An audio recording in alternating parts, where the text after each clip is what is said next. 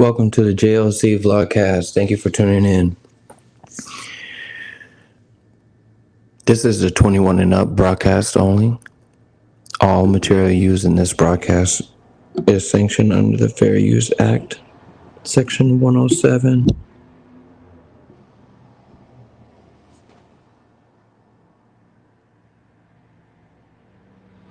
Section 107 contains various purposes for which the reproduction of a particular work may be considered fair use, such as criticism, commentary, news reporting, teaching, and scholarship, education, entertainment, etc., etc., etc.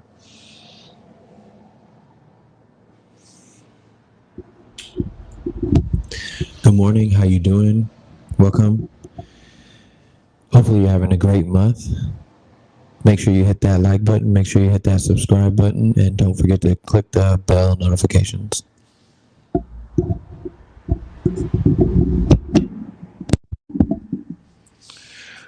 All right, let's see here.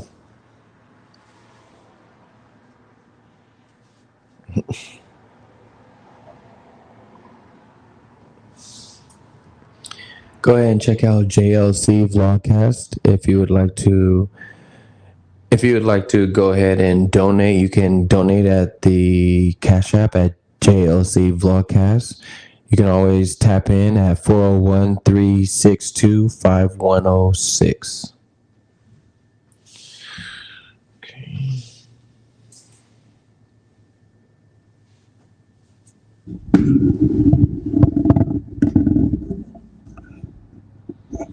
Maybe if I do this. I get it like this. There we go. That's why you couldn't hear me very well. And hopefully I could keep that like that. Let's see. Can I turn you this way? Can I turn you this way? All right, that works. All right.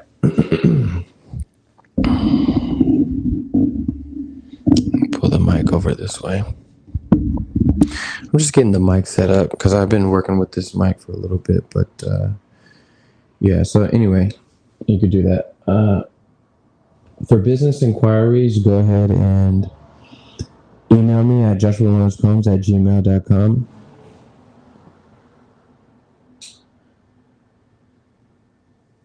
This is Season 1, Episode 24, Smoke, Chill, and Music. Did you get your kids a gift this year? That's the running question. Anyway, let's get to it, guys. Let's get to some music and all that good stuff.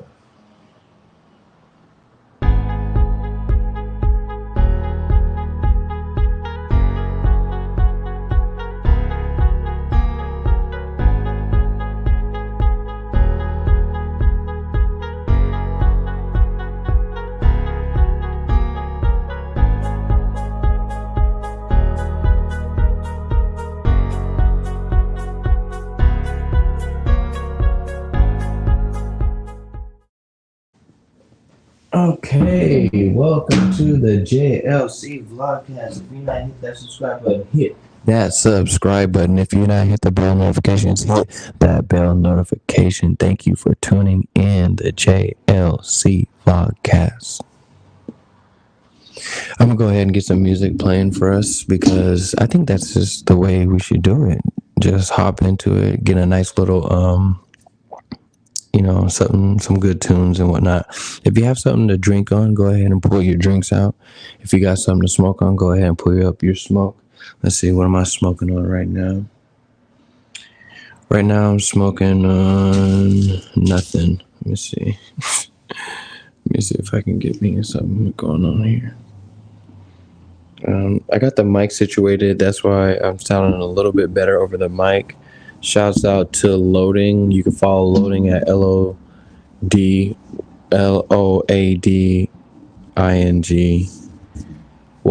at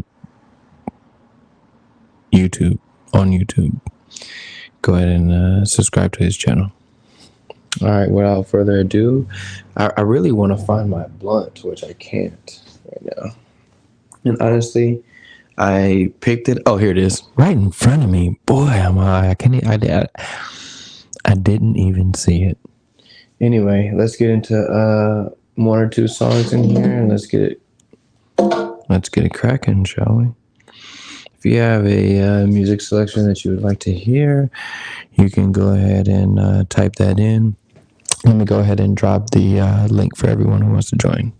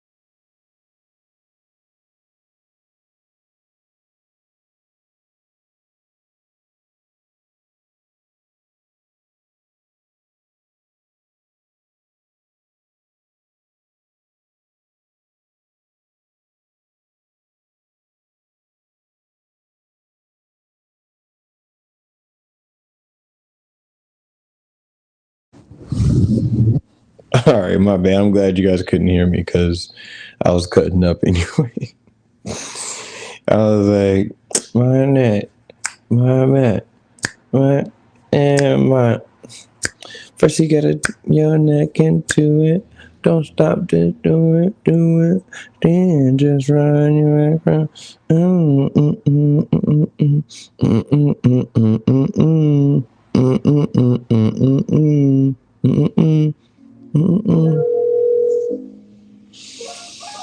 Mubs got beats.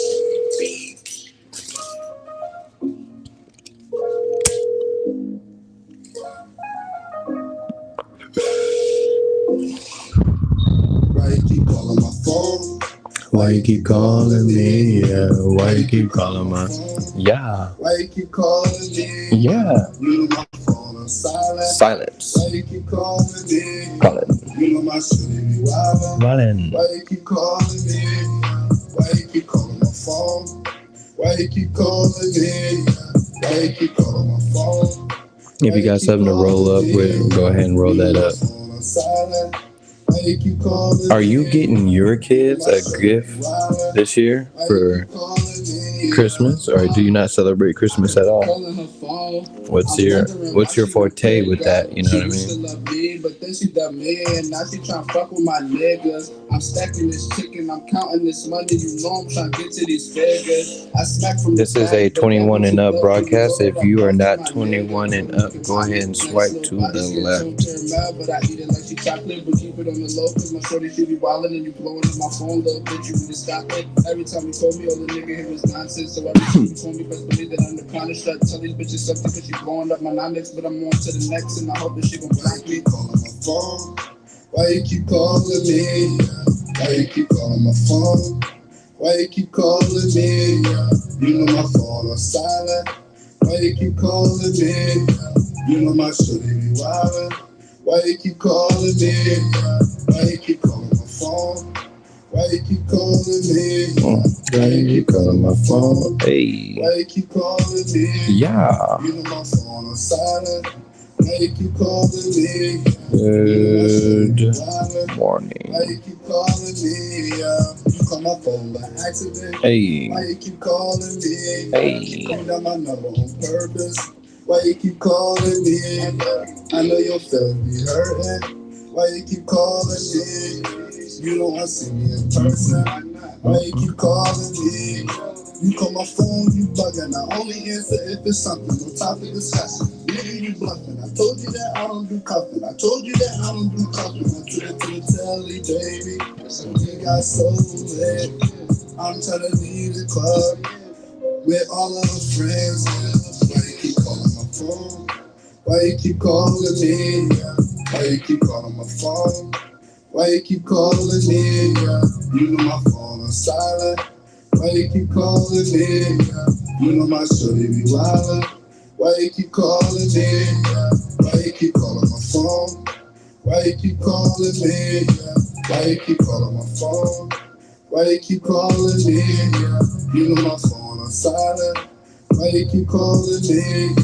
You know my shorty. Come hang out on the panel and talk about Young Dolph and Slim 400. Your thoughts and opinions. Or maybe you just want to hang out. Either way, you're more than welcome. This is a 21 and up broadcast. So make sure you hit that subscribe button when you enter into the room. And have a great day.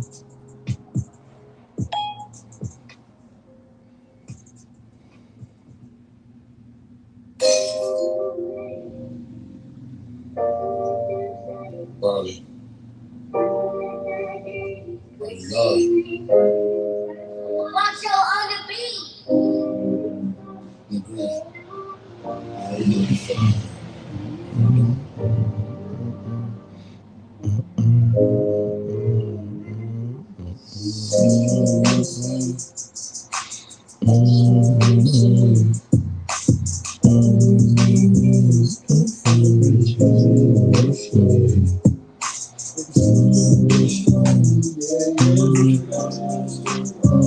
And I don't understand why you do me wrong.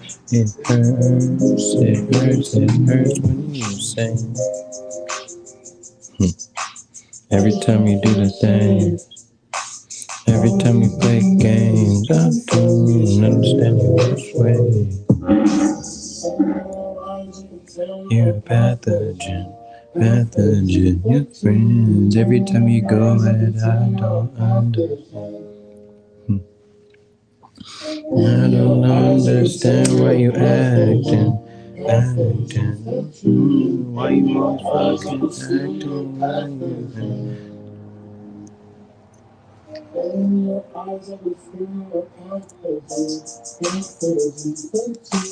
Why you gonna act in the acting, friends?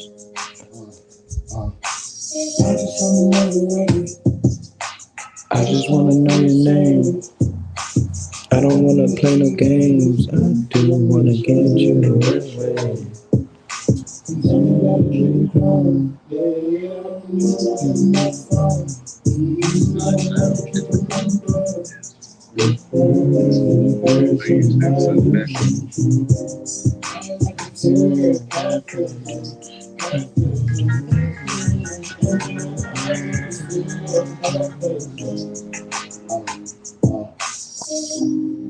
I don't really do this singing shit, but for real, yeah, I got her on some serious shit. I feel the pipe, she hold the mic, I let her sit to it. I need your body language, girl. I can speak for you, I can do it. All the money go, get into it. You know how I do it, but they know I do it. They don't know how I do it.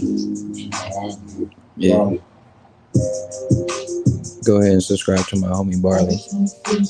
Shout out to you, my nigga. In the worst way.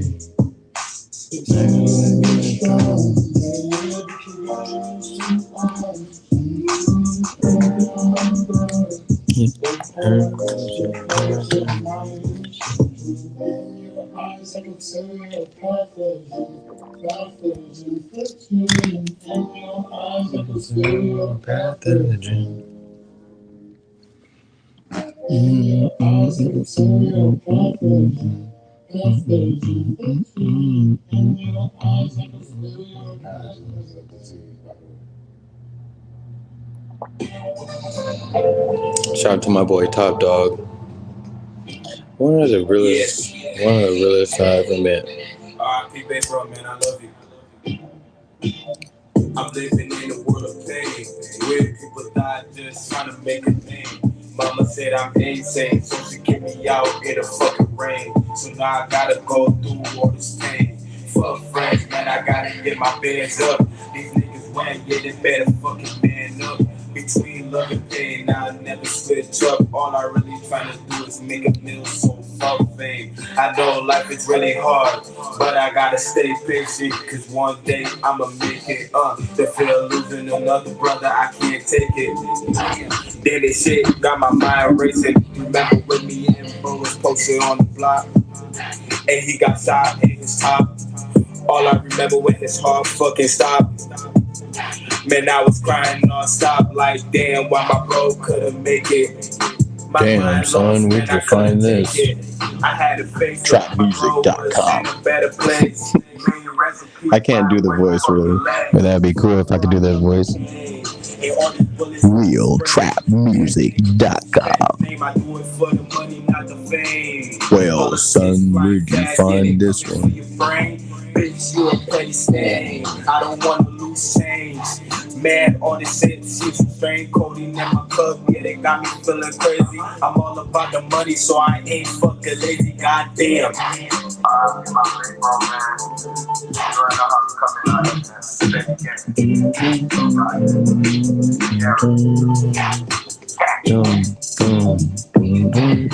in Right there, that was Top Dog. We're about to get into the topics in a little bit. Young Dolph and Slim 400. What do you know about it? What do you want to talk about it? Have you seen it? What's the going around allegations? You know, all that good stuff, Go ahead and drop where you're tuning in from, where you're watching from, all that good stuff. Good morning, good night, good evening. That part. All right, let's see here. Let's get another Top Dog up in here. YB Rose. I don't know her. 13 days ago. Let's give that a like. Make sure when you go ahead and when you go to Top Dog Music, you go ahead and hit that like button. You better stop flexing before you pull a muscle. Keep everything on the strip, I never fumble. Keep fucking around, we'll bust a bubble. I was always in some trouble, mama working double. Your ass better stay low, you better stay humble. Knock his fucking ass down like a real rumble. Everybody in the squad, they ready to rumble. All my niggas with me and they never fumble. Yeah, no talking. Pull up on this fucking block with that hot shit. Pull up on this fucking block, get the drop quick. Pull up on this fucking block, I come from nothing. Hey, bitch, we came from nothing. You see me in game, bitch, we really stunting. On the out block, bitch, we really hunting. Why the ops be on dick, they ain't nothing. Fuck niggas talking about, bitch, we drumming. Yeah, got that 30 on that shit. Bitch, you know I put some tints on my fucking shit. And I ain't playing, bitch, you gon' really suck this dick. Shorty issue, bust the issue is the trick. And I ain't playing, bitch, you know I got the trick. Damn, why the ops be always talking? But they ain't doing shit, man, they always talking. On the internet, all they do is talk, bitch. But when they see me, nigga get no sparking. Damn, why be you hearing this shit? My brother really got that 30 on that stick. So play with the game, bitch, you know we gon' flip. And I ain't playing name, nigga, I'm with the shit. I drop the full ease up in my shit, and I ain't playing, bitch. Pull up on this fucking ass, get to poppin'. Working really wasn't me, I got the robbing. Linked in with a couple shooters, shit in common. EBK to the fucking ops, ain't no stopping. Big ass gun in my G's, gears flocking. Shoot you in your motherfucking chest, now your heart stopping. Now you stopping. Super 30 in that bitch, yeah, they say I'm wild. I don't really want your bitch, so she stops smiling. Oh shit, I can spot a stain, I got to die. Motherfucking keep eyeing me, what's the problem? Acting like he want battle, want rumble. Put these fucking hollows in your ass, I done fumble. I done fumble. Every time they hear my fucking name, they say I'm trouble. They say I'm trolling.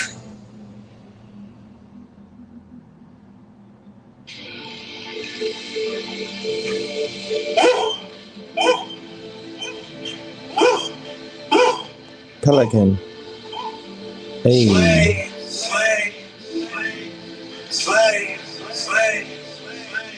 Shorty, she wanna get slayed. Pull my dick out and I give her a taste. How me 2 E's now I'm bustin'. Baby, I'm not with the bluffing. And I'm not with the fussing. Man, let's get to the fucking. Shorty booty so fat and soft. Man, it feel like some pussy. Shorty, she wanna get slayed. Pull my dick out and I give her a taste. How me 2 E's now I'm bustin'. Baby, I'm not with the bluffing. And I'm not with the fussing. Man, let's get to the fucking. Shorty booty so fat and soft. Man, it feel like some cushions. Bitch, she screaming top dog when I walk in. Bitch, I'm a motherfucking problem. Gotta go get this money. Stuff it right up in the robbers. I'ma go flex. We just go chasing some checks. Yeah, these niggas motherfucking stressed.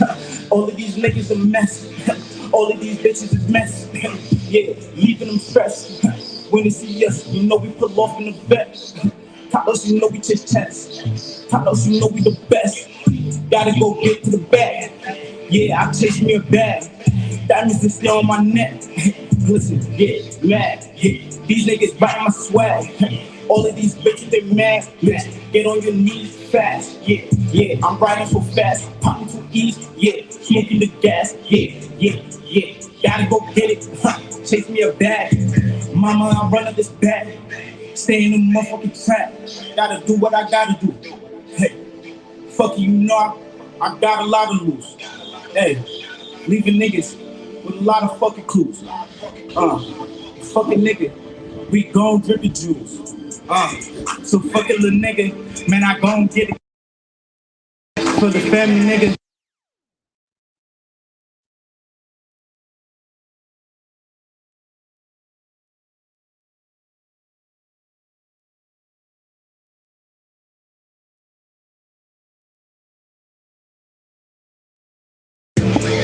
We up next. Let's get it.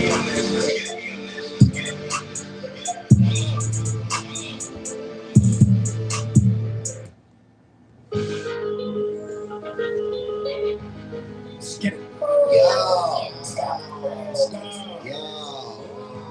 Rose. He capping. Why he really mad because he listen? He promised he know that we the shit. Damn, what up, slick? He not ready for the slit. We gon' really do the fucking hit. Let's talk about the blitz. We gon' wait till the sundown. Get ready for this rundown. What's up, nigga? You better duck, nigga. Yo, duck your fucking top or we about them. Hey, they lacking, stretching. Nigga talking all that shit, boy. We gon' rap, man. I don't give a fuck, boy. We gon' stretch. Light them in the whip, boy. I take a break. Niggas talking all that shit, boy. Yeah, you with the black. Nigga talk that shit, bitch. You know I really got it. I don't give a fuck. Put that nigga right up in the truck. Nigga trying to look. Nigga talking, you get fucked up. Nigga try your ass, get your ass fucked up. Real quick, steady on that high shit. Moving since a baby, nigga. Move around. What the fuck you gon' do now? Exactly gon' shoot him down like a rocket, like a fucking airplane. Take his ass down, put him to sleep, bitch. Steady on that gang shit. We ready to bang shit. Get up off me, little hoe. I been going crazy. I got all the hoes. Damn, I'ma take your bitch, fucking all the hoes. Yeah, she a bitch, get fucking blown. And I don't give a fuck, boy. Yeah, we took you folks. Why that nigga acting like he really want to smoke? Yeah, he the to the beat, he don't want to smoke. See us in the road, yeah, we ain't know. Nigga talk that shit, bitch, you a telescope. Yeah, I don't give a fuck your bitch on the low. Damn, yeah, we just gon' turn up in bands. Yeah, Cody rockin' bitch, yeah, got you bands. Niggas talk that shit, pussy boy, you a fan. Fuck it, yeah, you know I'm gon' blow this effing man. I been going crazy lately. Mama said, street get it to my head. I want my dad, get out my head, bitch. I'ma really take them all down. Niggas don't know what they get into. What they get into. I'm a fucking boss, nigga. I'm a savage. I'll catch you, I'll let you have it. We're fucking cold, we gon' grab it. We slide through the ops, you know we really close to tragic. Now the ops doing beef, yeah, they practice. I don't give a fuck, boy, yeah, we gon' blast them. That's what I'm out there. We gon' follow. Hey, Brody just passed me a watch, so I'ma follow. I don't give a fuck, boy, yeah, he hide. Niggas talk that shit, boy, when you see us drive. Niggas talk game, they can't fuck me. I don't give a fuck, nigga, yeah. You a wannabe. Hey. You a wannabe. I like long noses. PTSD fucking with me. You can get a with me, bitch. Yeah, I said it. I can make it hit the ground. I can make a bullet go through your head. Now you mad. What you get into? Talking with me. Fuck it, y'all. I'm a little old school. J-Roll. Yeah, I told cold. Yeah, I let it blow, bitch. You don't know. Knock your ass down. Put you on a shoulder. Now your mama hurt. She don't get a whistle, bitch. Yeah.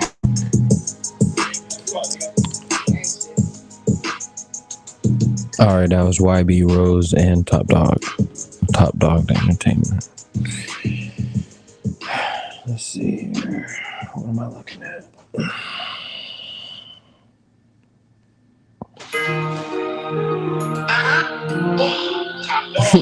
What did I do with the other phone? 1, 2, 3. Oh, okay.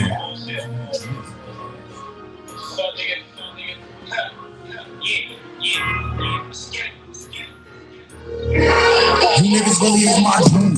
Ever since a fucking young, I've been in the room. Ever since a fucking young, I've been in the room. Wanna ride in the bed, ain't no room. So get into it. Ever since a fucking young, I've been in the room. Ever since a fucking young, I've been in the room. Wanna ride in the bed, ain't no room. So get into it. You niggas is my niggas out here wildin', so I've been up on that mission. Rolls on that motherfucking trench, I get the blick. What a beam on that fucking bitch, how we missing? Just a motherfucking trench, baby. Brains on chicken.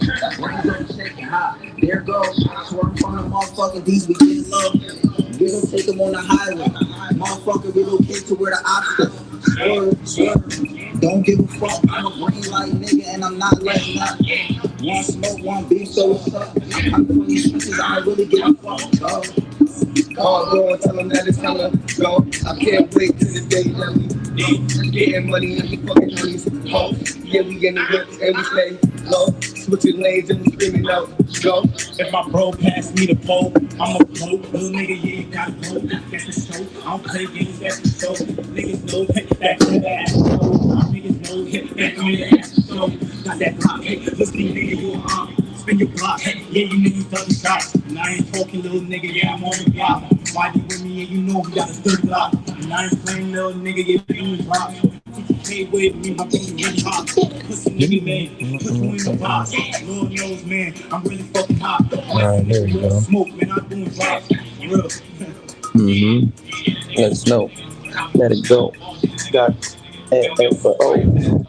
Put them up, yeah, for sure. Got we for sure. And 1, 3.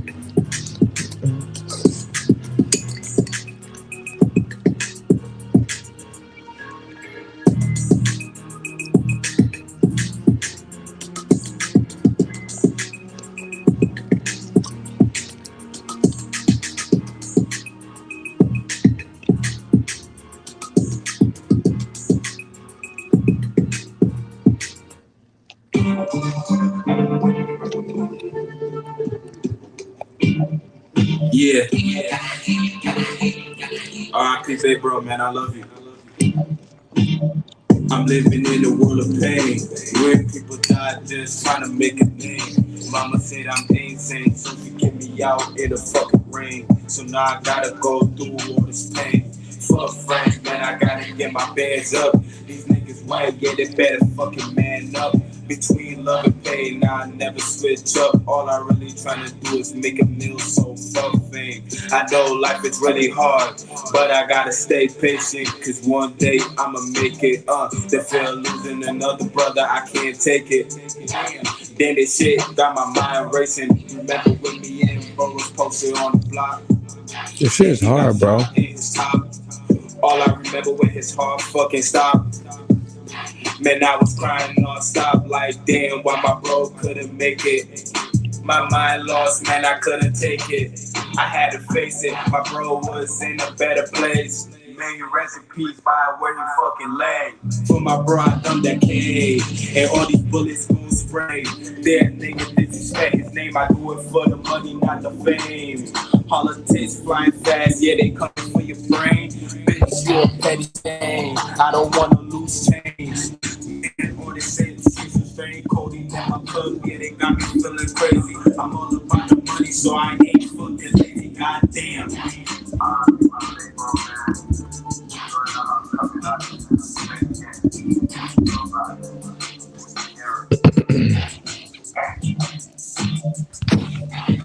That's a good song by Top Dog. Top Dog Entertainment.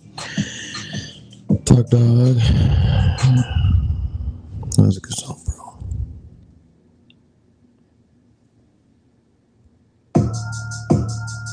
This is a song by, oh shit. This is by Barley. Bar Love. Bar Love. You heard me?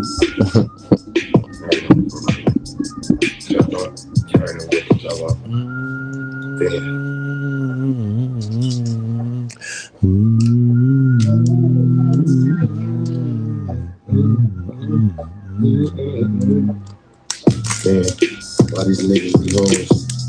Damn, why they hoes be closed? If these niggas be foes, when they feel cold, they don't grip in the pole, probably up in the skull, dummy.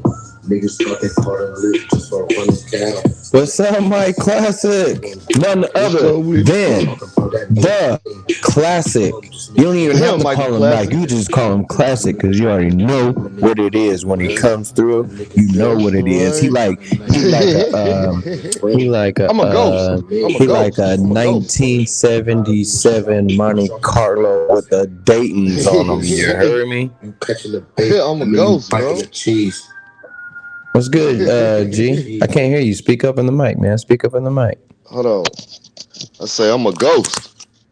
You're a ghost. Hello. He pop up, he pop in, he pop out. You're? Yeah, like the Candyman. Say my name Like, 5 don't times. say it too many. Whoa, now. Don't say it too many times.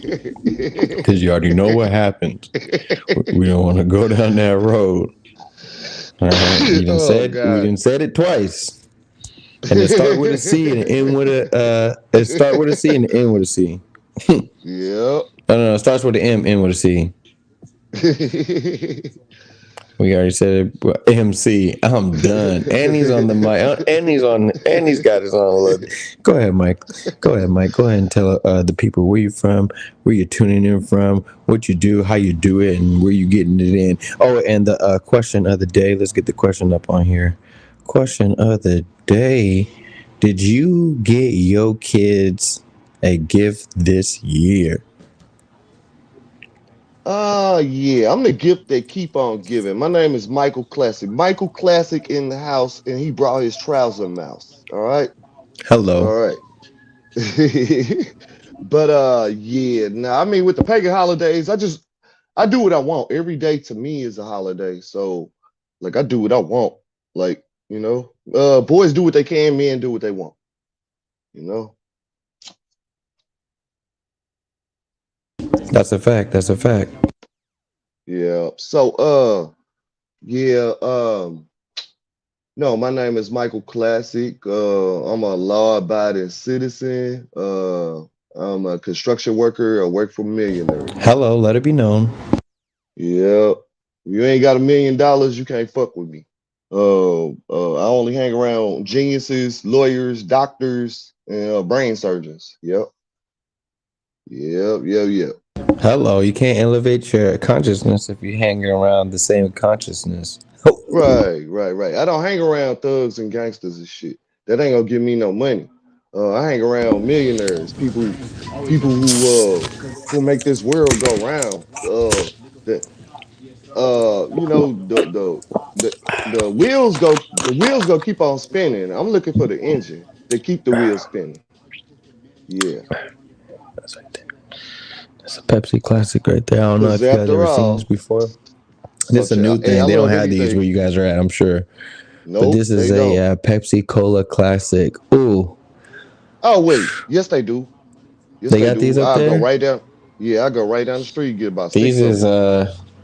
This is cream soda cola. Cream soda, right? Yeah, we got that. That's different. What we don't have is that Mexican Coke. Both of them.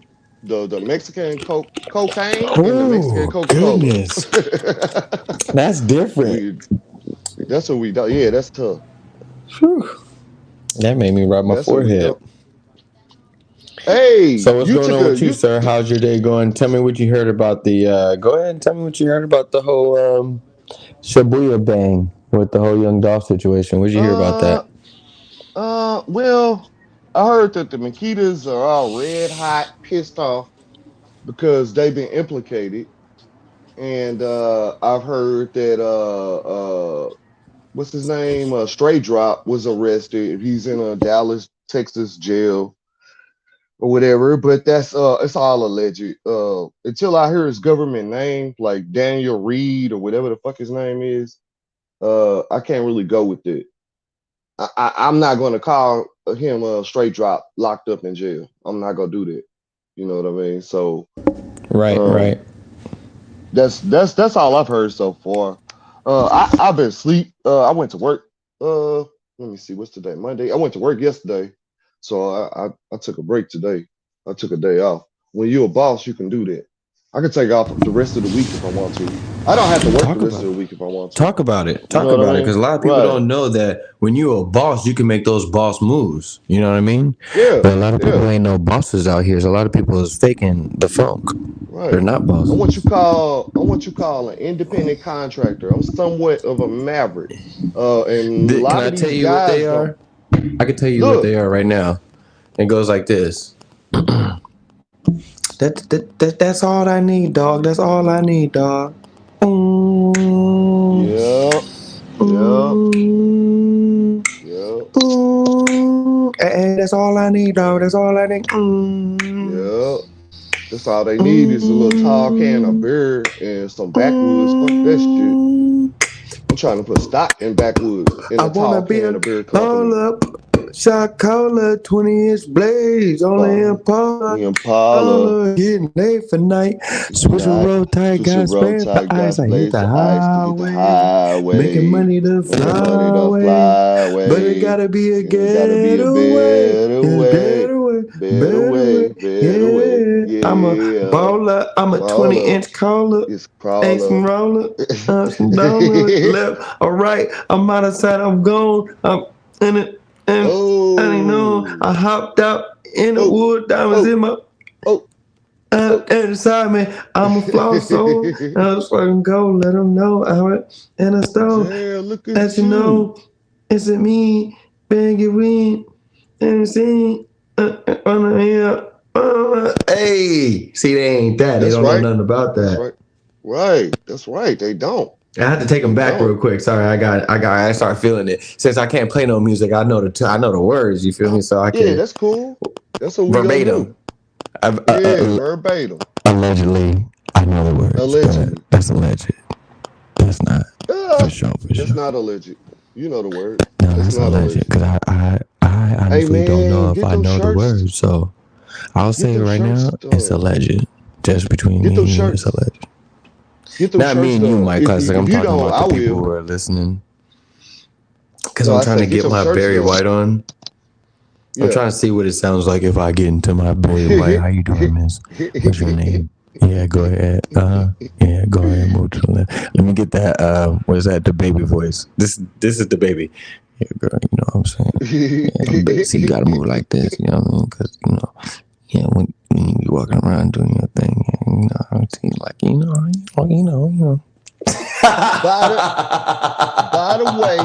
By the way, rest in peace, Lil Troy. Hope you wasn't on Empire Records in their early stages. Cause shit, Right. your ass is dead. Yeah, Lil Troy, he did. Wanna be a baller. 94 million views on YouTube, 36 million views on the second channel. Yep. Wanna be a baller.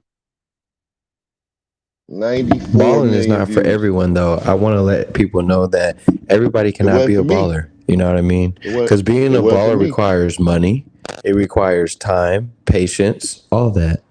And if you don't have the Status. money, if you don't have the time, the patience, the status, the quote, not the quota, the quote, Yeah. something that people can When quote you you by. when you a baller, I was there once. When you a baller, when you walk in the room, everybody stop. You know, it's like Goodfellas. It's like Goodfellas walking through the kitchen and shit. You know, you just pull See, up, people don't you get out your stop. People car. don't stop when I come through, but they definitely are happy when I come through. Like people who know me that Right. know if it's like a party or something, and blah blah blah blah blah Yeah. blah blah blah blah. They know that if I'm there, it's gonna be lit. Like I'm gonna keep it lit. I'm gonna Right. keep people talking, engaged. I'm gonna Right. keep it Life like of you the know what I party. mean. I'm Life not of the gonna party. let it. That's I'm me. not gonna let it slip through. You know what I mean? That's me. That's me. That's me. My cousin came down here from Chicago not too long ago, about 3 weeks ago, and I was in the hotel room dancing on the bed. She was like, you gonna get us kicked out?" I'm like, "Yeah, I'm trying to get us kicked out. Shit, we gonna go get us an Airbnb. Fuck this shit." Yeah, and have a great time. And that's exactly what we did the next day. Yep, that's exactly what we did the next day. I'm a party animal, bro. Oh shit, you can't stop me. There you go. There go classic. There you go. See that little guy over there in the corner? There you go. Oops, he did it again. What you up to? You was jamming on Fortnite earlier, huh? I was asleep. Yeah, I was doing some Fortnite. Now I'm just chilling. People really want to talk about this Young Dog stuff, and they really want to give their opinion about the Slim 400. So How why many? not let Hey, them? Why not bring make a them likes up. little Bring them platform? likes I'm not up. streaming everywhere. I'm streaming on one platform today, and that is just the JLC Vlogcast. That's it. Right. That's it. Hey, I'm not streaming on all 5 platforms. I'm not doing that right now. So if you want it, come and get it. And this is where it's going to be at, you know? right. I'm going to try to come Right. every day at a certain time because we're trying to get our time slots. You know what I'm saying? Because, you know, Hey, Classic is going to be going up from a certain time, and I want to tune into Classics. I can't be all day on my thing, well, 2, 3, 4, 5. We got things to do.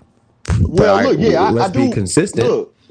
Look, I do the 9 to 5. What I got to do is add more data to my phone so I can join in on my phone while I'm at work. Cause I can do whatever the fuck I want. I smoke weed at work. I can drink beer at work. Now, Whatever, we you do know. not So advise to do these scenes. If you are a young adult no, and you are, you know, I'm a grown man, respectfully trying to so get yeah. yourself together, we are not advising you to do that per se. You know what I mean? That's right. That's all. I just want to get that out there because we don't read the want to give the copyright. wrong person to do this. Right now, I'm in the Read the comfort of copyright my at the own beginning of home, this live stream. and I am in the comfort of my own home, and I'm rolling up some of my spiritual medicine so I can get to this level of playing field that a lot of my enemies, they on this level. And so I need to respectfully get on that level real quick. And Hey, I know how do to me get the there. biggest favor.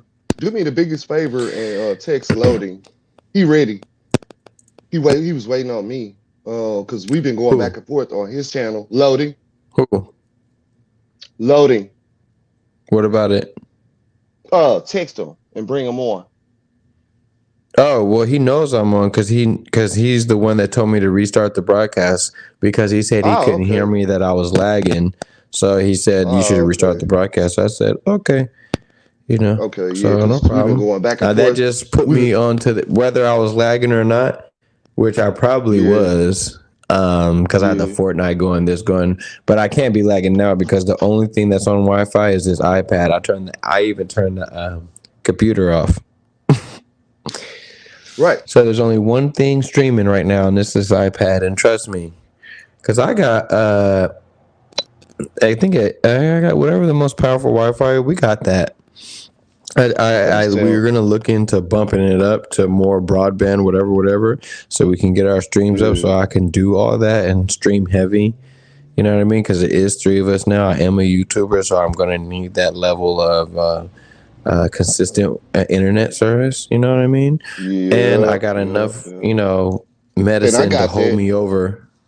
I got me enough medicine to hold me over to make my content and roll it out and do what I gotta do and not come outside and not do anything. Just keep pushing these videos out. You know what I mean? Keep being creative. Keep looking up more ways to do certain things. You know what I mean? You already see I got your back. Yes, sir. Yes, sir. Oh shit. Yep, I It's got gonna your be back. out and popping pretty soon. It's gonna be on and popping. See, I did it the right way. You know, I went ahead and endorsed myself to you. Yeah, that's what you. And you're a big sponsor. You're a big sponsor. Yeah, yeah. I think Thank you. total. I think total of the YouTube probably did, over 100 for sure. OVO, you haven't beaten OVO though, but not to say any shade, but OVO, he in no shade, but OVO, what he did, he sent me a donation, and then no shade to who are sending me whoever sends me donations, no shade to you guys, but OVO sent me a donation respectfully, and then the next day he was like, you know what? He sent me the equivalent to get it to an even number, and that even number was a nice big number. And I was like, "What? I didn't even expect it." He just without anything, you know. So I gotta give a special shout out to OVO and a special shout out to Mike Classics because they're OVO, two of my shout big out. supporters, and so far Shout on out to YouTube. OVO. So Shout out to also OVO. shout out Norma Lopez. She's also another YouTuber.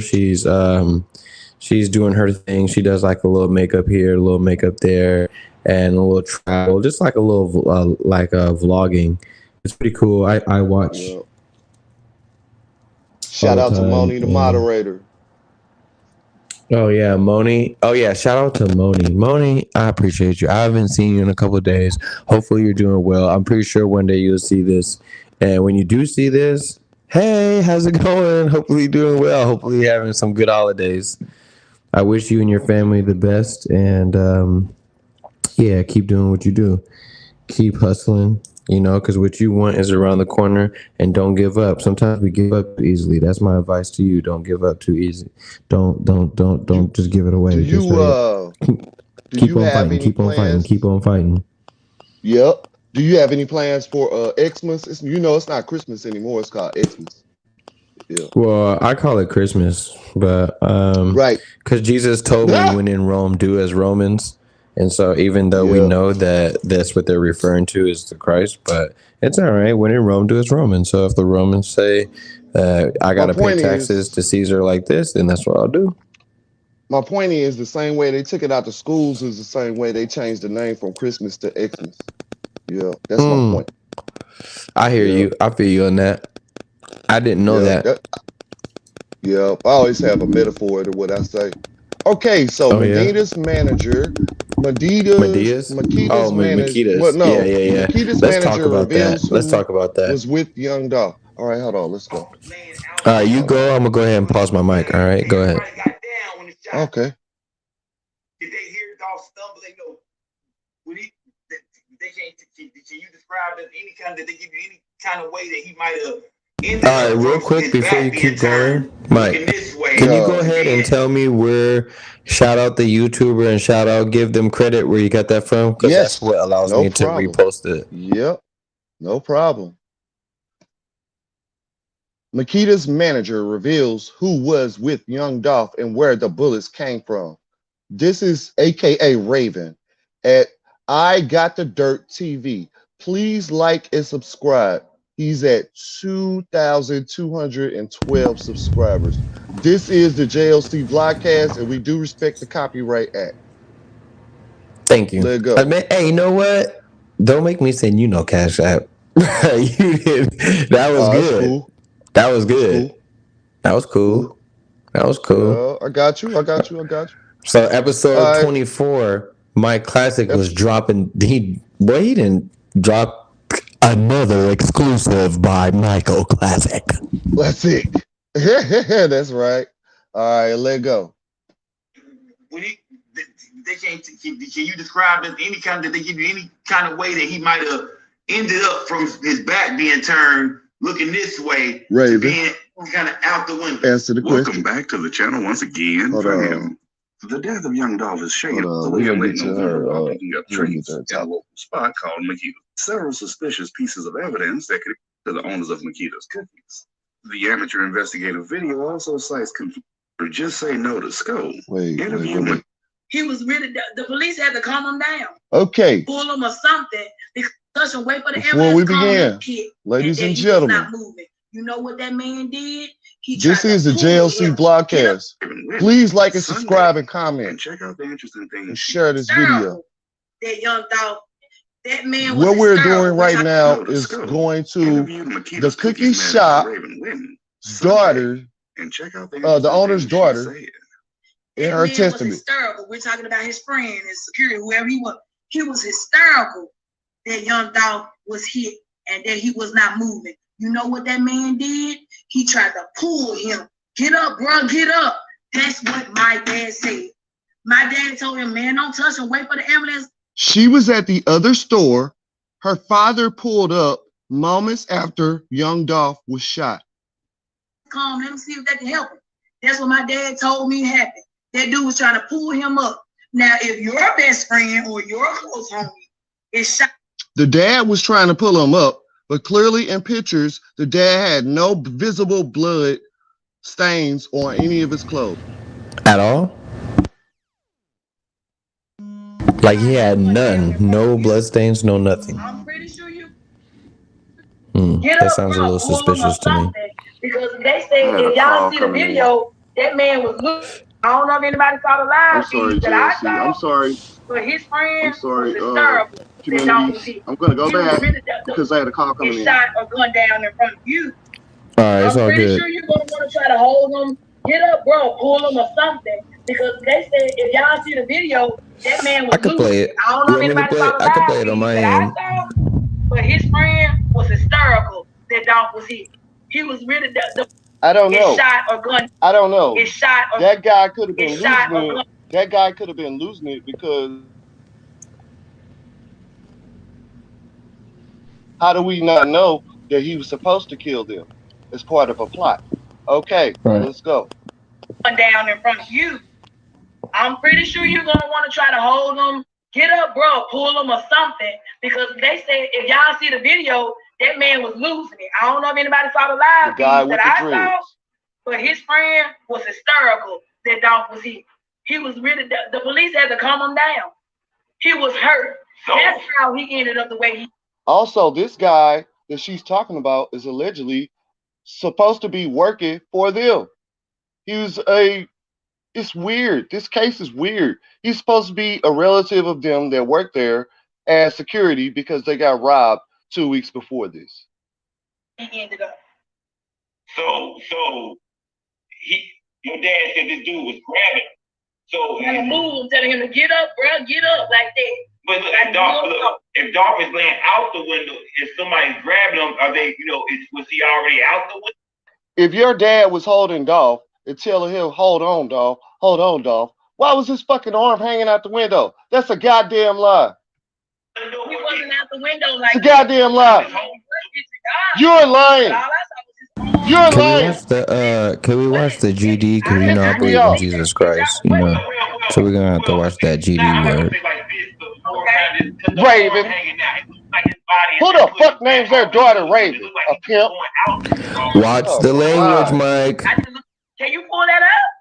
Because I didn't see that. Because what I saw was his arm literally just out the window. It's almost like he was hugging the outside of the window or something. Okay, that's what I saw. So if his young Dolph was pointing at the guys who was killing him. Mike. That's why his arm was out the window. Mike. Arm was out the window. Hey. But you already know the this ground guy. once again. What do you guys make Mike, of the most current theories? Mike, you're gonna have to watch your language. Because the YouTube is not playing with the algorithm. We gotta watch our language and how we speak, because they will get us up out of here in terms of the videos being seen. I seen it on the algorithms. I got the algorithms, all that. So if we could just watch the language on your end. If you're playing a video with language, that's different. But don't try not to swear so much, please. Yo, can you hear me? Yeah, I was saying, I had to mute you for a second because I was trying to tell you that when you're talking, it's cool that the video has swearing, but just try not to swear, because when you swear, and like over and over, the algorithm, it's like it doesn't get you into the masses of people. You get what I'm saying? Because now it'll only allow certain people to come in, and it'll only be seen. Like right now, I'm at a low lit. Where'd he go? All right. Well, anyway, right now I'm at a low list, so I can't. Respectfully, I can't. The cussing. Once you guys start your own channel, you'll see why this is so important. The cussing. Because the cussing is a very, very, very, very big thing, and they will get you out of here. I hear people talking about it all the time when I get up on other people's channels. They always say the cussing. Right now, it's not a big deal, but by the time we get to episode, let me see, but what episode we are? We are at this one, right? So by the time we get to episode 30, whenever we're up here and the guests that come up here, if you're cussing, we're going to get you up out of here. The first time you just lay, the second time you lay whatever that word is and you can't control your cussing and you can't articulate yourself, I'm going to get you out of here. When you start your own YouTube channel, you will definitely see how hard this is. And it's not easy looking up at that 0 every day. Okay. But I'm doing it because it takes consistency. So I'm not worried about the 0 today, but I have to start some type of foundation. And if you would like to go on your channel and then cuss, that's perfectly fine. But if I'm going to hold myself accountable and I cuss like a sailor, then everyone else is going to have to respectfully hold themselves accountable, unless we have that a live where I'm just like, I'm going to delete this anyway, guys. Go ahead. This is just for entertainment. Boom. Go ahead. Let it rip. You know, at that time, then we can say what we want to say. But when you get on, see what the temperature is, and then boom.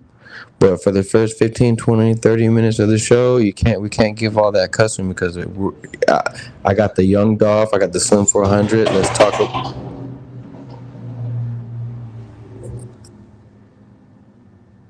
Let's talk about what's happening and all that good stuff. Oh, that must be a car. God, that car sounds horrible. Anyway, all right. Let me get you back up here, Mike. 1 second. Wait, where'd you go? All right, where'd you go? Mark, come back. Invite a guest, copy. Nope. Let's get that away from there.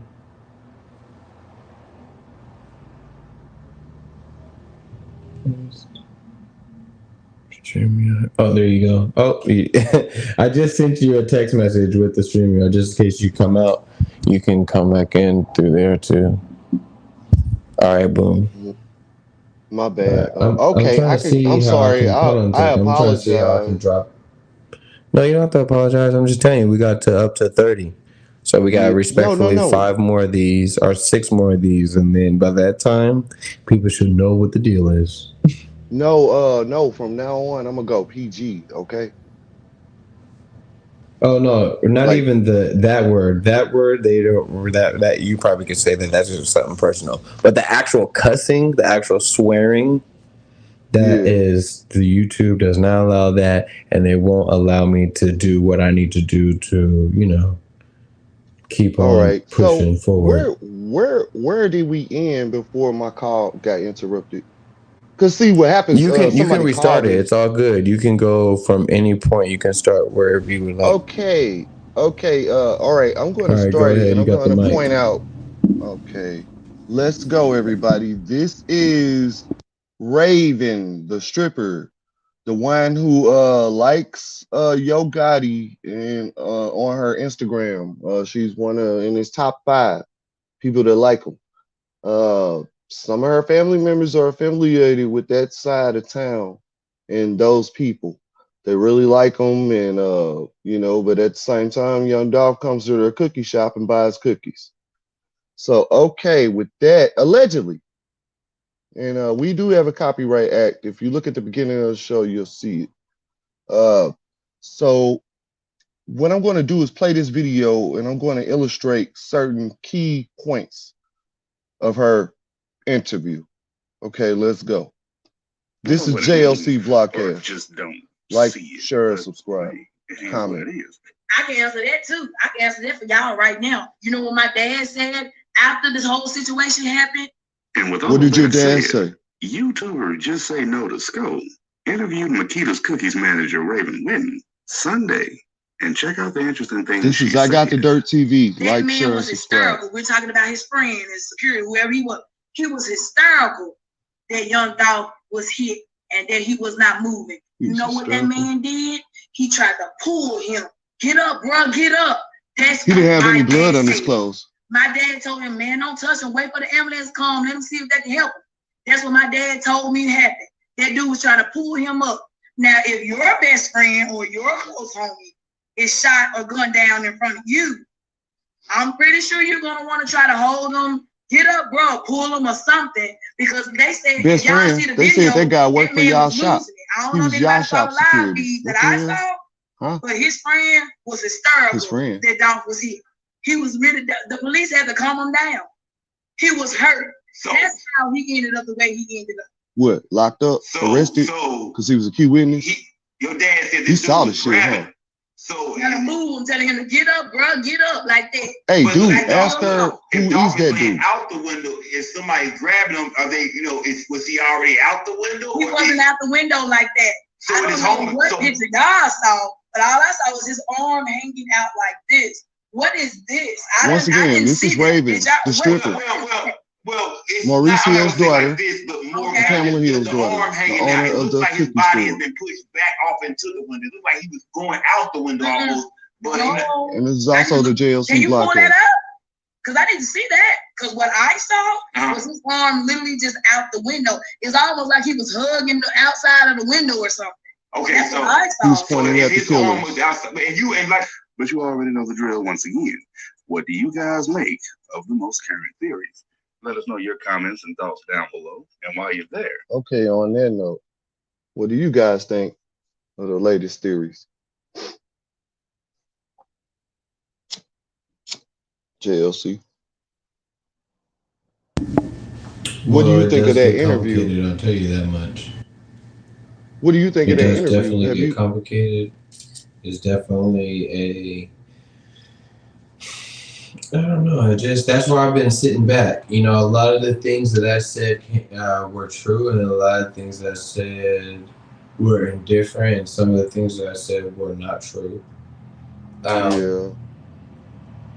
You know, one of the things that she did make known is, yes, you can. Hold on 1 second. Go ahead. Take 1 second.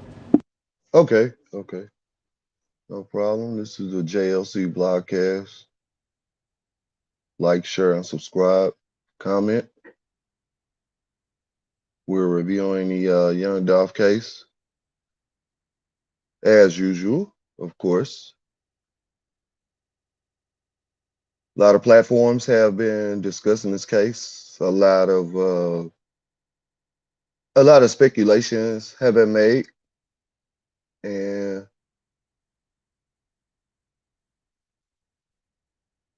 everything is up for debate at this point. Basically, the police, they have been doing their job. A lot of people say the police, let the police do their job. Yeah, the police have been doing their job. They've been making sure the streets of Memphis safe, because if they let everything all out, the city just be a pile of smoke every day in the morning, you know. Nobody wants that in America. We can't have that. We've had it before. Nobody liked it. You know, the whole George Floyd riots. That's how the Kyle Rittenhouse shit happened. George Floyd riots. See, one person can change. See, like, look, think about it like this. If you're on Facebook or Twitter, tweeting and shit, I'm not on that. But, oh, sorry, I said this word. Sorry. And crap. If you're on Facebook and crap, and you're tweeting and texting and blah blah blah. That one post you make could change somebody's day. It could change like 50 people's day. Like if you was if you just posted, I don't give a crap. You know, that could change somebody's attitude. Like so, you know, these people out here, they trying to influence you to do certain things. You your own person. You was born your own person. You was born, they gave you a name. You just ran with the name. You know what I mean? That's exactly what you're doing in your life. Wake up. You bigger than that. Before that name, what was you? All right, I'm back. All right. Before that name, what was you? You know? Nothing, nobody. A star. I was on my diatribe while you was gone. That's all good. I didn't go nowhere for real. I just stepped to the side real quick. Yeah. Because I heard something. I was like, what the fuck? But this mic literally picks up every fucking little thing that, excuse my language, every little thing that walks around. It or travels or pin drops. This is a very expensive mic, and well, you put it I guess I got my money's worth. So. What's up, Loading? What's good with you, brother? You want to come up here? Oh, yeah. Let's do it. Three-headed monster. That's what we is. Spread the positivity and it shall surround you. That is a fact, brother. That's what we gotta do is keep spreading the positivity. You know what? Oh, yeah. I want you to, Mike Classic, I want you to go investigate all the good things that Young Dolph did. Let's do that. Okay. Instead of us talking about all the bad news, let's be the first channel to just keep on talking about all the good news. Every time we find something else new that he did out, send me the information, how he did it, blah, blah, blah. Let's take some screenshots, and then we'll play the clips. Yeah. But before you play the clips, no music at all, period, and stuff like that. But for sure, let's look up some good stuff about Young Dolph. Announcing your chance to win this. Okay, I got you. It's no problem. One of my computers went down like a bullet. It's cool. I got my homie. He go. Yeah, you don't have to do it right now, but I'm just saying in general that would be a good thing because I don't see too many people posting good things about Young Dolph. They just are posting all the news about what they're hearing and stuff like that. So let's go ahead and remember Young Dolph in a good way. Man, and come on. They call me Loading Part 2. I'm Action Jackson, bro. I think there is no part to Loading. There's only one loading. Right. There's only one loading because that boy, just give it time. That boy will pull up something. You'd be like, what? Where in the world did you get this, boy? Look, I was telling people Loading be like, Loading the type of guy to be like, where's Waldo? He right here, man. Here's Waldo. Look, I was telling people we was in this other chat, One Nation TV. Shout out to One Nation TV. Loading be like, here's Waldo. Look, I was telling people in that chat, I was like, you don't want to piss Loading now, at all. Right. Shit. Right. You do not want to piss that motherfucker off. Cause y'all do not know. Boy. I'm not saying. I don't want to say that. I don't want to say that. I was gonna say something a little bit out of pocket. Oh yeah, no, that's cool. I was gonna say something, but Loading, it wasn't out of pocket. It was out of pocket because I don't think you would do that, but it's not nothing. It wasn't nothing negative. It was just something that I was gonna say that you would do if you guys keep on messing with Loading. But then I was like, let me not put that on him. Right. You be having the exclusives. Sometimes you gotta reevaluate what you're getting ready to say and just don't have a diarrhea of the mouth. That's what a lot of us have from time to time. We just take a social diarrhea on people.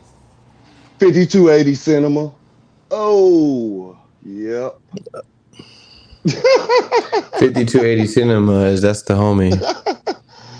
Yeah, diarrhea of the mouth. Boy, that boy, he compound talks. He don't let you get a word in. Who? 5280. 5280. I'm Nah, sorry, he nah. don't. He's all right. I've He's heard all him on right other because platforms, look. bro. I've heard him on other platforms just straight arguing with people. No, I Nah, get it. he I like to get argue. it. But He you like don't to hear him argue. He arguing with like to me, argue. though, do you? Do you hear him arguing with me? Yeah, y'all did it a couple No, we nights don't get in ago. arguments. I You tell and him was him arguing for like 2 hours. Me and Loaded was sitting right there. Right, Loading? we were not arguing. He was Yeah. giving I his mean, y'all was point and I was debating. giving mine. Y'all The only way I was get debating. frustrated is if I'm saying something, right? And then the whole time I'm saying something, you're interrupting me. But when you're saying something, you're like, hold on, but wait, but listen, but wait, but listen. You can't fucking do that. That's a hypocrite. So me? Sometimes people just have to rightfully let them know, like, hey, bro, you're doing that. And if you want to have an intelligent conversation, we can't do what you're doing. So right now we're just working out the kinks. He ain't gonna always be like that. Nah, he's probably a cool dude. So Well, I say there's you no. gotta slow him down because I y'all gotta debated for a slow you while. down too. You ain't exempt. That ain't no joke. I gotta slow myself down. Yo, you too, nigga. You too, Everybody. nigga. Everybody. Hey, It's all not right. just y'all. It's the show. This is bigger The than me show. now. All right, so let's do the show. I got something for you. Young Dolph. Okay, this is the JLC Vlogcast. Like, share, and subscribe. Okay, Young Dolph, the positivity that exuded from this young individual. Died 36 years old. Been hustling for 20 years ever since he was 16 years old. Rode a 10-speed bike to go cut your hair. Then later on, he drop you off a package at the same time. You know? So Wait, we he ain't grew up gonna to just be run by that. He used to ride a 10-speed bike to go cut your hair. Yeah. That's a Wow. fact. So he used to be a little hood barber. Yeah. He was a hustler at 16. He Oh, probably had okay. like $100,000 when he was like fucking 20 years old. Yeah. Dolph. That's Dolph, bro. All right. So basically that's the backstory of young Dolph. All right. He grew up to be a successful rapper, earning millions of dollars, being an independent artist, doing what he wanted to do in the music business without being signed to a major record label. Okay. So these two students at Duke were working at a Starbucks for the Duke University or whatever. And they were playing his music in the background. And they were warned not to play Young Dolph's music. Because I mean, you know how the managers is. They managers or whatever. It may be tripping sometimes, but it's cool. You know, if you back there working, you doing your thing, do your thing. But anyway, they did it again, they got fired. So this is the backstory to this story right here. Yeah. I see we got gang in the building. Gang. Yeah. Look that shit up. Hey, yo. Check this out. I know y'all familiar with the situation that happened at Duke University a couple of days ago, right? You know what I'm saying? Like, they fired 2 workers from a coffee shop for bumping my shit in the store. Hell no. Matter of fact, I bought them out here, flew them out here with me, man. Yep. Okay. This is the kind of shit I do. Real niggas do real shit. I see you, dog. Know what I'm saying? So, keep in mind, this was a VP at Duke University that fired them. At work, for playing the song Get Paid. Get paid, so motherfucker, get paid. This is what we gonna do. Get paid, young nigga, get paid. I know for a fact that VP at that school, he get money, but he ain't get money like Dolph. Oh. So look, check this out. Until y'all get y'all a new job, till y'all find y'all a new job, I got 20,000 for y'all right now. Check this out. Get paid, young nigga, get paid. Get paid, young nigga, get paid. Oh, music. But anyway, At this particular point, Young Dolph brings them out on stage and presents them each with $20,000. That's $40,000, folks. How does that taste? Yeah. They got fired from their job. Young Dolph flew them to the concert with him. Put them on stage with him. Gave them $20,000 a piece. How does that taste, manager? He said he'd make more than you do in a year. That's what y'all get. That's what y'all get, man. Ain't no manager, man. You ain't no judge. You ain't no boss. Dolph straight boss.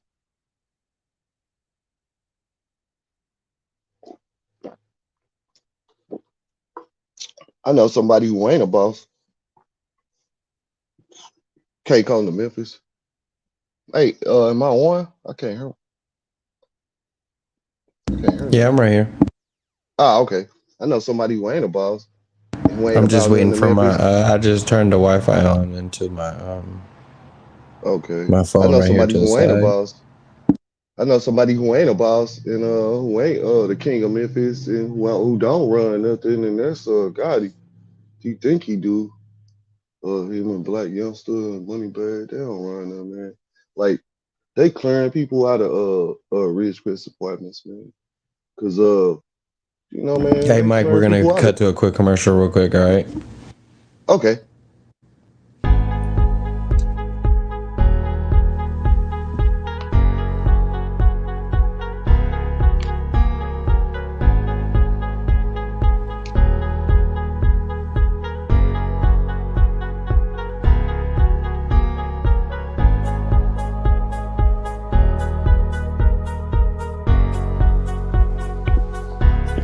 All right, welcome to the JLC Vlogcast.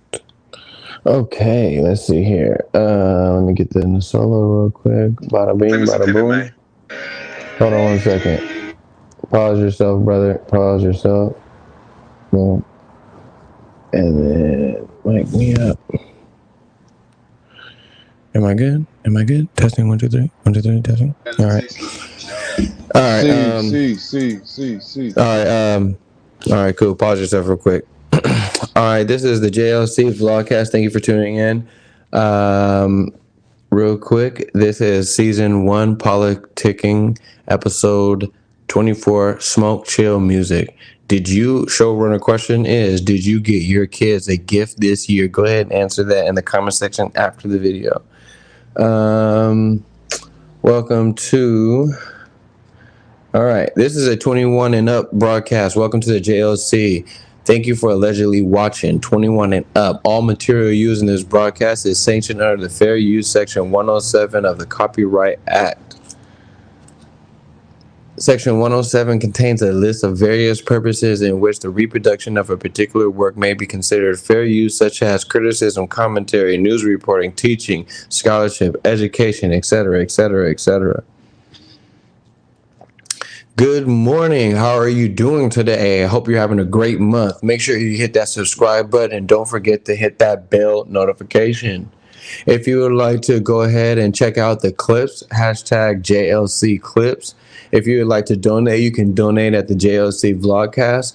Contact information is JOSHUALAWRENCECOMBS@gmail.com. You can always tap in at 401-362-5106. For all business inquiries, if you have something that you would like, if you have, I got this from a sponsor, and he went ahead and sent this to me. Okay, this is his stuff. If you guys want to go ahead and have a product, if you're doing eyelashes, if you're doing makeup, if weed is legal respectively in your state, go ahead and send a link, send me where you're at, send me your weed maps location, whatever, and we'll go ahead and get you a slot in here. If you have any exclusive products or anything like that, we'll get you a slot up in here. If you have any services that you offer, like you're a mechanic, a plumber, you do window wiping, you do car wash, mobile car wash, maybe you rake up leaves and you need people to, see if they can sign you up in their neighborhood, whatever. Go ahead and send an email to that with your information and we'll get you up in here. All right, new clips for the JLC Vlogcast. That will be Monday through Friday. If you haven't already gone to subscribe to Top Dog the Don, he is responsible for a lot of the material in this broadcast. Add me if you ever on Fortnite at Master Kills. That's MasterKills. Do not hurt yourself. Just call me. Joshua Combs, 401-362-5105. A lot of times you don't have someone to talk to and you feel like doing something that you don't need to do. Go ahead and call 401-362-5105. Talk to me. If you feel like you're getting over or somebody's getting over on you and you need some advice, some unprofessional, unlegal advice, go ahead and call 401-362-5105.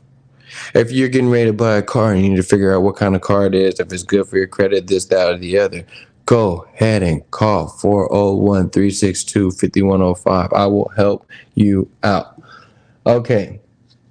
We also got a buy one, get one free wrench. Go ahead and subscribe. When you subscribe, send me in the comments the person that you want to get the free wrench and you will get a wrench for free.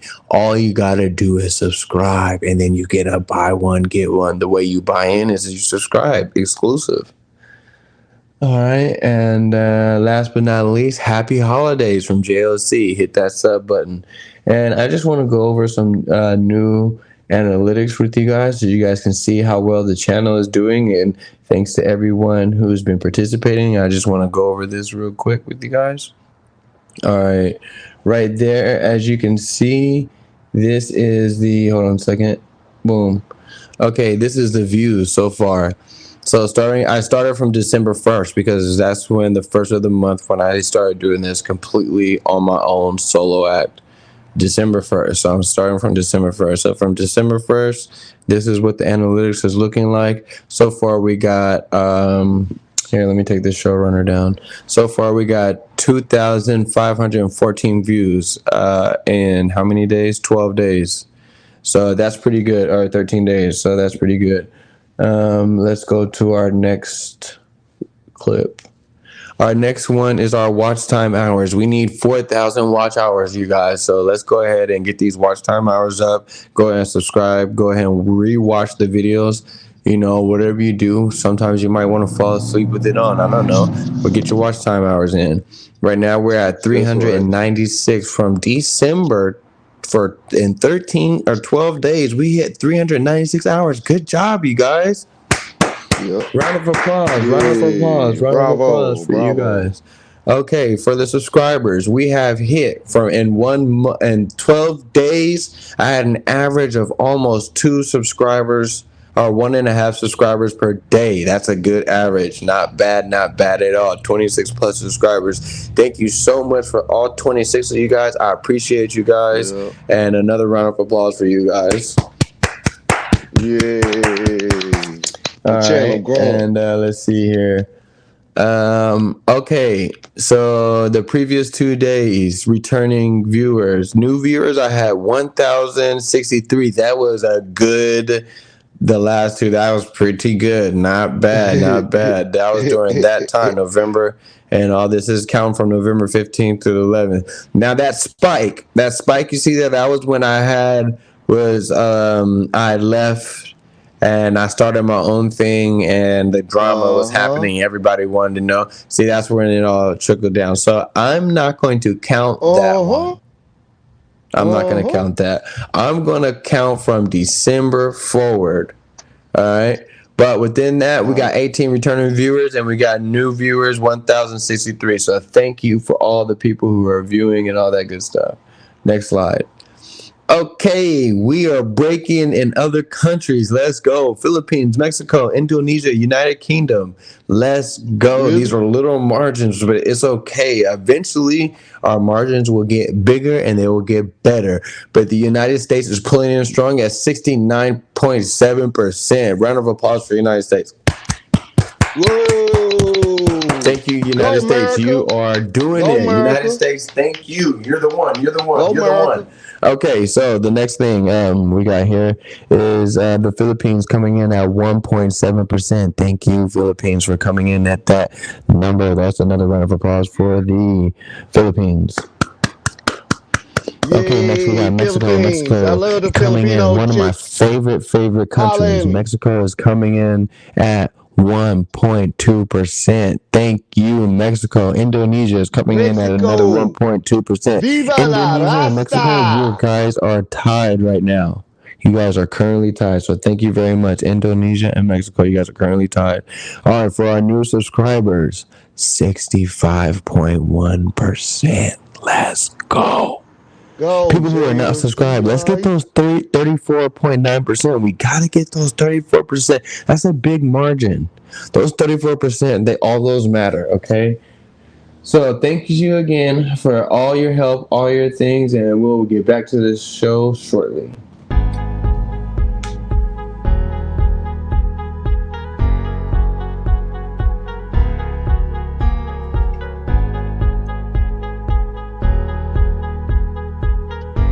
Good job, bro.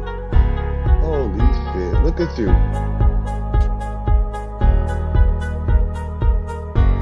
You still gotta watch the language, bro.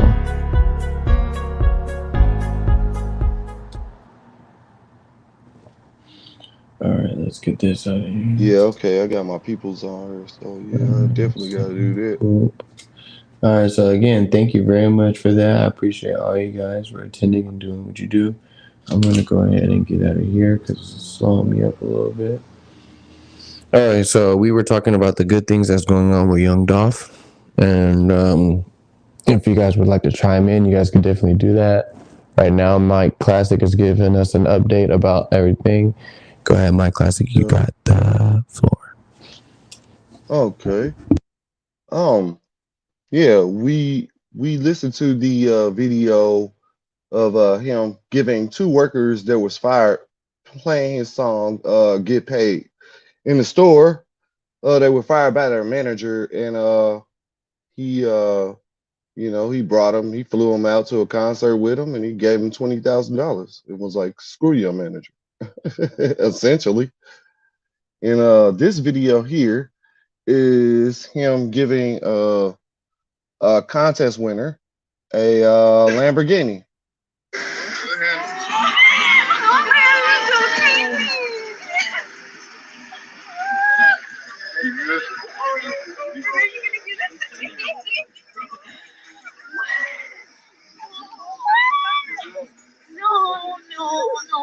That's $500,000 car. $500,000 car.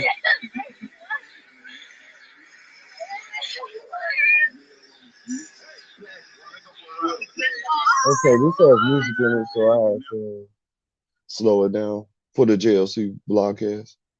But yeah, Dolph was very charitable. See, there was 2 people involved in this situation with him. There was Adolph Thornton Jr. and then the persona of Young Dolph. You could clearly hear the difference. When you talk to Dolph in any interview, he was Adolph Thornton. But on that microphone, he was Young Dolph, the king of Memphis. Yeah. And apparently his ops, they couldn't separate the two. And they took it too far. That's why it's a very touching and popular situation right now. Like, this one really hurt. Like, Nipsey hurt it, but this one really hurt. Cause the energy connects with the same type of energy. Like, good energy, like me and JLC, we connect because we good energy. But bad energy is separate from good energy. You know what I mean? And like, you know, it's just case of bad energy just coming around them, and everybody know it. That's why everybody's skeptical of everything, even the store that he was in at the time he got shot. Everybody pulled up, and this guy has his arm hanging out the window, pointing at the killers. You know, he laid out. He supposedly have a friend with him, and you know, straight ambush. Like, you know, it was planned. We all know that. So, you know, it was straight assassination. Anybody say it was assassination, they right. Don't vilify them. They right. It was an assassination. Anybody run up on you at the store and gun you down behind glass? That's an assassination. Somebody was out to get you for a long time. This boy has been shot twice in his butt, in his leg, in LA somewhere, coming out of a Louis Vuitton store or something. And that's allegedly, because my facts is not correct on a lot of things. The store. All right, Mike, let's go ahead and get 5280 in here. 5280, welcome to the live. Let's go, 5280. Hey, what's up, Mike? You got the floor, 5280. Go ahead and shout out any products you got going on, anything that you're selling or working on or hustling or blah, blah, blah, blah, blah, blah, blah, etc. Go ahead and shout out your channel where they can follow you out. Any music shit you got, any videos you got, go ahead and give them, go ahead. It's one of my contributors to the JLC vlog channel, 5280. All right, what's up, y'all? I ain't got much going on. I mean, I plan on doing some gun stuff, gun reviews on the channel. So if you want to subscribe and wait till they drop or whatever, not quite sure when that might happen, but 5280 Cinema Group is the channel. Go over and subscribe. I subscribe back if I like your channel. That's about it. But what up? What's going on with you? How's your day going? What time is it where you at? Oh, shit, 11:10 PM or AM? Outside. And I'm still recouping on my leg, man. It's almost healed, man, but I'm still like kind of limping around and shit. You in Colorado, right? 52. Yeah, I'm in Denver. Oh, okay. I was talking about you a little while ago. I ain't gonna lie. I was talking about you a little while ago. I was like, you was argumentative. But that's cool. You debate. You know, you like to debate, and I do too. But I just know when. Where was I at? What was I arguing about? Nah, don't worry about it, bro. Hey, how your day going? It's going pretty good. I mean, I'm gonna try to get up and get out and do something today. It's nice outside. Yeah, I'll be touching in on some topics. I'll be passionate about some shit sometimes. Yeah, you definitely passionate. Yeah, I know that. It's just when you get on this thing, man, and like, because I know, you know, I'm not black. I want to go ahead and talk about what that is real quick before he goes and explains what he's going to say. I just want to go ahead and chime in real quick. Argumentative is an adjective. One, give, or because we want to put this in context, because sometimes things have a bad condensation behind them. All right. So number one, give to express, divert, or opposite view. An argument, right? Similar, right? A quarrelsome, or number two, using or categorizing by systematic reasoning, though the highest standard of argument rigor. So in other words, you're just using another way to a different point of view. This was highly used in the 1800s. During the 1950s, it slowed down dramatically. I mean, dramatically. And then it took a deep dive, and then it shot right back up from, or it looks like around the 2000s up. So respectfully, it looked like during the time of slavery, when slaves hit the United States, it looked like it went down all the way to the 50s. Once they've been humanized and whatnot in the 50s or the 60s, then it started to go up to argue and give your own perspective and stuff like that. That's like using your freedom of speech and whatnot. All right, go ahead. So what were you saying about that? 5280, go ahead. I lost my train of thought, man. What My was I bad. gonna I was speak just on? telling. I just wanted No, to you good. explain what the argumentative was, because it doesn't mean it's bad. I'm argumentative as fuck. I'm arguing right now. Yeah, I can't You even know. remember what I was getting on. I've been kind of over the internet the last 2 days, just kind of going back and forth with people. But Yep, I oh, heard you. I heard you. I, I I was heard gonna you a say couple days ago. one of the I things heard I you would say is, yesterday too. yeah, that was about some credit shit. And what sucks is when you arguing with people, it's not that some people are just wrong, but usually it's not that people are wrong. It's just there's more road to a goal. There's more than one road to get somewhere. You know what I'm saying? So it's like growing. You grow, right, JLC? Or you have in the past. It's like my regiment ain't the only regiment. There's 1,000 different ways you could go about growing the product. It's Oh how you do it, yeah. what you do. Yep. So that was like the thing with that. And then Yep. a lot of times when I be like arguing a point, because I'm Hispanic, motherfuckers want to be like, well, you ain't even black or you ain't from the hood. And I'm We just don't like, know that though, bro. We yeah, don't know I'm that. like, Like behind the microphone, like right now, we don't know that. I don't know what JLC is. I don't know what you are. Well, Like we I don't do that. respectfully know We that that nigga we is all that we boy all is are what do you scared, call bro. that? A possible wetback, a possible border hopper, a possible swimmer, a Hey, possible hey, we're going to look, Disneyland, and then all of a sudden yeah. his people was enslaved in some kind of way. You don't know. His generation may have went through some really hard times. It wasn't easy. He Nah, might you wait. gotta What get out generation are there. you?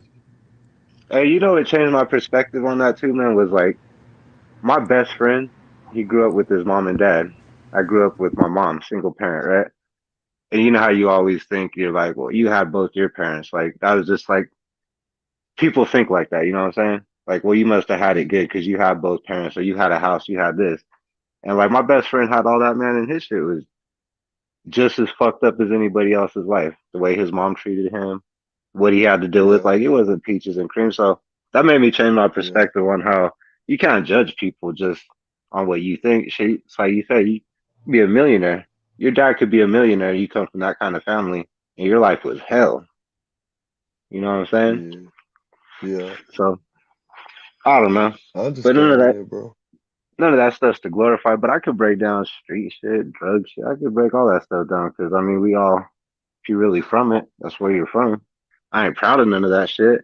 I'm glad I progressed as a man and was able to, put that shit away. But it's a hustle. It's in me. I could, if I ever have to fall back on that shit, I'm street smart. I know how Hey, to move. look, bro. Look, you can't change the past, but you could direct the future. You hear me? Exactly. Yeah. So direct the future. Fuck the past. Screw the past.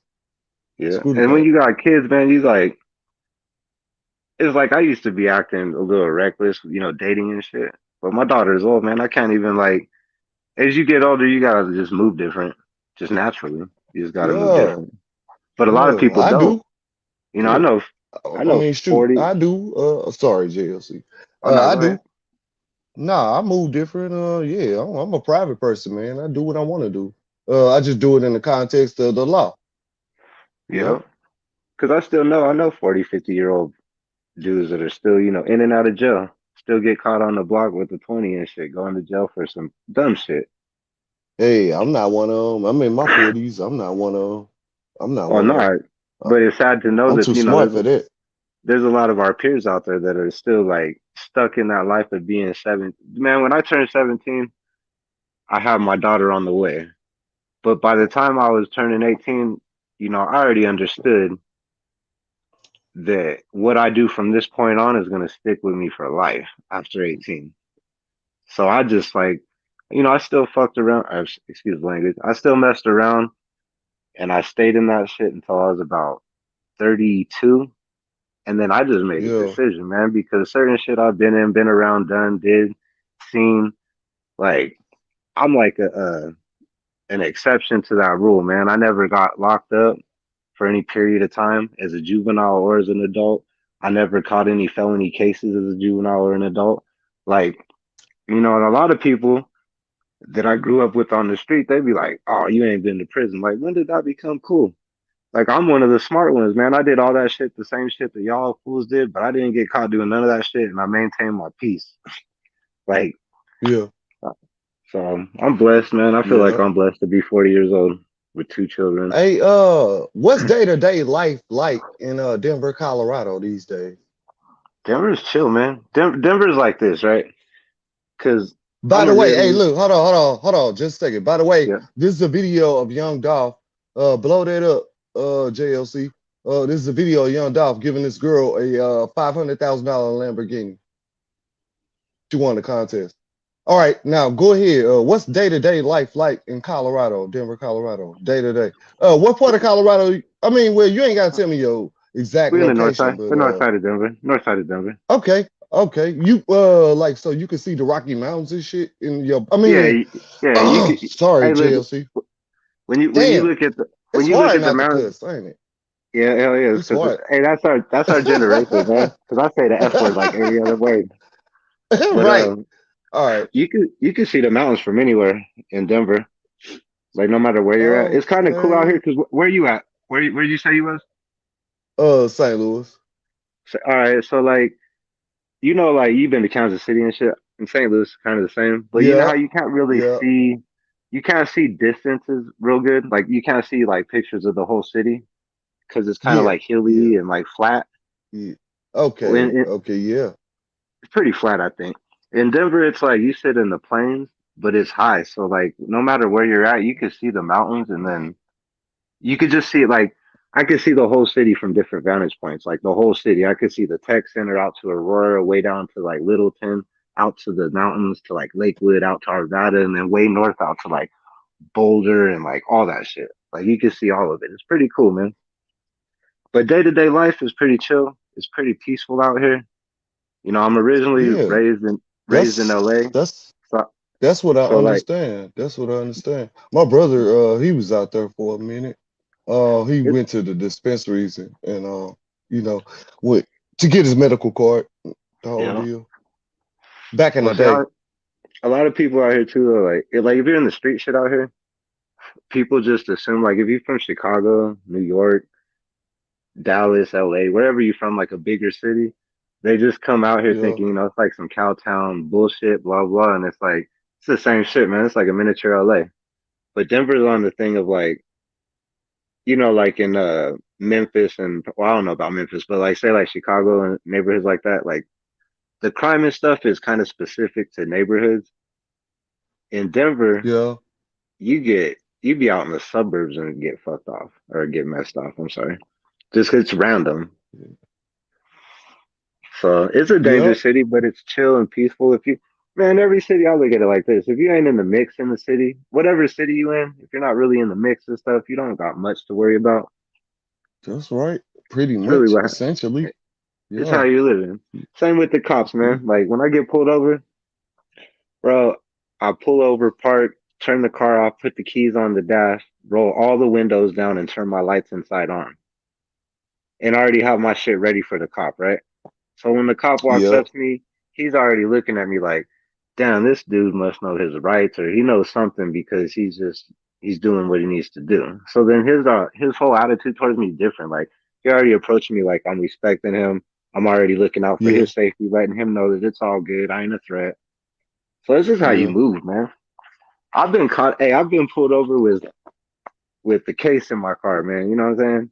Like if he would have tripped on me, my ass would have went to jail. But because I handled it cool and nonchalant and was just cool about the shit, he was like, watch the language. Watch the language. Sorry. But yeah, I mean, he was cool about it. I've gotten out of all kinds of dumb little stuff like that, especially like traffic tickets, man. Oh yeah, man. Oh boy, I'm the king. Traffic tickets. Jeez.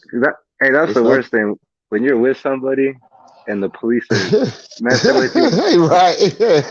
and your friend's acting a fool though, and he's like, F the police, and I ain't gonna talk to you, and you're just like, man. I got pulled over one time, man. I was coming back from Cali, and I had my boy. However, he met back up with us in Vegas, but he car hopped with me back to Denver, and then he was gonna fly back to Chicago, right? So in Utah, we get pulled over, and the cops like, I just smoked a weed. I didn't smoke no weed. Yeah, right. So the cop's like, well, Already you know. mind if I search the car, blah, blah. And I'm like, nah, I don't mind, sir. I'm like, because there shouldn't have been nothing in the car anyway. So he's like, all right. And we get out the car. My homeboy from Chicago, he's pissed. He's like, motherfucker, what's up? Why you talking to the cops? I'm like, bitch, we out here in the middle of nowhere in fucking Utah. What do you want me to do? Oh, I'm sorry. I'm like, what do you want me to do? Be an Yeah, asshole to this cop? I'm about to put us in the dirt.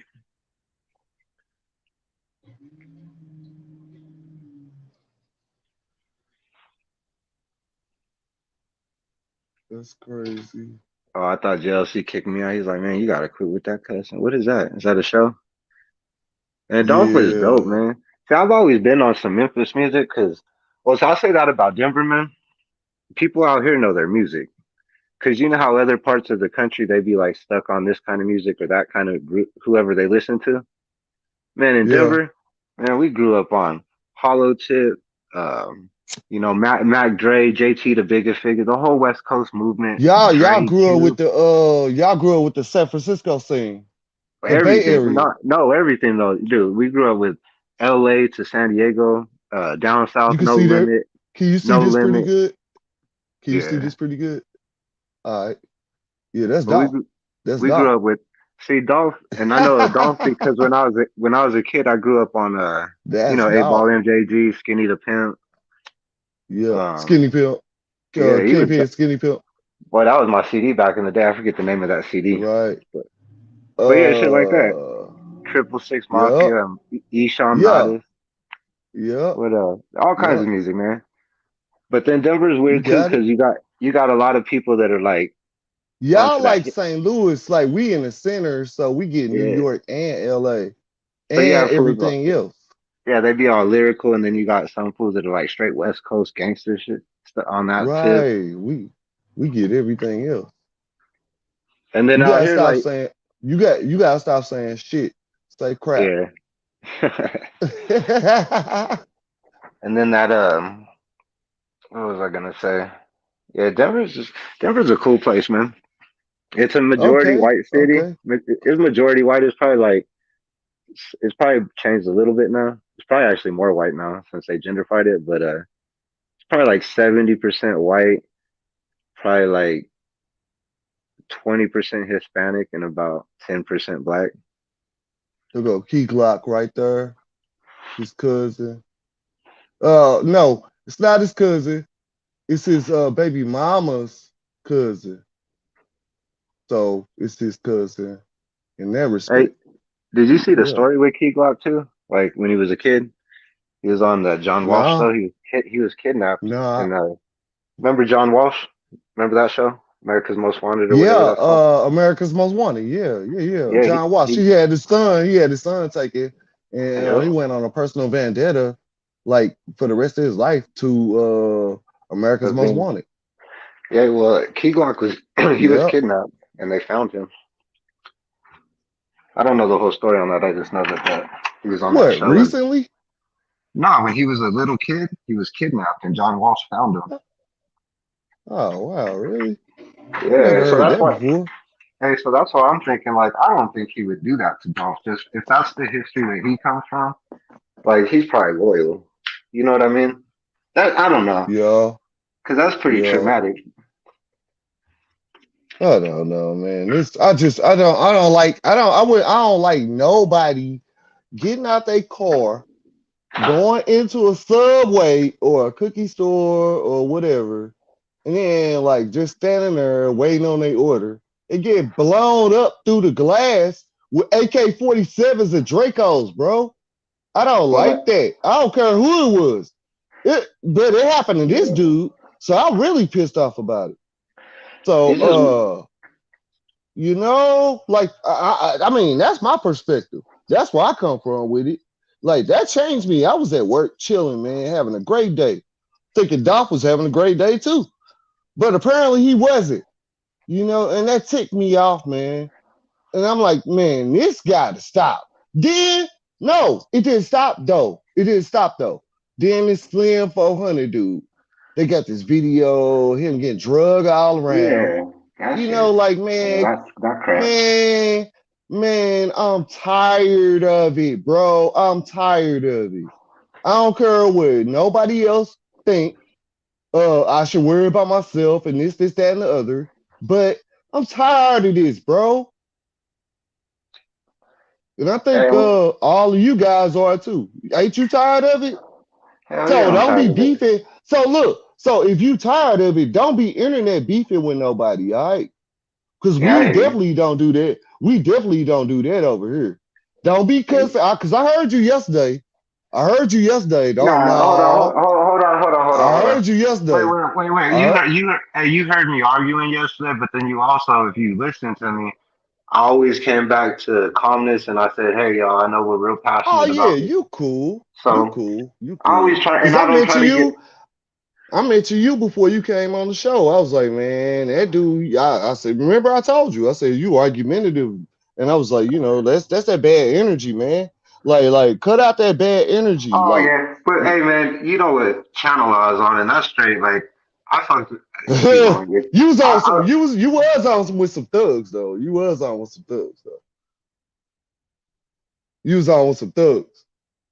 I mean, yeah, I heard it. Hello, I heard it.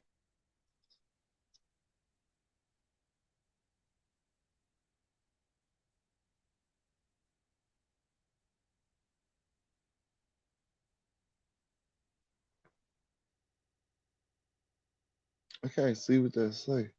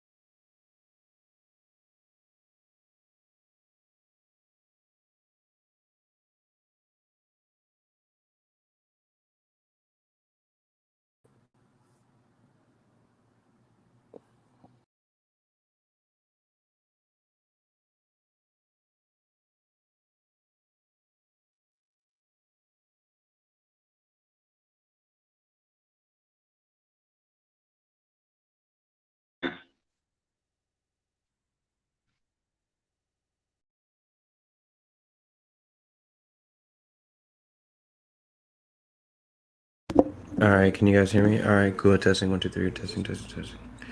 All right, you guys can go ahead and continue on with the conversation. Just please be mindful of your language and be mindful of all that stuff.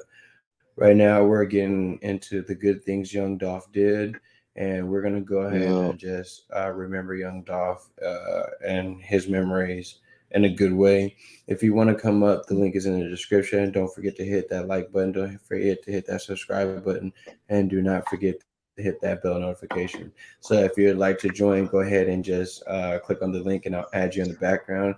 And you guys go ahead and continue the conversation. Now, remember, on the 30th episode, I will be getting you guys out of here for using bad language. The first time is good, the second time cut, and then you'll just have to wait for a minute before I let you back up. Hey, look, check this out. I'm good. Hold on. I'll never do it again. Hold on. I know, but just let me get my point off, and then you can say what you want to say. So then after that, we're talking about some good things that's happening. So we want to make this channel like a good news channel. So if it's some news that's reporting on Slim 400 or stuff like that, we're going to report all the good news about Slim 400. Something happened to Young Dog, we're going to put all the good news about Young Dog. Something happened else to somebody else that we are like, oh man, we're sad about him going or her going. We're going to post good things about him or her. All right, here's a list of things that you can read while they're talking about whatever subject that they'd like to talk about, Young Dolph or whatever. And then also, if you guys are talking about something, if you ask me to pull it up in the background, don't ask me to pull up 100 things. But if you ask me to pull something up, I can pull it up for you. You know what I mean? And I could just put it up on the screen, so that way, whenever you're talking about something, make it like your point could go with what's going on. You know, I'll try to make it spicy. All right. All right, you guys go ahead. They don't like it, or they sit around and they homeboys or they family members. You know what I mean? Like, they look up to you. You know what I mean? More than they look up to their person. You know what I'm saying? Mm-hmm. And the thing that eat people up is like, man, like, he doing this, he doing that. You know what I mean? With like, it's like the stuff that everybody talk about, but it's really him. You know what I mean? But some people like wish that they could, like, if he was not in his position or he was out the way, it'd be easier for me or look better for me. Oh, really, it's a lot of shots. If he was out the way, it'd look better for me. Does it ever hit you that you were in the street a long time before the music, and the situations never got like this, but now you leave Shout out to the Breakfast Club. You want to create a family, you want to create a business, you want to create a legacy, NYC. and it seems like it's the same shit times worse. Yeah, it's like you got shot at more times in the rap game than probably in the street. Is this a recorded combo or is this online? Damn, Dolph, Jesus Christ. Online, the Breakfast Club interview. I just don't know. Young Dolph. Like, I don't. It's a lot, bro. You know what I mean? 2017. And come from the background, just doing and being into certain stuff is like, it is what it is. You know what I'm saying? But you definitely right. It's like when you try to, okay, this ain't my life no more. I'm doing this music. You know what I mean? I got a real deal. He wanted to retire. Business, you know what I mean? That's accumulating. Be a family man. A whole lot. You know what I mean? He was about to do that. You know what I mean? The artist and I'm the CEO. I don't think he really was ever into music that much. He was looking at your life different. You know what I mean? But certain stuff still in your life or body or this and that. Yeah. These Memphis cats, man, the Memphis cats, man, they hustlers, bro. They're like where I'm from. They hustlers, man. They pimps. That's the home of the pimps, bro. Yeah. You know what I mean? Mm-hmm. Check them out. Like more than anything, it's a test. I mean, from all angles, all the way around the board, with God, with my family, my partners, with everything. It's like I got to be the one to really just set people straight and just chill or this, you know, like with everybody. I had to get up with so many people, direct and one-on-one to get their mind together, bro. For you know what I mean? Them to be on this team, bring them up. It's just a test all the way around the board. It's a test all the way around the board. Like you say, you don't. How you get tricked off the streets? A perfect example. Like sometimes it might be the person next to you that tells you, "Yo, fall back." The like, person next to you. I almost did something stupid, right? Oh my God. And Charlamagne called me, "My nigga, that's dumb. Don't do that." You see what I'm saying? But he checked me regardless. Like, is there somebody to make sure that they're not tricking you out that situation? Because I know these incidents had to fuck up the money, mess up the money somehow, some way. But maybe you can't go into certain venues because Dolph is now considered a quote unquote problem, you know? Like me, the classic. I remember many times as a kid just hopping out the car. Saying, hey, yo, they just, I ain't even with this. I want out. I'm leaving. Like really. Me too. Hey, check this out. Check this out. They know how much stuff I done been through to get to where I'm at. You know what I mean? Like, far as just everything, all the way around the board. Like, they know. You know what I mean? From my parents' situation to everything we just got talking about, to me, just taking care of all, like, taking on all these responsibilities since I was real young, to building a business, you know what I'm saying? From it, taking it from the ground all the way up to PRE. Just everything. They be like, bro, you did too much. Paper you got route too much going entertainment. on, bro. You can't. Bro, it's so small. You know what I mean? Like, Man, one of my partners be like, bro, put yourself on the scale. Weigh yourself up, bro. What's important? You don't mind if we holler out somebody, do you? You know what I'm saying? You're like, bro, the same way you put on the scale. Weigh yourself. I'll pause real quick. What you no, say? You don't gotta pause. You don't gotta pause it. I was gonna say, you ever check it out? You ever check out Cold Figure? Either they could take you out, or then you I don't retaliate in think some so. way, then you end up in jail. Hey, So bro, check out Dolph, man. Check out Dolph. Ain't no losing going on. Listen. Like, I'm too smart for it. Ain't no losing going on. I'm too smart for it. So what do you do with that energy? Like when that negative energy come your way, do you just let go? What do you do with it? Tell you the truth, bro. Like, pay attention. I got it so good right now with being me. You know what I mean? You can shout out anybody you want to shout out. Just make Or sure no it's like cussing and all a that lot of stuff. But people, yeah, go ahead, or support my any channel relationship you good with God, want, any product, anything. Just no harm to anyone, no threats, no nothing. I got it so good with my like how I got mine set up that I just can't give it up. Like, you know what I'm saying? Like, it's too much paper. Like, it's like I'm focused on nothing but the money because it's coming too easy. I'm focused on the money because it's coming too easy. Situation like you get shot at a shot, you drop an album. Now is that a coincidence, or is this album already scheduled? Like, let me tell you how it goes. It's like me, I record music, and like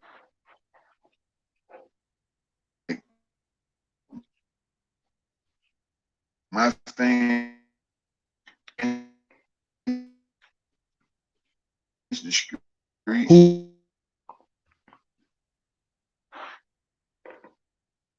Hey, Mike.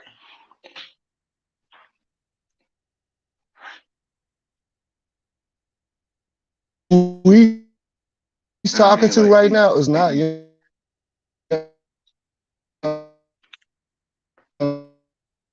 Dog.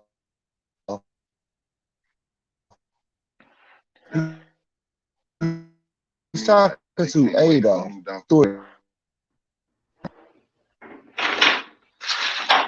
You cutting up pretty bad.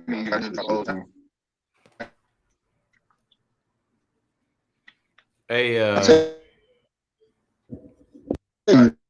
yeah, right now. You sound like you're in a tunnel. Testing. Yeah, Jeff. Can you hear me?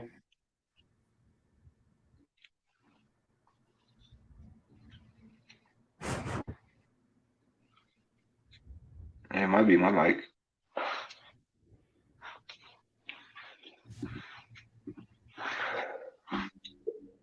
All right, hello. All right, hold on a second. Hey, what's up? All right, real quick. Let's see here. Who am I going to talk to? Was that Mike's mic messing up? Fix your mic. Mike Classic. You're gonna have to fix your mic because it sounds real choppy when you're talking. Because I'm listening to you guys on another phone in another room, so I can make sure the audio is good. Mike, you gotta fix your audio. Whatever you're doing when you're talking or whatever you're playing is coming in choppy. So it's either too close to your phone or not far away or something. But you gotta fix your audio. And then 5280. Yeah, you can shout out anybody. I don't know if you heard me, bro. Did you hear me about that? Yeah, I heard you. Hold on. All right, Can cool. you hear me? Yeah. Do your thing, man. Do your thing. Just don't cuss. I don't care what you do. You could try to pimp, but just don't cuss. Back him and tag him. Just don't cuss. You know what I mean? Yeah, I'm gonna start curbing my language, man. I'm not saying take cussing out of your vocabulary. What I'm saying is just for the little bit of time you No, make it'd be here, better off to try to. I mean, I've been trying to calm that down anyways, just because it's we're adults. You know what I mean? Yeah. Yeah. But no, but to each his own, dude. Trust me, I fucking cuss every fucking day. You know what I mean? It's not like that. I'm not sucking YouTube's dick. I'm just by the time we get to like episode 30, I want to at least have a decorum going, so that way you guys can like, you know what I mean? See how Mike Classic's already been like, oh yeah, watch your language. That prevents me from having to come up on here and stopping the whole thing. Plus, the language, you know what I mean? when the language is controlled like that, man, it makes for more civil discussions between people. Because you can't just start flying off blah blah blah blah and cussing at someone, you know. Yes, that's right, sir. That's exactly right. I agree. All right, let me go add Mike. Mike, you're coming back in. Try to do less of the showing of the videos because you're not gonna be able to see it anyway. So just carry on with the conversation, and because I'm gonna be posting things above you guys, and you guys ain't gonna be able to see nothing you guys are posting. So, if you want me to look something up, just tell me what to look up, and I'll look it up and take a screenshot of it, and boom. All right. I was just going off the thing of you saying show some positive Dolph. So I found like, I was just going through some of the interviews and it wasn't no music playing. So it's all good. I'm in the background looking up stuff, and so I can post it up clearly on the thing. So that way we ain't gotta worry about no pixely stuff. Or blah, hey, blah. JLC. Let me say this right now. Let me say this right now. I never do anything to cross you, bro. Hey, I second that, man. I'm legit. Yeah. But yeah, I ain't got. I'm legit. Yeah, I ain't got no intentions. I ain't got no intentions, bro. I'm just here. I like your energy. I like that. Listen. So, I got 100 and let's say I got 170 subscribers. Jesus had 12 disciples, and one of them he handpicked was the devil. So at least one out of every 12 is the devil.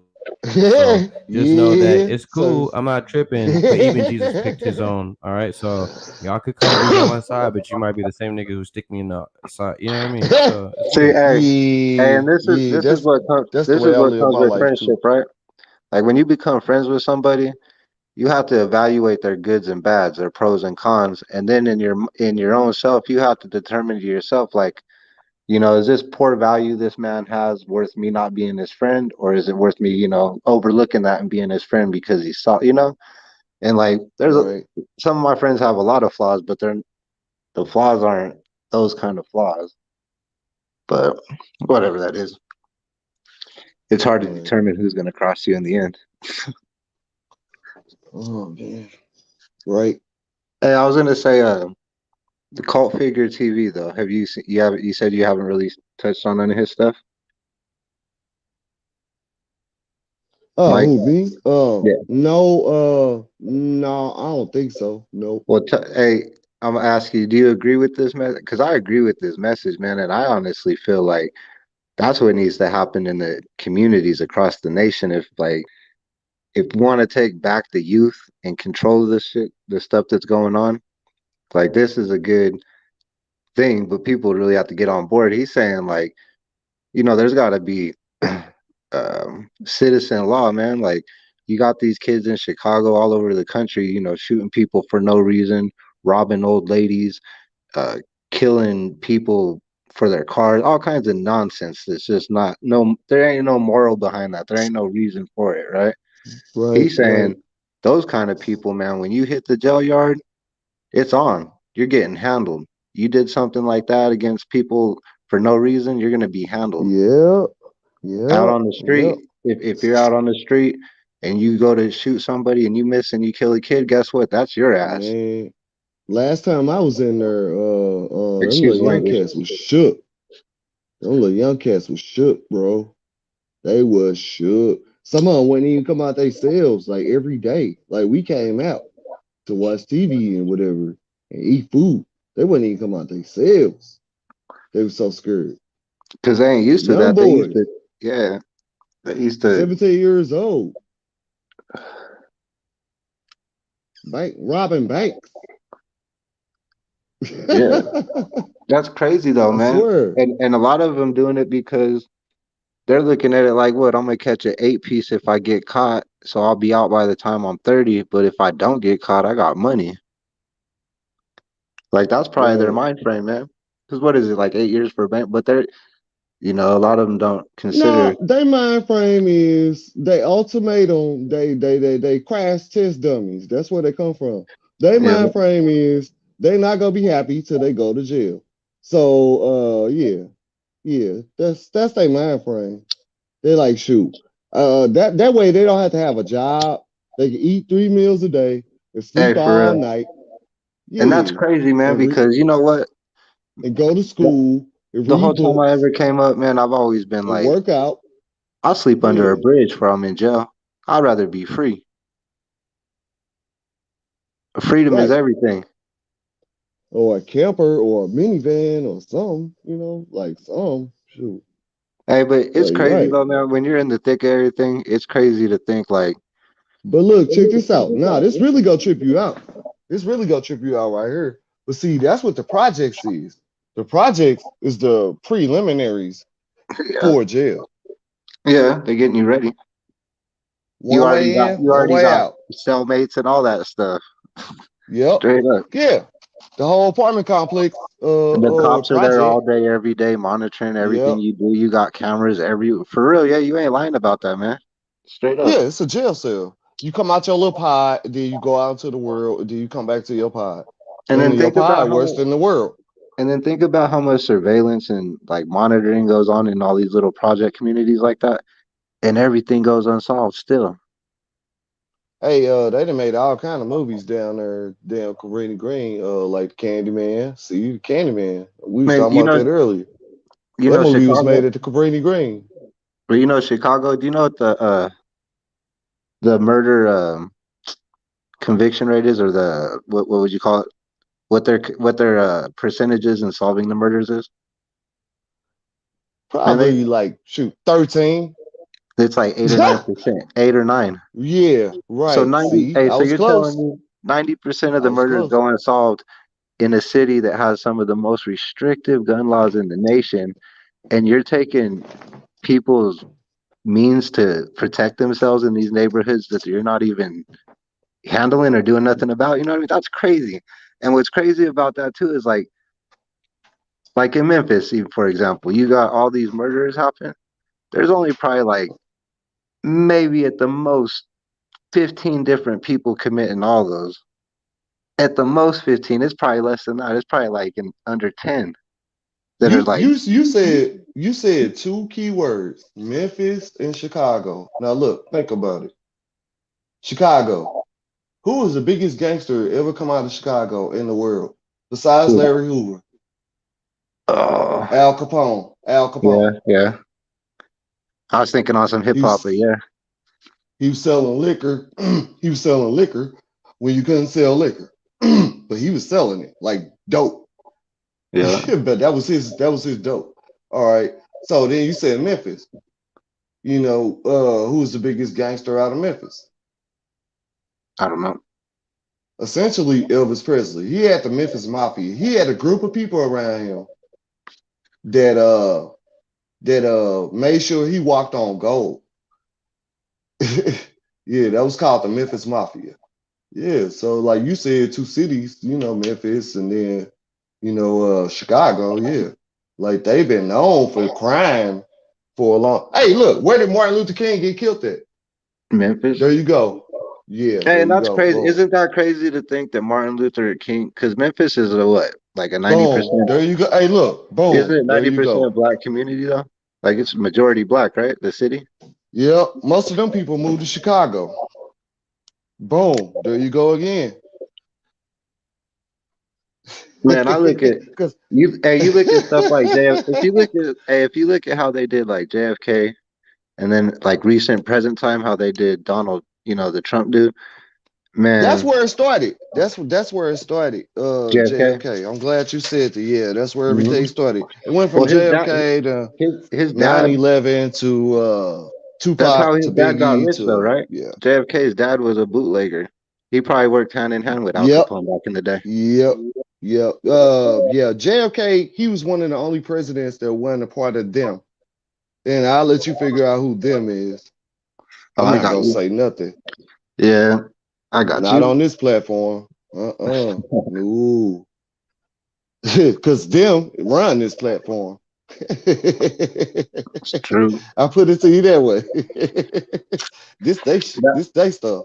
That's why I always say, like, I mean, I read stuff and I get educated like through books and stuff like that. That's But I always funny. think though, if you don't, what you know and what you learn, it can only be obtained by what you physically can touch or see, man. You could read anything in the world and it might not be true until you personally experience it. There's some stuff that's just fact, right? But you got to experience stuff for yourself to believe or not. A lot of the time. Yep, I'm sorry, I'm muted because I'm doing something real quick. Go ahead, run. Hey, spit your game. Oh, you good? Oh, but what I was getting about with that other dude, that cult dude, you know, his message is pretty straight. Like right now for Dolph, I bet the people that whoever did that are scared as heck because I mean I don't know the guy, but I mean he looks pretty solid. I think he's Hotep. I think I'm not gonna say 100% sure, but I think so. Like he's not stuck on that whole street thing no more. He's like progressed past that in his life, and he's older guy. He's probably our age, and he's sending that message out. So he probably has pull if he, because you know there's not many people from neighborhoods that are like solid all the way through, but they do exist, and there's dudes out there that just get respect because of who they are. Yep, And they're that's not me. nobody. That's And they ain't me. nobody. For damn Well, sure. you know what I mean? They're nobodies though. But in that neighborhood, Yeah, everybody.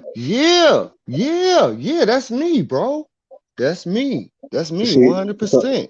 so I believe his message is what I'm saying is like I agree with him. Like if street dudes started putting down the law and all these young cats doing all this stupid shit with no morals behind it or any reasoning, that it would start to end. Because like you said, you seen them young cats in jail and they were scared as hell. These young cats are scared as Yeah. hell to go into jail because man, they weigh like 145, 5'9". They about to get worked. Yeah, bro. You going into a cell with Yeah. a dude that's 6'7", 300 pounds, muscle. Like, no, man. And Oh but yeah.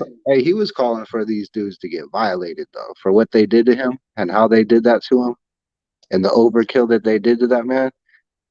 He's calling for people just to handle that. Like, not like he's sending a hit out on nobody, but if they get locked up. Who's doing it? No, he's not calling no shit like that. He's saying just make it hard for him. Don't give these guys a pass for doing some shit like that. Excuse my language. Watch the S word. Yeah, watch the S word. What are we on? You know, hey. None positivity. We on positivity today. But I ain't gonna what lie. I'm saying, his message was on that more like, you know, if you go try to shoot someone and you shoot someone's grandma, you're probably gonna die. Yeah, live by the sword, die by the sword. That's just how it works. That's the kind of justice we need. And it sucks because, you know, it's hard to carry out the justice because this is America and that's not how justice is carried out. But if the police's hands are tied and they can't do nothing about it, well, at some point, you got to handle your own, man.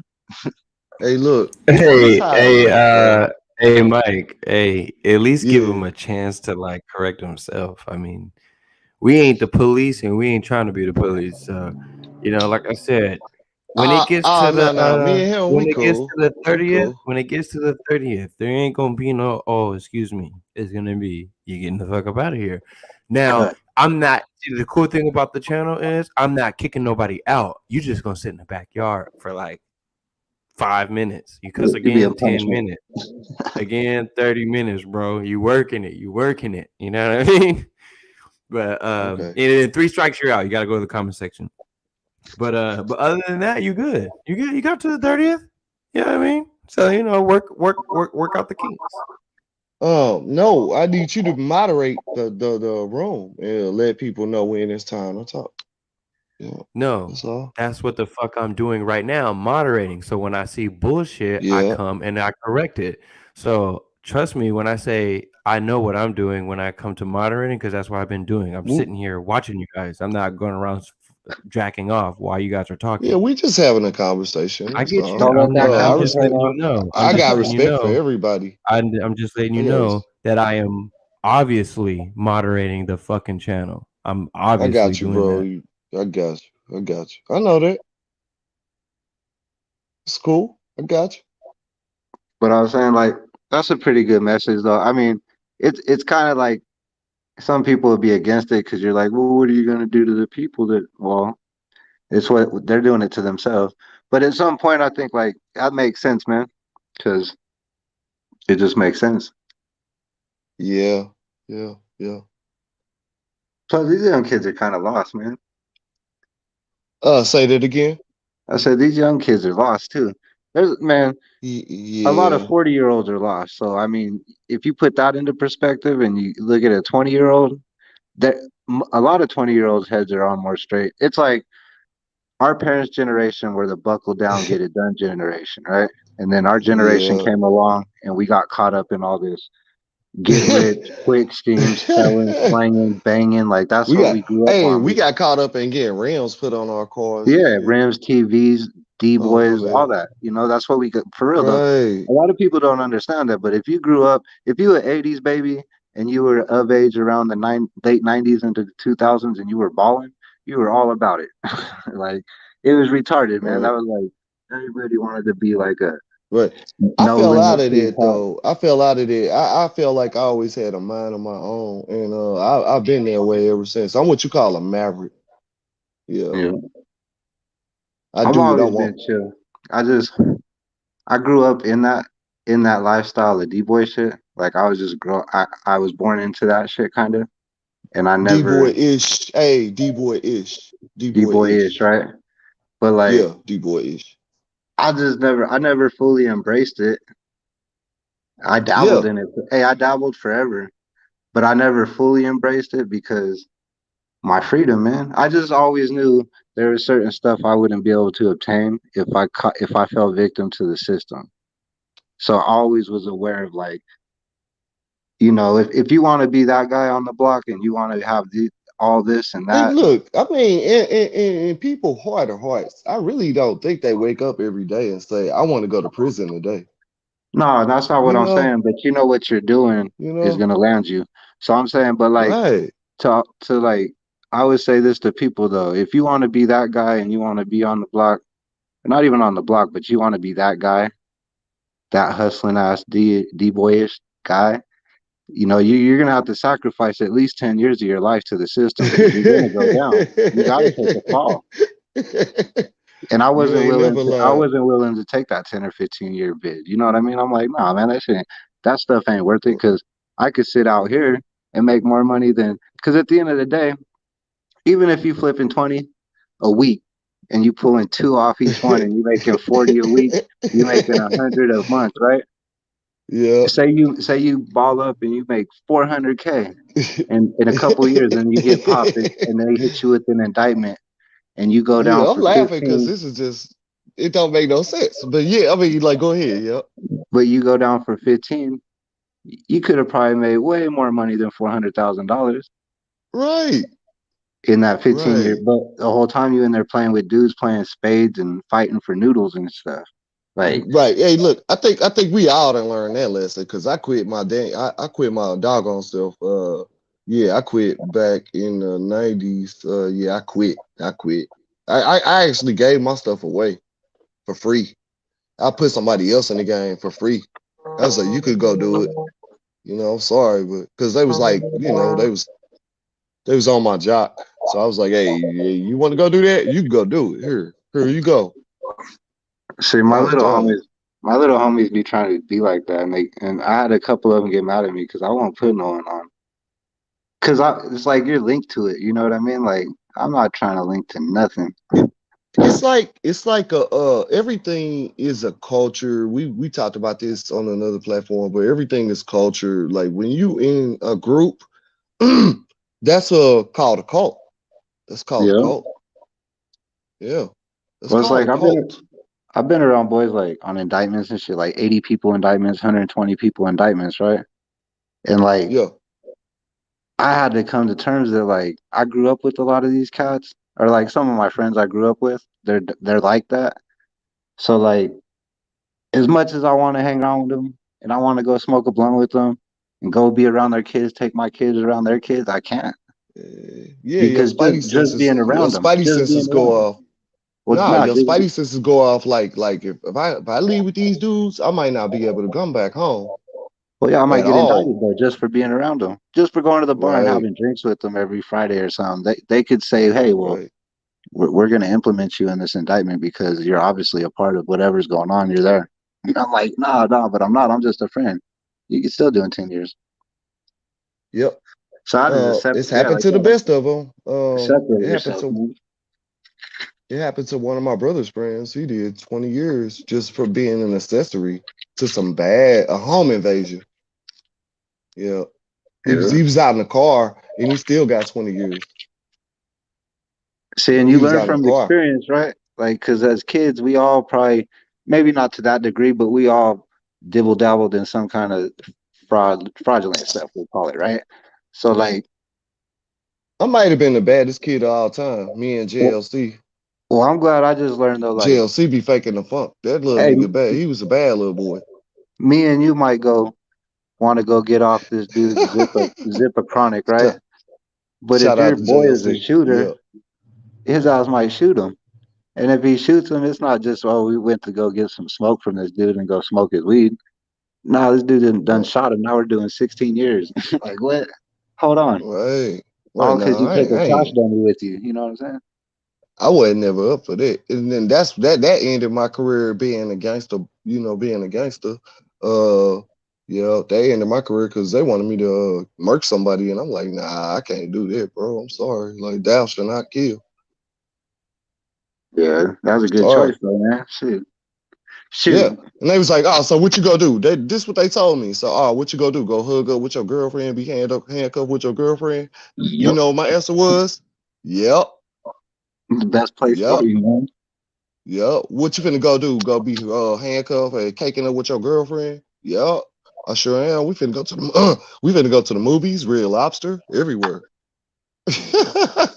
Man, And that's exactly what we did. I remember making a move when I was like 26, man. And the whole time coming, just looking in the rear view, all I could think about was my daughter. All I could think Right. about her, bro. Hey, and every time I looked in the rear view, all I could see were headlights and like, oh no, just paranoid, man. See, The you whole got a trip. girl, so I know that changed you because I Hey, got like 2,000 I ain't miles gonna of that. say. Hey, 2,000 miles of that though. And this wasn't Yeah. the first time, but this was the last, man. And I was just like, that shit, that stuff right there, man. Get pulled over one time, and I'm gone for like 30 years. And my baby's what, 4 years old, 5 years old.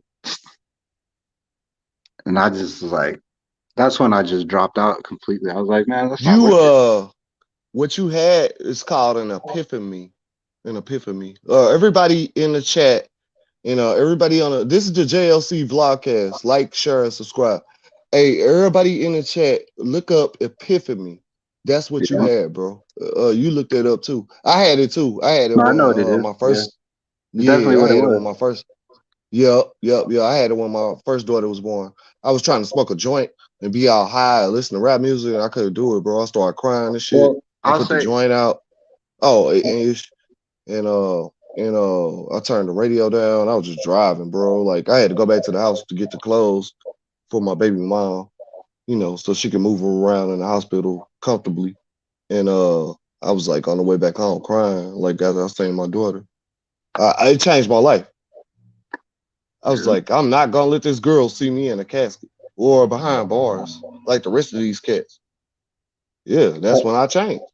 hey, it's crazy how people are so different, right? Like, so those are our experiences. And I've had friends that were like in the same game, having a baby, and then we're about to get caught up, go to he'd already been to prison before, but then he got caught up again on parole.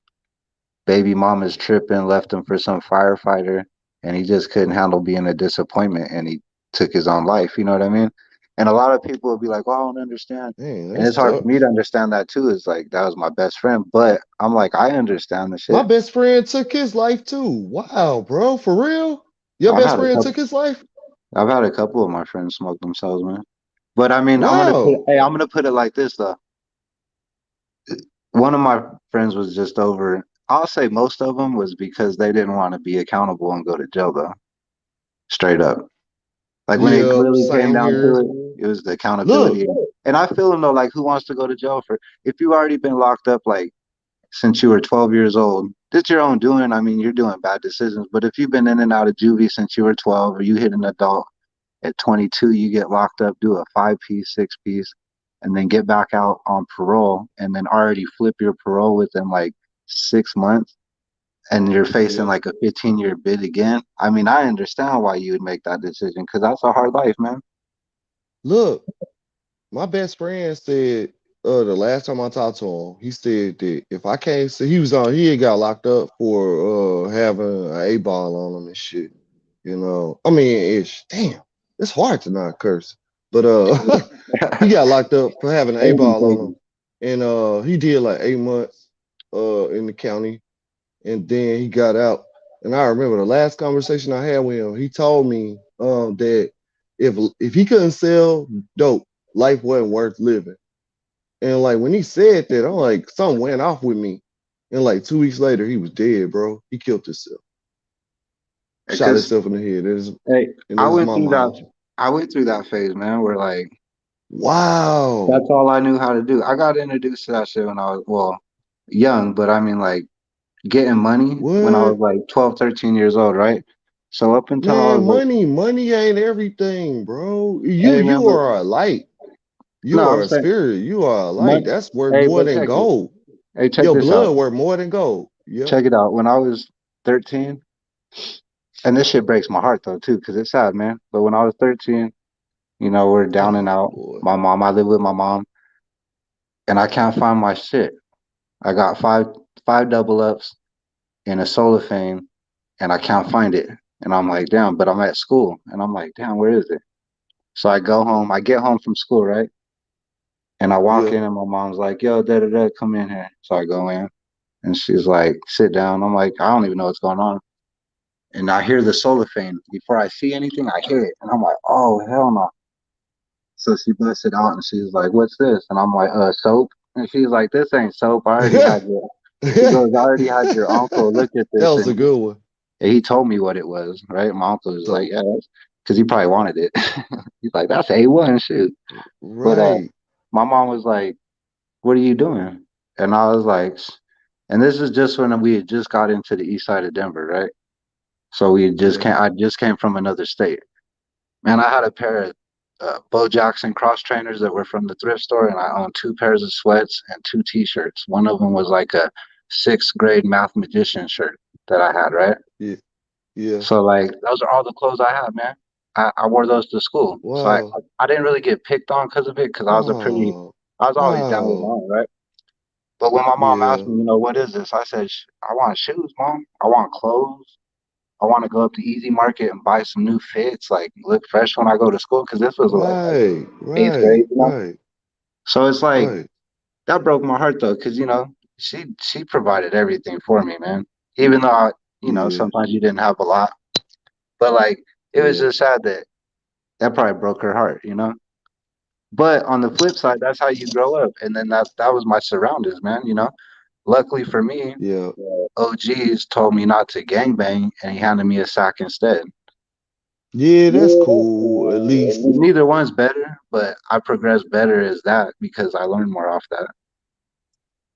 Right. But I'm so glad I didn't never gangbang, man, because I'm a nut. If I was like a gangbanger, I'd have been a full-fledged gangbanger, like all out. Man, I did both. I did both. And my mom and dad did not know nothing.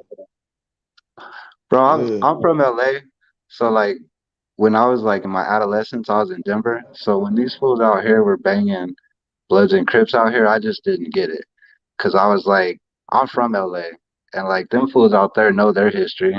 They know the OGs on the block. They know the real fools that created this stuff, you know?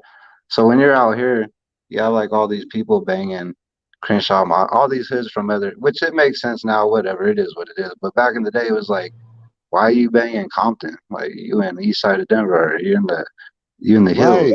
So to me, it Yeah, didn't make because it sense because came I wasn't. down here, bro. Yeah. Like Pyru's, I was part of Pyru's, and Pyru's was down here, bro. Yeah. I was part of Pyru's. They came from LA. See, I Danforth went. Street, we never even heard of. Hey, I went to school with a school full of Bloods, but Yeah. I lived in a Crip neighborhood, but I went to school with a whole bunch of Bloods. But when you got out of school, the whole neighborhood was a Crip neighborhood. It was weird, man. And like Wow. Bloods and Crips back in like '90s, like Denver was popping. It was like I remember Oh yeah, I know. my neighborhoods down in Aurora though, they came in and just for the drug traffic, they blocked off our streets. Like they cemented them up and put like barricades in them. So, Look. DJ Quick made a video called oh, he Just got Like beat up. Hey, Compton. I He was there talked when about he got beat up when he came he out here. talked I was about there. Denver and St. Louis. He talked Hey, about Denver and St. Louis. hey, I was at the Right. skating rink when that fool got hit with a bottle. Right. I was like 12 years old, 13 years old. Right. Right. Hey, He talked about Denver and St. hey, Louis. I watched Ice Cube get his ass knocked. This fool ran up and said, "Fool, this is East Side." Boom. Hey, hit him. That fool slumped over. And you know, what's his name? You know, Dub C? That dude Dub just C, yeah. he Yeah. just because the limo left, right? The limo jetted out after he tucked into the limo after he got hit. They just bounced and Dub C was left right there in front of the record store. And he just posted up like, "What's up, cuz?" And everybody left him alone because You the know, limo was yeah, I was just gonna say that, Wayne. Well, nobody gonna fuck with Dub C. nah, that No, I boy's a G. mean, mess with Dub C.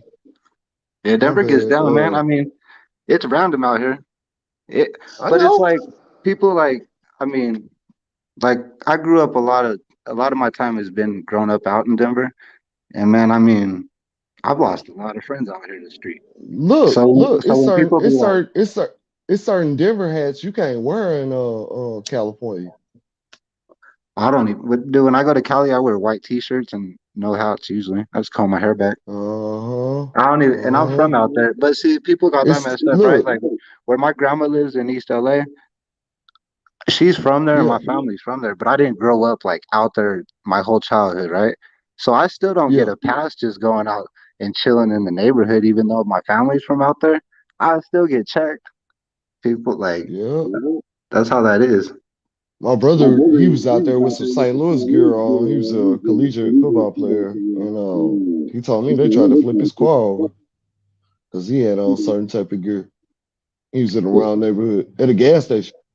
Hey, that's the most popular place. Hey, in LA, the gas stations are the most dangerous places, I swear, man. Right. I've seen so much stuff go down at the gas station in LA. I'm like, hey, I remember asking somebody for a cigarette in LA, like back in like 2003. And back then, cigarettes were already like $8 a pack. They're expensive in LA. Man, he almost fought me for asking him for a cigarette.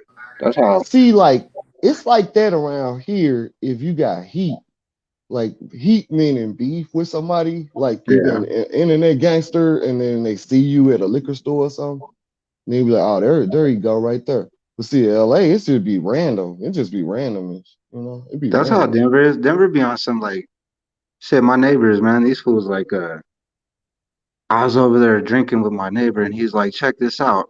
He's like, "My little nephew's got in some stuff," and he showed me the video, right? And like, it's down on Federal on the boulevard. Hey, man, Think about the language. Think about the language, yeah, bro. I I am. mean, I know we be slipping. Me and Hey, you his be little slipping. nephew though, he showed me the video straight up. They shot this kid. They shot these two kids. It was like a live video, right? They shot these two kids, and then they shot this other one in the head. And as one of the girlfriends is like tripping out, and she grabs her boyfriend and starts trying to drag him off the middle of the street. And as she's doing that, dude runs up and just splatters his head, right? It's like a graphic video. So that happens, right? So then like 2 days later, nephew and an uncle of those people run up in the house and smoke three fools. Boom, dead. And then like a week later, two uncles run back up in these other fools' houses and wipe out like four fools. So it's like you just gotta know who you're messing with, man. when it comes to Right. like family, it's tit for tat sometimes. Sometimes people Yeah. take one of mine. I Hey, don't. the Hatfield and McCoys. Yeah. You know, that's the American Gothic or whatever. The Hatfield and McCoys. There was a family that was in a feud, like Romeo and I know Juliet. what you're talking about. I'm trying to.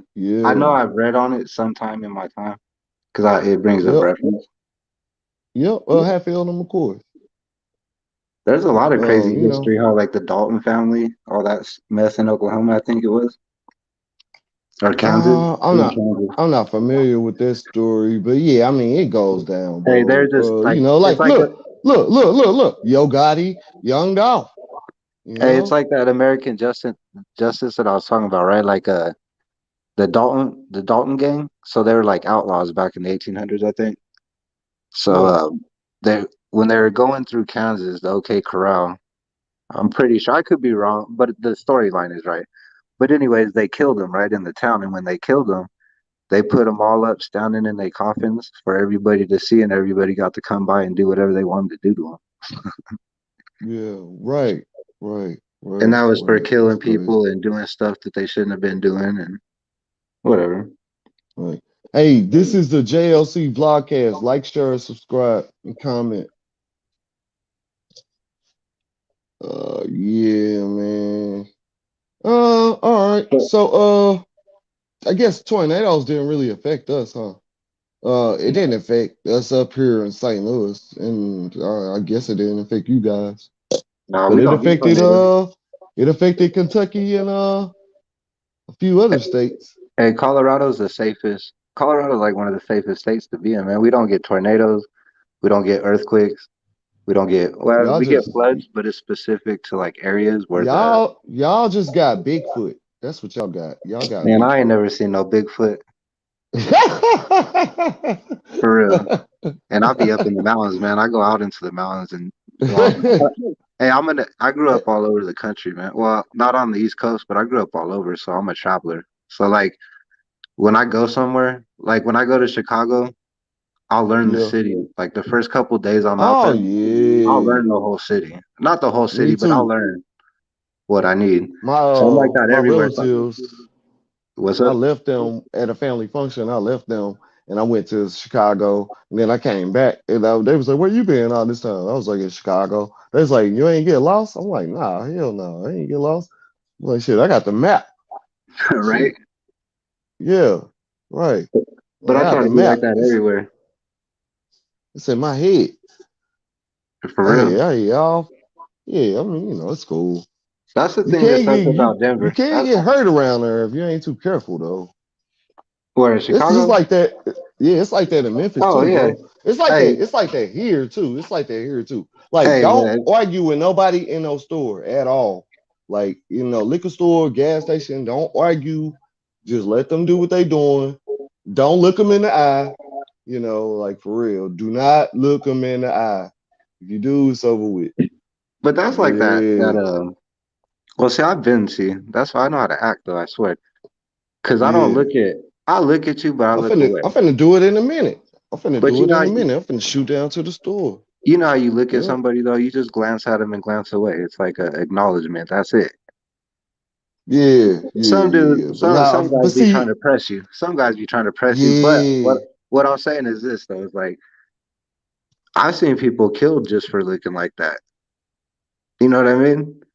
So yeah, like yeah, yeah, you might be yeah, in your yeah. car, you be in your car and you look over at someone and you think you want to mug them, and all of a sudden See, he draw down on you and smoke you.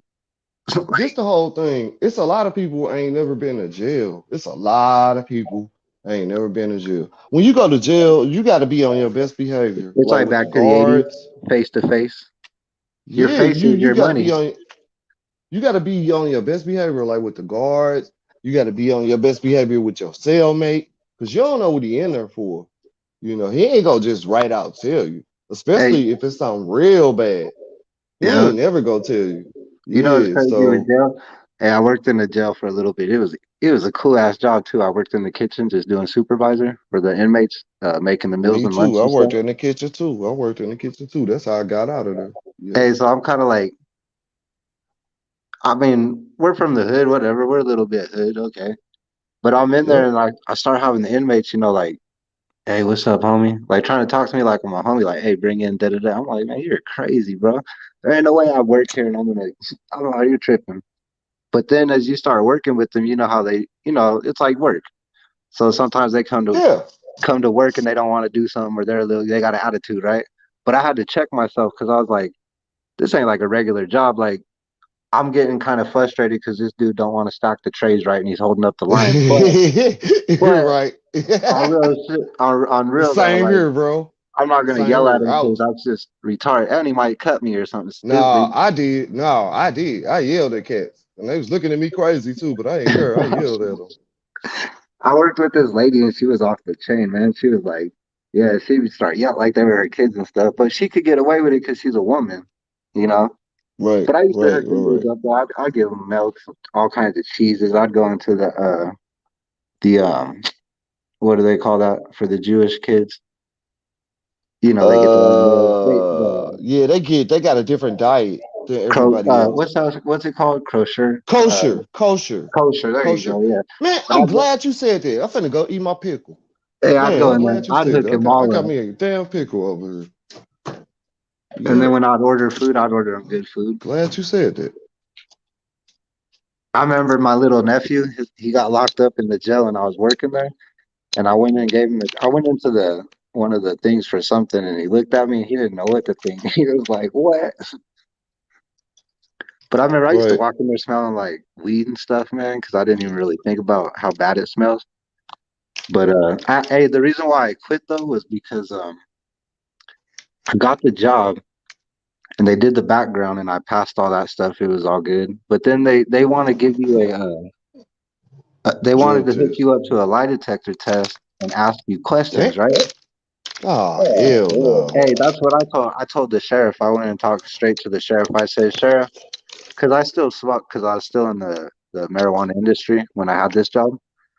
So I was like, yeah, I'm going to be honest. I was like, I partake in marijuana. I was like, I'm part of that industry and that's just, I'm not going to pass the drug test to begin with. I was like, so I don't want to be subject to your lie detector test. Because in my head, though, I'm like, what are you going to ask me? Like, if I ever sold drugs, if I ever done this? Like, I'm not going to be on no file on your desk of what. Nah, man, I'm good. Yeah, that spooked me, though. Fifth Amendment. Yeah, but hey, it was a good job, though, man. It was chill. I went to work from, it was for extra money. I don't even remember how I got the job. I knew somebody. They're like, yo, you should do this. But it was like from 2 to 6 in the morning. $22 an hour, and it was cake, man. Cake. Yeah, of course. That ain't too bad, especially if you get time and a half for working overtime. No, I was just part-time pretty much, but it was like an extra. It was like $1,800 a month cleared after taxes, so it was like a cool little thing. And I'm up at night. I'm usually always up all night, anyways. Might as well work. Right. But I can't quit smoking weed, man. Or else I would probably go back there and do that part-time just cause. Plus, it's cool for the inmates to have someone that's cool, man. Cause, hey, man, cops ain't it. You think city like officers on the street are bad, man? Some of them sheriffs in there in the county jails and the jails, they're off the chain, man. Like, oh yeah, I know. I watched this dude. This guy goes. He told the nurse to, or no, he flashed her. And all of a sudden, out of nowhere, this cop comes in running and he drop kicks the door, bro. And he's like, unlocks the door and shoves him back in the thing. And he's about to beat the crap out of the dude. I'm like, man, this is like mentally unstable and stuff. You're all about to beat this dude up for flashing him. Right. They're just crazy. But like some of those cops, though, I realize like they wake up every day and they go to work to make some of those people life hard. At the same place. Yeah, at the same place. And get them more time. Well, I mean, but they specifically go in there every day to get somebody like an extra year. Like they're just straight, you know, all about. Oh yeah. Those are the cops. Like how they say, cops killing people. That's not really the problem, man. The problem is. I had when I was in there, I had a cellmate and like him and the the commander or CO, the lady at the podium, they were just going back and forth. He was on the speaker in our room. He was talking to her, and they were just going back and forth for like an hour, bro. Well, arguing. Yeah. It was crazy when I worked there, man. I had to check a sheriff. I had to check these two cops one time because they were like, every time I go in there, man, they treat me like I was a criminal, like straight up, like treat me like just a little Mexican criminal or something like that. And I was like, I had to straight check him and be like, hey, you know I work here, right? Like I was like, I ain't gonna accept you guys like treating or acting or talking to me like that, man. I was like, I'll talk to your boss or whoever I gotta talk to, but they were just kind of like they backed off me. But yeah, man, they'd be like on it. Most of the cops were cool though. Plus, when I did that though, I did like a lot of those officers seen my face, so it kind of helped me out, man. Because then when they see me out in the county, they don't really they kind of know who I am. Hey JLC, what's good, bro? Hold on a second. Ooh. What's good, bro?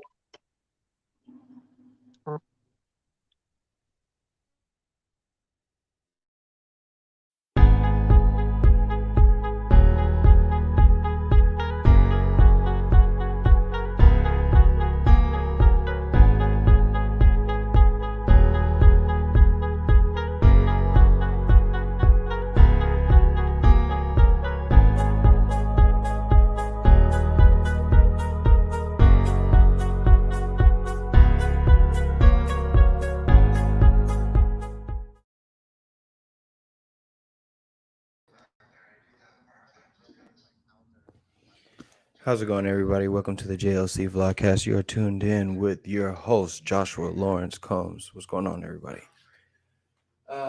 Real quick, I'm just going to go ahead and reset the show.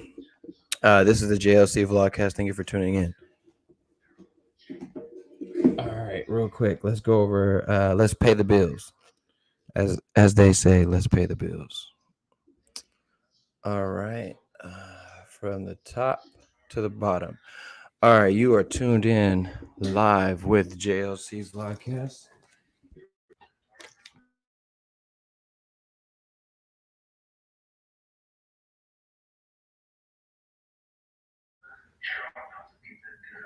There we go. Testing 1, 2, 3. All right, there we go. There we go. We're back. Okay, this is season 1, episode 24. Smoke, chill, music. Did you get your kids a gift this year? Season 1, politicking, episode 24. Also, manifesting your destiny. That's another short runner question. I got 2 questions. Or that's a statement. All right, that we could talk about. This is a 21 and up broadcast. All material used in this broadcast is sanctioned under the Fair Use Act 107. Section 107 contains a list of various oh shit. I keep hitting that mute button on accident. Am I back? Why do I keep doing that? You good? I can hear you. All right, real quick, having some technical difficulties.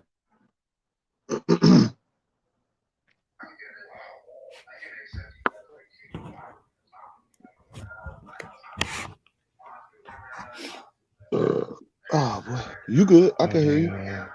Audio. I'm finna mute. Where's my Blue Yeti?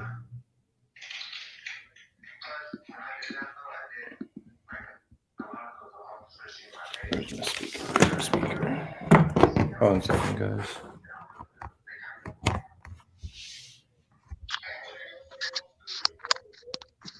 One second. We'll look back at this and say, haha, remember when you couldn't say what you wanted to say through the thing? You know, it's all good. I'm not going to even use that. I'm going to go ahead and exit that and exit myself.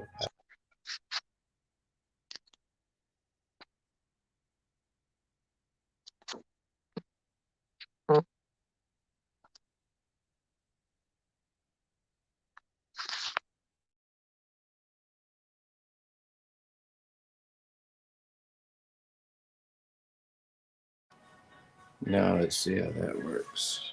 Audio, iPad. Welcome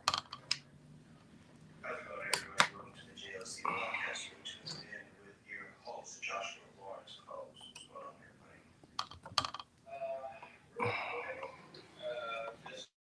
everybody? I know what.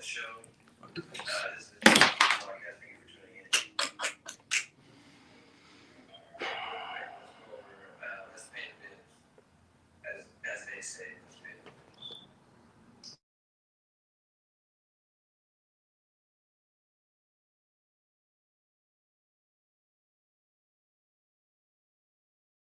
Let me see if I can unmute myself real quick. Boom. All right, I'm pretty sure you guys can hear me now. So anyway, yeah. Let me get back to this. I'm having some microphone issues, but it's all good. I'm not really tripping. All right, let's see here. All right, let me just make sure my mic is working. 1, 2, 3, testing.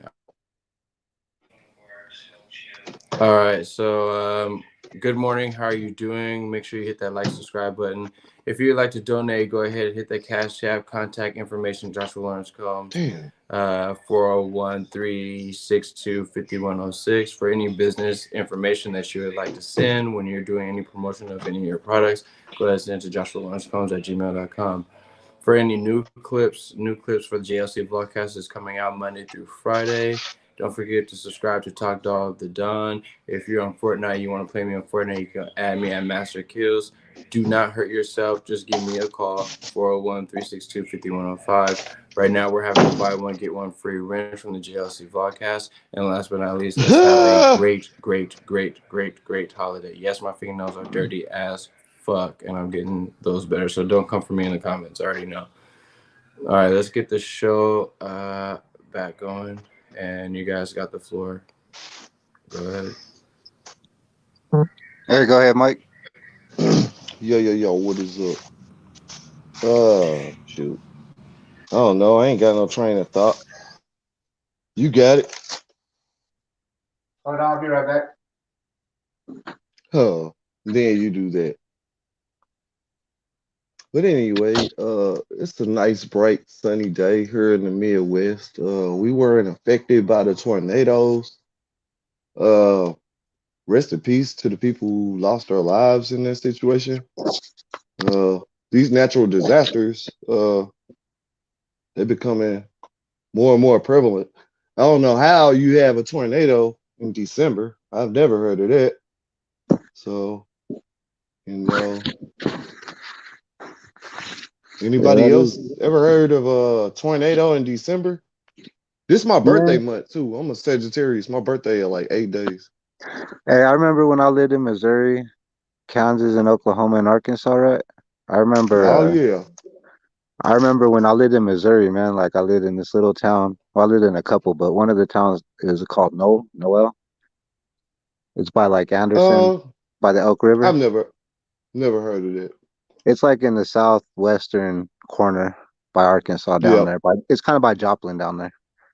But man, like our little town though, I remember the park sat down like 30 feet. There's like a little hill that you went down into by the river, and it had like, the playground and all that. Man, when it used to flood, that whole thing would flood. It would rise like 30 feet and it would flood the whole town.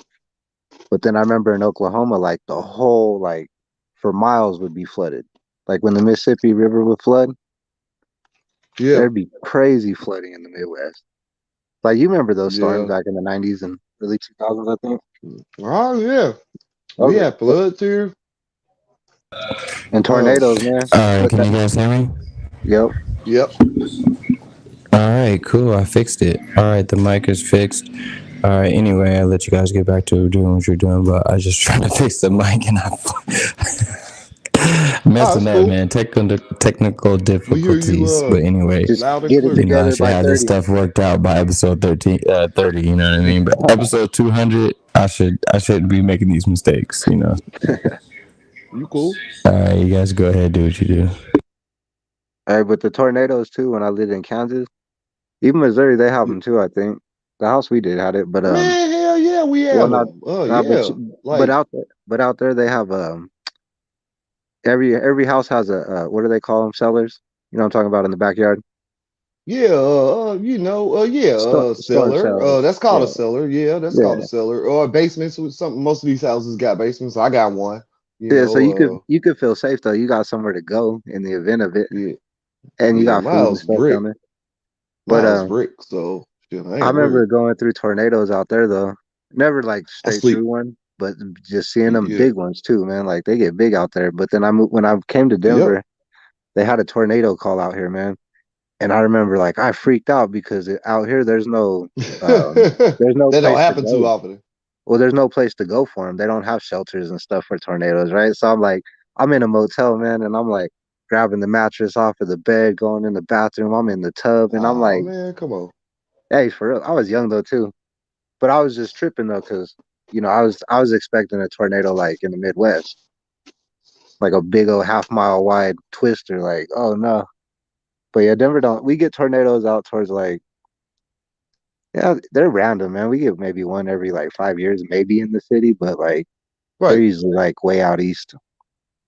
right. And they come from Nebraska and Kansas for the most part. Anyway. Yeah. Yep. Nebraska is a All pretty right, you cool know. state. I go out to Huh? I go out to Nebraska sometimes, like Lincoln, but I go out to like Scottsbluff, go out there and Yeah. shoot. Okay. I seem like I might be a Nebraska type guy. Like shit, hell, Kanye West stay in Wyoming. You know what I Hey, them mean? states they suck, but they're cool. If you have the money and you want to be away from everybody, and you just want like a pretty, Yeah. they're cool, man. Because Right. as you get older, you're like, I wanted to be in the city, man. I'm all about like when my mom Hey, moved me look, out of. look, look, look. Let me stop you for a second. Look, this what it is with me. I think it's kind of like this with JLC too. Look, I'm black, but I'm a country boy. You know Yeah, what I mean? I'm not like no gangster. I mean, I was, but well, look, I'm kind of that too, but like, but for real, my heart of hearts, I'm a country boy. I like fires, like sitting around a fire and with blankets around you. You know what I mean? Sleeping yeah. outside in a tent. See, I And don't ever think. I think people are like when because I I don't think ever it's my look. nature. I don't look I at think it's my races like that nature. though. Because in my mind, Yeah, I always think like before this whole I think it's my pandemic thing nature. though. The pandemic thing. If you go to the stats though, like media gives the perception that black people are ghetto. That's a media perception though, because when you really break down the number before this whole pandemic thing in the Nope, middle class. no, it ain't. No, look, I'm black. No, it ain't. We are ghetto, bro. I get Well, sick of it. No, we are. No, I'm black. I can attest to this no, shit. no, no, Every no, no. black All person right, in no, this, all right, every black all right, person in this room, stand up and acknowledge all that we are ghetto. right. I could We say ghetto, every bro. black person. All right, so you saying We every black ghetto. person got a little bit of ghetto in them, right? I got that, but what I'm saying though is like, Every black person but what I'm ghetto. no, look, but what I'm saying though is there's a large amount of the black population that's educated, that works, that owns a house. You know what I mean? Yeah. Yeah, Like yeah, yeah. not We every we black ghetto, person's but from the project. we try to You get be what I'm some of saying? us trying to be better. Like we ghetto, but some of us trying to be better than that. That's all it is. It like Yeah. it's the same thing But on the see, other I don't even pendulum. think that's black culture though, man. I think that's like honestly, I don't. I think that's like culture in America from like the It's early '90s it's the up to same now. thing. It's the You know same what I'm thing saying? on the other side of the pendulum. You have your white trash, and then you have your executives. Yeah. Yeah, it's the same thing. It's the same thing. But I think our So, but as a I'm whole though, I think colorblind. I really am colorblind. Yeah. I'm sorry. Go ahead, bro. no, I hear you. I was gonna let you finish. Oh That no, I'm colorblind saying, though. yeah, I'm I'm colorblind. always Like, colorblind on that. I just hate. Yeah, I hate it when like I just hate the whole victim thing. Like I don't know, man. Race can't be everything. Shit. And when you you really, don't like hey, the race. You don't like the race card well, when when you black really folks break, play the race card. no, anybody, because like when you break it down, right? Like I'm Hispanic, man. Yeah, I could almost guarantee you every person that's ever done me wrong in life almost has been Hispanic, bro, not black or white. And I could almost say that about black people. Like most black people right. have been done wrong by another black man, not a white or a Hispanic dude. Same with the white That's people. called that's called crabs in a bucket. It'll happen in every Yeah. race. So Yeah. it's like, yeah, Look, check this out. Every Bruce Lee movie was about racism. It was about him fighting against the Chinese or the Romans or the Greeks or this, that, and the other, Chuck Norris. You know, So all like of them. They was from about personal racism. experience, right? Like when I was like 11, 12, 13, I moved into an all black neighborhood. And fucking I got hella picked on at first, right? I had to straight fight all the time for like the first like 6 months, man. I was always getting messed with, right? But Yeah. for some reason, like the older homies liked me. So the OGs were like, yo, this little homie's cool. And I didn't gangbang or nothing. So like they kind of so they was initiating you. They weren't being racist towards you. They was initiating you. They was like, shit, if nah, you I'm gonna be saying hanging around us, you gonna be like us. nah, Yep. That's what that the was. little homies in the hood were hating on me. But the older homies, because I hustled, right? I was like 12, 13. So I hustled though. So they were like cool with me. Damn, So, dude, 12? so all the older homies, they made all, because like this is how my neighborhood went back then, right? Yeah. I didn't already believe in the whole Crip and blood shit in Denver. And the neighborhood I moved into, it was like mostly Crips, right? But then a couple Yeah. cats from Chicago moved to the neighborhood and they turned the neighborhood out, and all these fools all of a sudden were GDs, right? Yeah. So I used to be like, that shit don't even make sense. So all the little homies used to be pissed because they'd be like, oh, because I used to kind of talk shit on it. Like, how you gonna be a buster? Like, you guys are busters. The fuck? Excuse my language. But Yeah. so I didn't fall into that anyways. The older homies were cool with me, so none of the young cats could mess with me. But my point was like, yeah, you get picked on. It'd have been like if a black dude moves into a white neighborhood, he's gonna get picked on. Mexican moves into a white, you know what I mean? It's like each race is gonna test that outer race just because. But like with me, I'll do it, and I'll just fall in. Hey, I'm here. I'm part of the neighborhood now, so shit. And Hey, y'all want to? I Who don't gonna think start the most people are bonfire racist. first?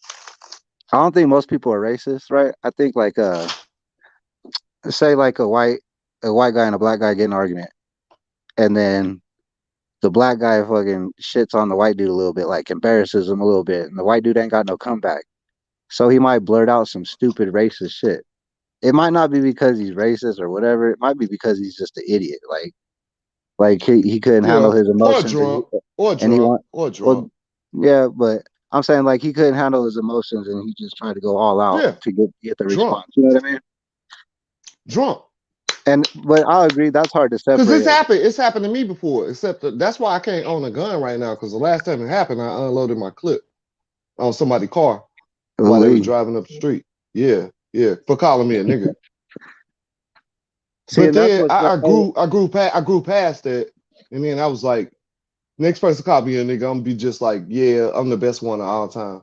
well, you know what's messed up about that though is like, So hey I man, laugh at it now, hey, like what's shit. messed up though is like you were like justified to even respond. You were Sorry. justified, I think, in my eyes. Like hell yeah, do what you got to do on that because that's retarded. People should get checked. But Yeah, that's the last time I it, owned a gun. I hey, but unloaded it the sucks clip. though So too because even though you might be right morally, your ass will still get locked up, and then right.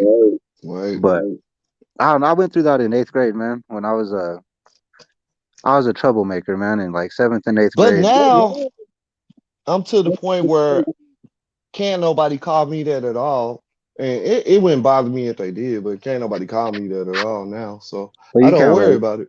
you can't let words take your freedom. When I was in middle school, though, this white kid, so I was a Right. troublemaker, right? So I went to school from These rappers, hey, look, these rappers do. These rappers let words take their freedom. oh yeah, but that's all that media. Hey, but I went to school from 8:45 to 10 o'clock, and then I had to get off school grounds, right? I only went to school for like an hour and a half, and I had to leave. So like the last day of school before you go into high school, the principal came and saw me, and he was like, "Yo, if you get in trouble today," he goes, "we're not gonna graduate you, and I will stick you here another year." He goes, "I don't want you here." He was like, "Just behave yourself today, and you can go." Right? So I'm like, "All right, Yeah. man." So he said this in front of a couple kids, whatever. So I'm out on the playground, man, during lunch, and this tall ass white boy, man, comes up to me, he's like spitting at me, calling me a beaner, stupid spit, calling me all this stuff, man. And I'm just sitting there like eating it all up because I'm a trouble. I want to grad. I'm not stupid, so I don't want to stay back a year, I'm just a Yeah. class clown, whatever. So I'm just like, man, I ate that shit up. I ate it up, And I felt so disrespected and just so whatever, man. I remember like after the school year ended, we went and caught that fool slipping in his little condo townhomes, and the little pellet Right. That's mills. Boy, usually I how lit it it. happens. Boy, we lit his ass up with like 200 rounds of pellets. I didn't shoot him with nothing Wow. crazy, His pellet though, he got pelleted ass up. Wow. That shit was Why worth y'all it, do that? Why y'all do man. that, man? I was like 14 years old. I was so mad. I was so mad, and I was like chilling around those kind of people, and oh yeah, I was mad, man. But that Yeah, was I better heard than you. going off and doing with a real gun. I mean, shoot. Yeah. Yeah, essentially. Hey man, that racist. That's why you know how they make the laws for racism and all this stuff. I don't believe in that. I don't believe in hate laws like that because if you're out in society, maybe if it's like a group thing and they do Man, that, but if you're out in man, society, society handles it. You know what I'm saying? man, I'm gonna tell you like this. Depending This where you are, though. look, this society is set up for anybody to do whatever they want to do. Yeah, And the people that's doing what they want to do, they doing what they want to do. Yeah. yeah, That's essentially what it is. Your community, like whatever, wherever hood you stay in, like you stay in Castleton. Let's say you stay in Castleton, and I stay in Kingdom or whatever. Like where I stay at a Kingdom, our community is going to feed the community and make the community better. Like yeah. that's what we living in, bro. You got That's what it pockets should of be, right? communities Community throughout should the be. United States, Yeah, but some of those pockets are called projects, and in those projects, people just ain't getting along over stupid stuff, internet beefs, somebody sneaking in and screwing somebody's wife or baby mama, just stuff like that, little stupid stuff. Mostly, most of the beefs be coming about women. It don't really be about yeah. drugs no more. It's about women. It is that. Yeah, probably like 6 out of 10 times. It's a woman. Yeah, it's I've about had women. It's certain. only so many cute. It's only so many cute big booty chicks to go around, and everybody like three people hitting on one chick at one time, and then these cats all on the internet with her, and they get into it with them, with each other. Then it's a love triangle. Hey, It's a lot of love triangles going on around the United States. I always Everybody set should that know as that. a rule. That's always been a rule, man. Like, you know, I mean, I'd It smash ain't maybe. drugs. Well, I'd It ain't smash maybe, drugs. but I'd be like, how you hook up the homeboy has a girl, and then you're like, hook me up with a friend. Like, I Look, might I'll smash prove it some, to you. I'll I'll smash prove it something to like you. that, but I won't hook up with her because I ain't trying to. I, I'll prove it to you. What was the magnitude of the Young Dolph Yo Gotti beef? A girl. Don't play with me. Play with Is your it? bitch. Yeah. Yeah, yep.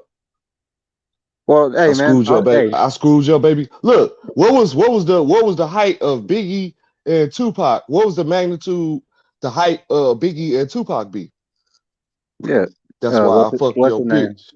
What's her name? Mary J. Blige. Hit him up. Nah, hit him up. Faith Evans. Oh yeah, Faith Evans. I mean, That Tupac started out the song. That's why I fucked your bitch. man, Tupac smashed all of them. He smashed Jada. see, He so smashed all of them. so these females, they hold a certain type of pride against us, and they carry our pride in their purse sometimes. Well, That's yeah. why I've been single for 3 years because I can't trust these chicks. They like snakes. You can't trust a snake at all. Like you go to bed with a snake and let me know if you can trust them. Hey, Yeah. I'm not Not to even gonna talk. constrict on your ass. I Not ain't to gonna talk constrict on about. you and shit. I won't talk Right. Or about bite women you or online. something. Ah, yeah, I heard you, bro. Hey, cause I'll put it like this. I grew up in the dope game ish, right? So my outlook, my perspective on women is skewed because I Hey, I, re- look, it's I related to it's a the different first lifestyle. You know what I it's mean? the first chapter. It's the But first chapter of the Bible. The fall of man, bro. what would be The like my fall of stat? man. Hey, the stature that I am, right? Let's say, for instance, like it would be hard for me just to go out and probably get a white woman with blonde hair that's like 5'10", 5'11", right? A They'd Russian. probably, That's it'd that's probably that's be called a Russian. no. I'm That's just called a saying though, Russian chick. it'd be pretty. It'd be like maybe 1 out of like 1,000, maybe I'd pick up if I tried to target that chick, right? But let me put a quarter zip in my hand at a party, Yeah. and it's all open game, right? Right. So it's like that's why I say like with women, my perspective is skewed because Not all women are like that, but in essence, they're all the same though. Like whatever. Yeah. Oh no, man. It's felines. Felines, they're like cats to me. They're like cats. Cats be like, Yeah, like, running, jumping they out be windows like, to get smashed.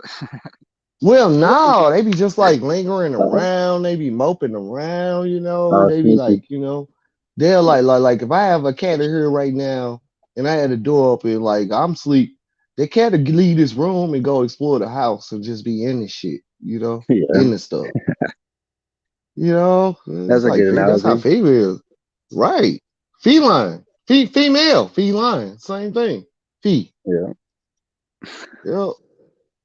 But Hey, so I was gonna yeah. say, where all did those storms stretch from? Did they go like all the way up the? Was it a From couple what I states? understood this morning, it was like Kentucky. Yeah, they say Kentucky, Missouri, like the southern states, Alabama, Arkansas, Oh, like in that corner? the the Delta, the Delta, yeah, what Is you that would what that? call the Delta. That's that area? That's what that's called? Yeah, like the Bible Belt states, like All right, Kentucky, yeah, yeah, I got you. Memphis, Tennessee, It shoots up through like North Mississippi, Carolina. Alabama, Arkansas, New Orleans, yeah, the Bible Belt. See, Cause people. that's where the slaves was dropped off at, bro. That's where us black folks was dropped off at. No, I know Yeah, we wouldn't. No, I know we wouldn't. Cause America is Africa. Everything was I all think it was. connected. Wasn't it Saint Everything was all Augustine? connected at one point. Everything was all connected at one point. Well, you know how they say, what's his name? Christopher Columbus. Like he Yeah. never even stepped foot on America. He made it to like the whatever islands Man, those are. look, Christopher Columbus is like Colonel Sanders. Look, I'm gonna tell you something. Colonel Sanders sold Kentucky Fried Chicken to a corporation for $1 Hmm. million about 100 years ago. They changed the name to KFC because that's not chicken. So they can't say that it's chicken. So they named the company to KFC. They Hey, use his face as a figurehead. That's are what you, old boy was, a figurehead. The dude you just said. The well, dude you know how name they you just blame said. white. They be like Christopher Columbus, a Figurehead. white man, right? Yeah, Christopher Columbus. He was a But who figurehead. sent? But Yeah. who sent him? Who funded him? He's supposed to be from like Spain or Italy Yeah, or the something like Queen of that. He's Spain supposed to be funded him. Italian. Well, no, the I Queen of guess. Spain funded him though. So like, Man, okay, do you really think that dude was in a boat and he knew where he was going? Like for real. nah. Man. That's I crazy mean, when you. I don't even know about. Hey man, I mean, I look at everything pretty simple, simplistic, I guess. But if I get into the things, I could be like, history was rewrote when this country was reinvented. They could have rewrote all of the world's history just for this society, just for this empire that they're building. chances are they did. Yep. It's just like them Illuminati cards. Like we was talking about that on another platform, just like them Illuminati cards. Uh, like it's a card game, but the cards was made in like 2010, but they telling you stuff that's happening now. Well, it's like 10 plus 10 could be 1 or 0. I guess. 9 plus I 9 guess. could be 2. Like, I don't know. You could make it however you wanted to do it. I don't Yeah, know. that's But then called you, an hey, illusion. hey, That's yeah, that's called an what I'm saying. illusion. You try to be like that though, right? But then you look at the numbers and the way, like 3, 6, 9, and all these numbers and how they add up, even with computers, like 28, 56, 112, 100, you know, how they all add up to certain numbers. Michael Classic tend to get pretty deep, but this is what it is, bro. Like everything you look out to your eyes is an illusion. That's why when you dead, your eyes closed, you dead. You can't see the illusion no more. Yeah, people like gravitate, like hung on the illusion. They're like, my name is Michael McGillicuddy, and I am Michael McGillicuddy. And it's like, no, the fuck you not. When you close your, well, I'm sorry, no, you're not. When you close your eyes, you close your eyes. That's it. Lights out. So like, look at Dolph. Dolph was a legacy. Now he is a legacy. Like he gone. That's it. No more records. He got one more record coming out, and I'm sure they got tons of stuff from the studio, that'll come out. But other than Hey, that, he gone. you know how they want to restrict our guns because it's a pandemic. They're trying to say that kind of stuff. Man, they need It to is. they need to It ban is. they need to ban Guns the is rap the careers. listen. They tried to. The Republicans tried to, but we voted Yeah. against it. Back in the Everybody black voted for the Democrats. The Republicans, they were smashing them records. They were smashing them records up. NWA talking about suck a woman's female private part, blah even blah up to blah, Tupac. suck my Even up to D. Tupac.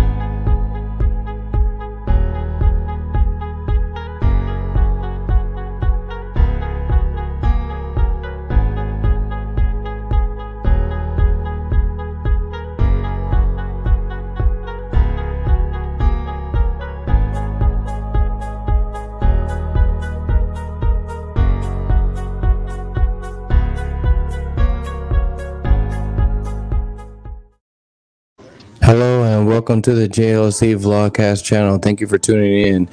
If you have not hit that subscribe button, hit that subscribe button. If you not hit the bell notification, hit that bell notification. We're getting ready to get into some stuff. I wanted to have you guys hear something.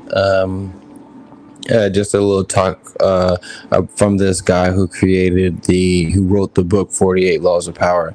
It's a really good little documentary chat, what have you, and I think it'll be good for us.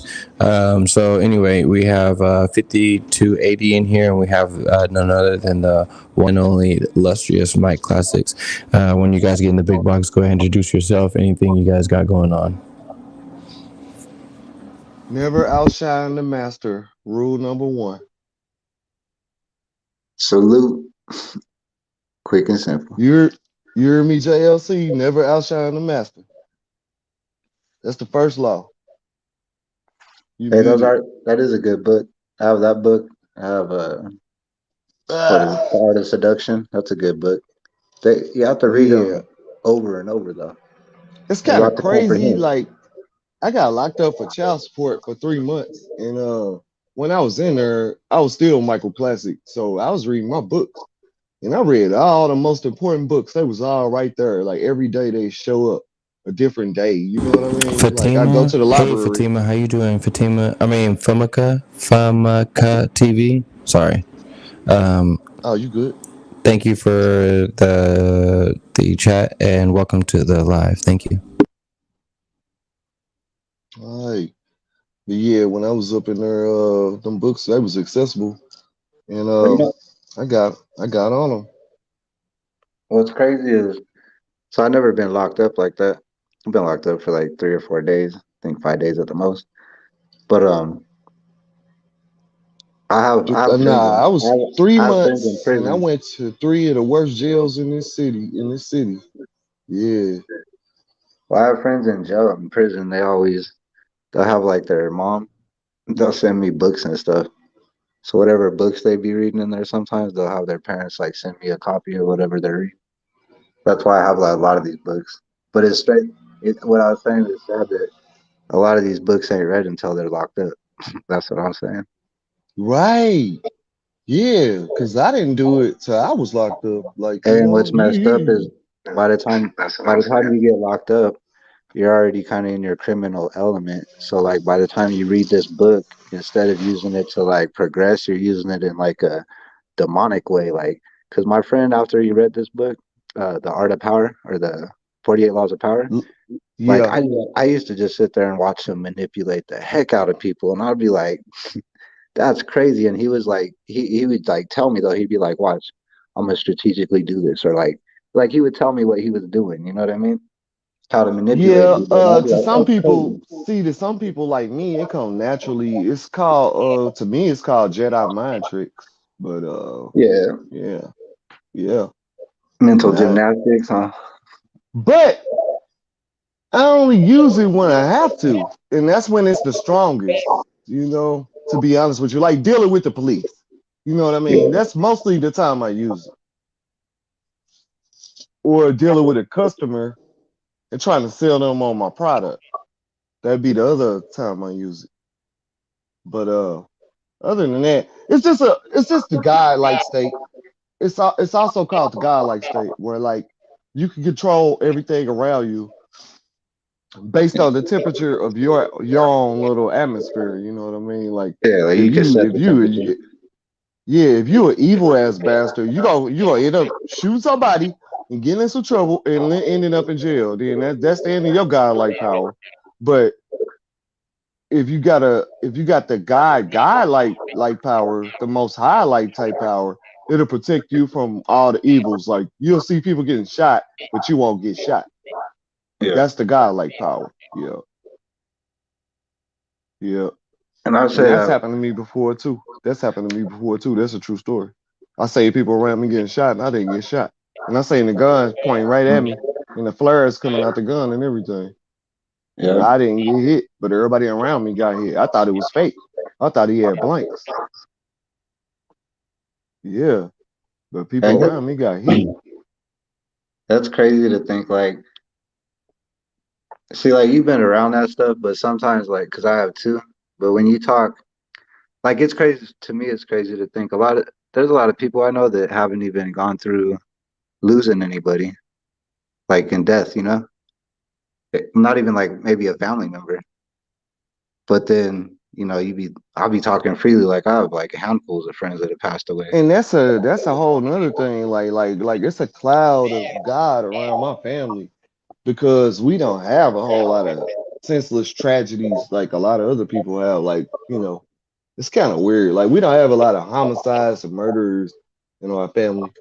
And I appreciate that. Like everybody, like our old people, they die old, you know? Yeah. Well, that's what my mom just passed away in October. I didn't really even talk about that shit, but excuse my language. But she passed away in October. It's cool. And, like, it was hard, man. That's like, because I've lost a lot of friends. I've been to a lot of funerals, whatever. Well, you live to die. Everybody got to understand that. Well, everybody got to stop being all scared. You know, like you live to die. One of the easiest things in the world to do is die or go to jail. Just go outside, go do something stupid. Go outside, stay in the street and don't move. You'll go to jail or you'll die. Right? Well, I was thinking like she was 76, right? But she literally outlived like more than 10 of my friends. When I think about that, I'm like, I mean, that's the way it's supposed to be. 76. Your parents are supposed to pass away first, you know? All right, guys. I'm getting ready to play what we're getting ready to listen to real quick. Just a little bit of knowledge real quick. A little bit of different something real quick. We'll go ahead and play this, and then we can get back into the show. We have been going live for 3 hours and 27 minutes, so I just want to take the next 30 minutes or so, and let's just light up, smoke up, and then get some indifferent knowledge, and then we can go and talk about the subject and how this is running our lives today. And if any of these things make sense, we can agree or disagree. But while it's playing, try not to overtalk the speaker because you won't be able to hear him while you guys are on the panel. So respectfully mute your mics until after. All right, thank you. Nope, no problem.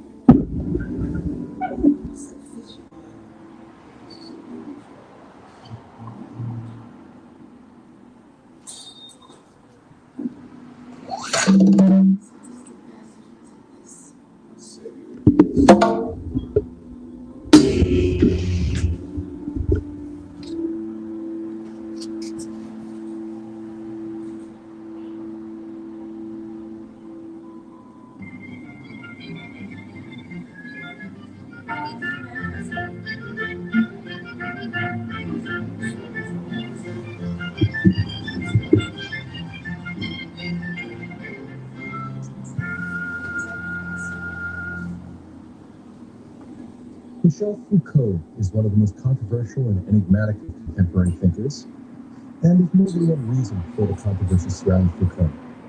He died in 1984 of AIDS, and his death is quite conspicuous.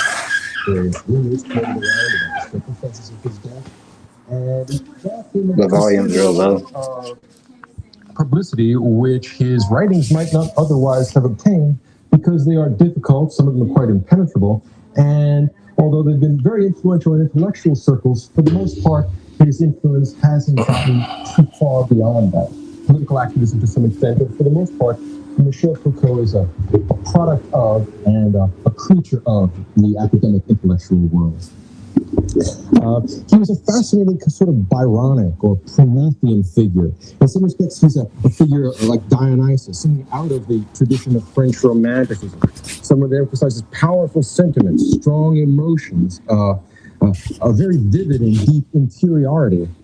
But the cost of this is a sort of, well, a dark side, a sort of affiliation with death, a fixation with death, an interest in power, almost to the point of an obsession, and a powerful critical intelligence which tended to dissolve and undermine whatever claims were made to substantiate or legitimize whatever field of thought Michel Foucault applied himself to inquire into.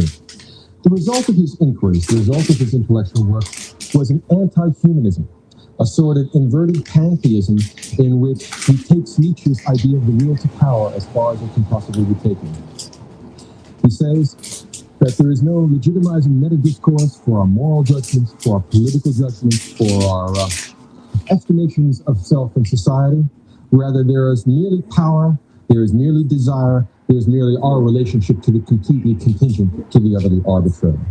In some respects, I would say that Michel Foucault's intellectual project is very much like the stance towards being that we find in the novels of William Burroughs.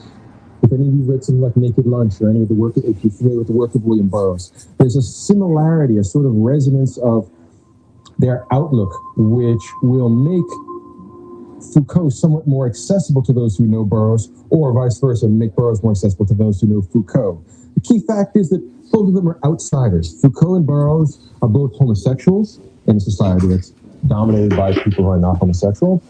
They were outsiders in the sense that they were politically resistant, they were politically antagonistic towards the powers that be, and they tended to see under the veneer of politeness, of legitimacy, of humanitarianism, a disguised coercive tendency.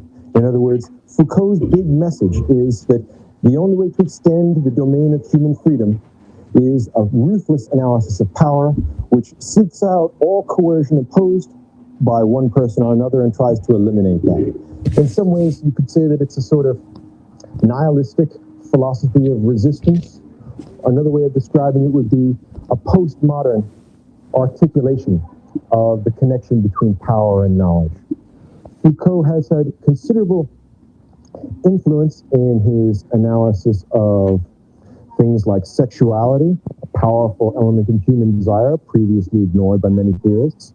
Also madness, which is a remarkable topic for a history of ideas. And in addition to madness, he's also interested in the idea of the criminal, the category of the criminal, and penology, the history of prisons. So if you can notice in Foucault's analysis or Foucault's career, a tendency to fixate on those topics which are ignored by the society at large, which mainstream historians and philosophers tend to ignore. And in addition, what we see in Foucault's life work is a sort of macabre, morbid emphasis on the negative. Foucault's personal history is most remarkable.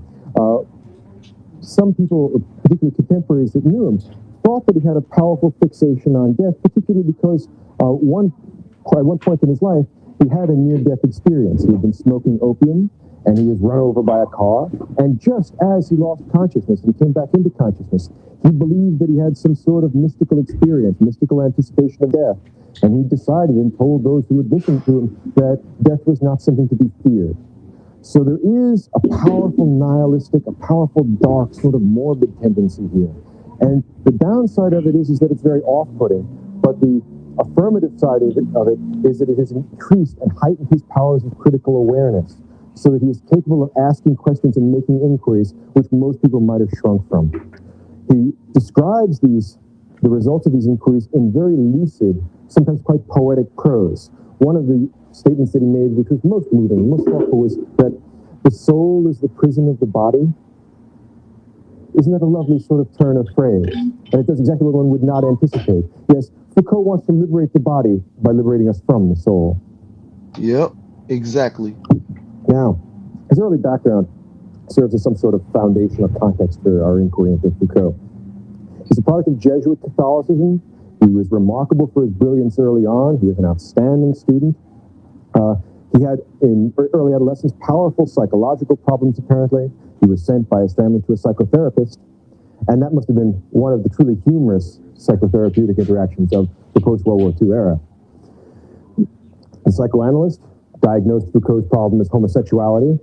Foucault diagnosed the psychoanalyst problem as psychoanalysis.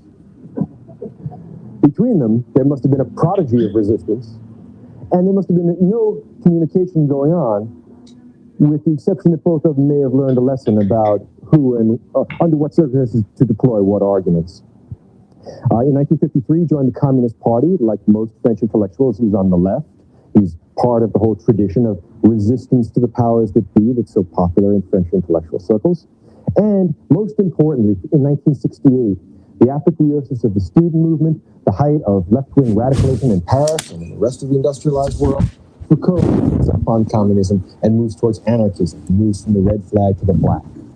And there's something about the idea of Foucault operating under the black flag of anarchism, which seems highly appropriate to his radical reading of Nietzsche, to his very pointed interrogation of contemporary society, and to his idea of philosophy, or his stance towards being as a refusal to be governed. Foucault mentions in more than one context and states in more than one particular way that his stance towards being is a simple refusal to be governed. That is what freedom is for Foucault, a refusal to accept any of the ready-made coercive mechanisms characteristic of the cultural tradition into which you are born. So, in other words, when you... In other words... hold on a second. Sorry, guys. In other words, when you are accepting the social norms that you are, you know, basically coerced into believing, coerced into saying that, okay, in my culture, we say you go wake up, get a job, you go to school, you learn about frivolous things that really don't help you until after you graduate or during your graduation or blah, blah, blah.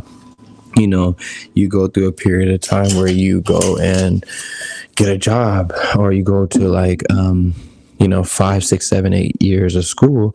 And then when you get out of school, all of a sudden you're a cart pusher at Walmart, or you're doing this, or you're doing that. So, breaking out of the social norms just because society says, okay, men should do this and women should do that. It's all made up. This is all a manifestation of, the next man's idea or ideals. So how do we begin to look at that construction and then start to break it down little by little? And he's basically going over these certain philosophers. This is a very old video. Yeah, he's going over the philosophers and how they viewed the subject, and then he's going ahead and basically breaking it down. He's a professor. I don't know what school he's at, but he's a professor. Let me go ahead and press play. Yeah, he's talking about modern day slavery. Extending the domain of human freedom. And we maximize our extension of the domain of human freedom by undermining the structures in society which mark off the transgressive from the morally praiseworthy or the morally acceptable. So Foucault's philosophy is to undermine and to interrogate and to delegitimize all prevailing moral and political codes and epistemological codes as well. Point of that is to call into question the whole category of the insane, to call into question the category of the criminal, to call into question the category of the transgressive as a whole, because he thinks that anything that limits our absolute freedom, anything that marks off the transgressive from the morally praiseworthy, is in fact a self-imposed limitation, and Foucault's philosophy declares war on these self-imposed limitations. So there is a tendency towards intellectual as well as political anarchism here. And if you read Foucault as the son of Nietzsche, almost something like a distilled essence of Nietzsche, without the great protean variety of Nietzsche's poetic excursions, you'll have some idea of the general tenor of his mind.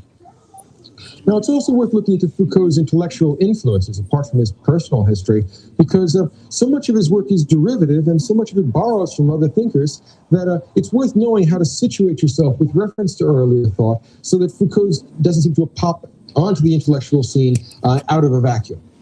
In the first case, you have to, I mean, although it's not usually made reference to in books on Foucault, it seems very clear that Hobbes' conception of man, human beings as desiring animals, as automata pursuing desire, and power becoming the main focus of a political philosophy, there are obvious connections between Hobbes and Foucault. There's a lot more complexity, there's a lot more baggage being brought into this discussion with Foucault, but Hobbes and Foucault have many fundamental similarities in their conception of human nature and their conception of the project of political philosophy. A second influence is Kant, not of course because he wants to recreate Kant's kind of intellectual structure, this elaborate rationalistic structure, but rather he adopts with Kant a critical stance towards knowledge, and he wants to take that Kantian criticism to the point where it delegitimizes all the grand narratives that have led up to the contemporary age. In other words, Foucault believes that what was characteristic of the earlier period of intellectual life that moves from about 1800 to about 1950 is that it's all caught up with the idea of grand narratives. One big story which legitimizes all our claims towards knowledge and our claims towards political legitimacy and our claims towards valid moral judgment. What he says is no. All these grand meta-narratives have disappeared. They are no longer plausible. And for that reason, we will have to eliminate that. His conception of critique, then, means criticizing things, as Marx once wrote a piece called Towards a Ruthless Critique of Everything Existing. Well, you might want to say that that's what Foucault's position is. He wants a ruthless critique of everything existing. I would also connect Foucault to the Marquis de Sade for a couple of reasons. First of all, that the Enlightenment, particularly a critical rationality, without optimism and without some sense of moral or political obligation, tends to make one concentrate exclusively on the self, imprisons you within the domain of the body, and particularly, along with Sade, he's interested in limit experiences. He wants to take things right to the end. He has what I would call the spiritual stance of the romantic. If you think of romantic poets and romantic authors, they take powerful emotions, leaving rationality aside for the most part, they take feeling as far as one can possibly go. It seems clear that's true of the Marquis de Sade. It also seems true that's clear of Foucault. Of course, Nietzsche was of great influence on Foucault in Beyond Good and Evil. He says that in the future, or that the future of European high culture for the next several centuries will be nihilism, and Foucault takes that up in spades, trying to drive European culture beyond good and evil. So he's absorbing a tremendous number of pre-20th century influences and then taking the whole gamut of 20th century French culture and picking and choosing, trying to pull it all together. It's amazing how much ground he covers in the course of making his inquiries. He certainly brings in Sorel. Sorel is not much read nowadays, but he made a defense in the early part of the 20th century of violence and terrorism. And it's not so much violence and terrorism. I don't think he would approve of it, I don't think he would disapprove, but I don't think he thinks it's all that interesting. Rather, what he's interested in borrowing from Sorel is the idea of voluntarism, the idea of arbitrary willing towards some political goal without the possibility of any legitimizing principle. That's one of the key problems with Sorel and Foucault. And of course, Heidegger, as is the case for all contemporary thinkers, Heidegger is of great importance. And his borrowing from Heidegger is most remarkable. Heidegger was an anti-humanist, and he explicitly tried to construct a philosophy which would get beyond the modern ideals of the human and the humane towards some new conception of the subject, some new conception of interiority. And Foucault borrowed that. In other words, Foucault is explicitly and repeatedly anti-humanistic in his outlook. Foucault once said that humanism is everything that restricts the desire for power. Well, you must then decide whether you wish to pursue power exclusively and develop a sort of Nietzschean anti-humanism, or whether you need to go back to the moral and political organizing principles of the Enlightenment, like we get with Habermas, in which case we're willing to accept some rational restriction on our desire for power. The final important idea for Foucault, a source of his ideas, is structuralism. And what's important about Foucault's borrowings from structuralism is that structuralism tends towards the abolition of human agency.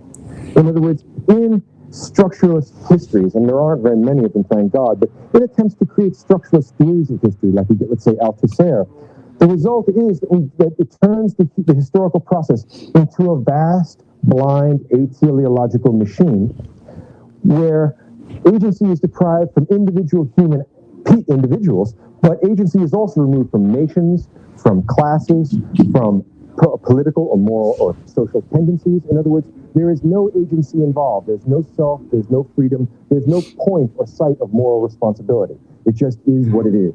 So Foucault has borrowed that idea from structuralism, the idea of abolishing agency, and that hooks up with it very nicely with his idea of abolishing not only modernity, but abolishing the modern conception of man, the modern idea of humanism as well.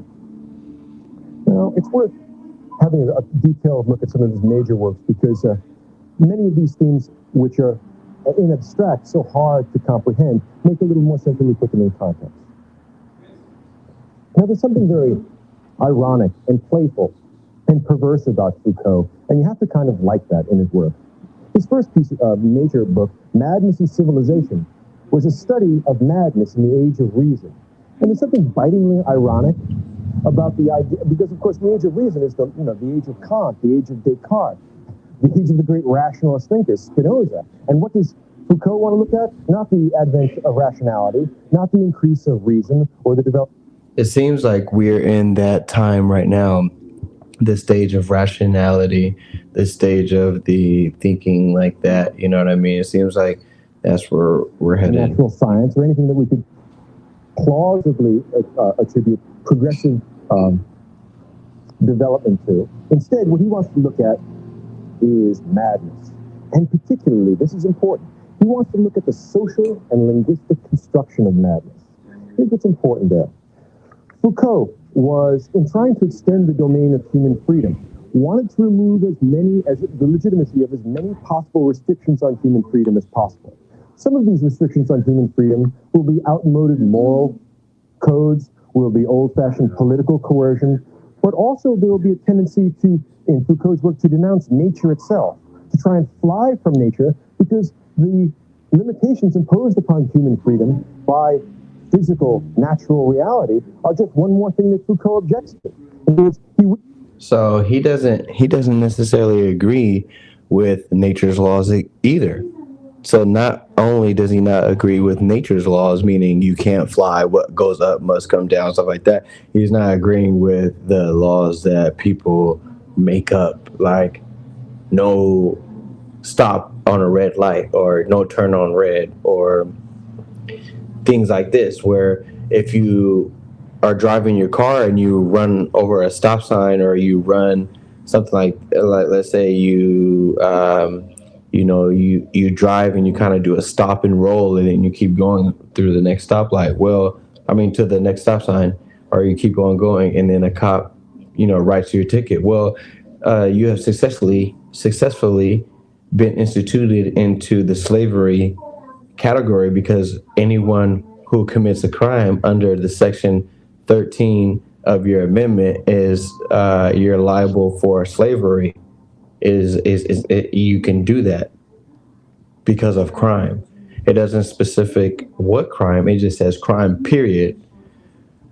To expand the whole domain of human freedom, the way to do that is to remove and delegitimize any discourse which claims to situate itself in nature.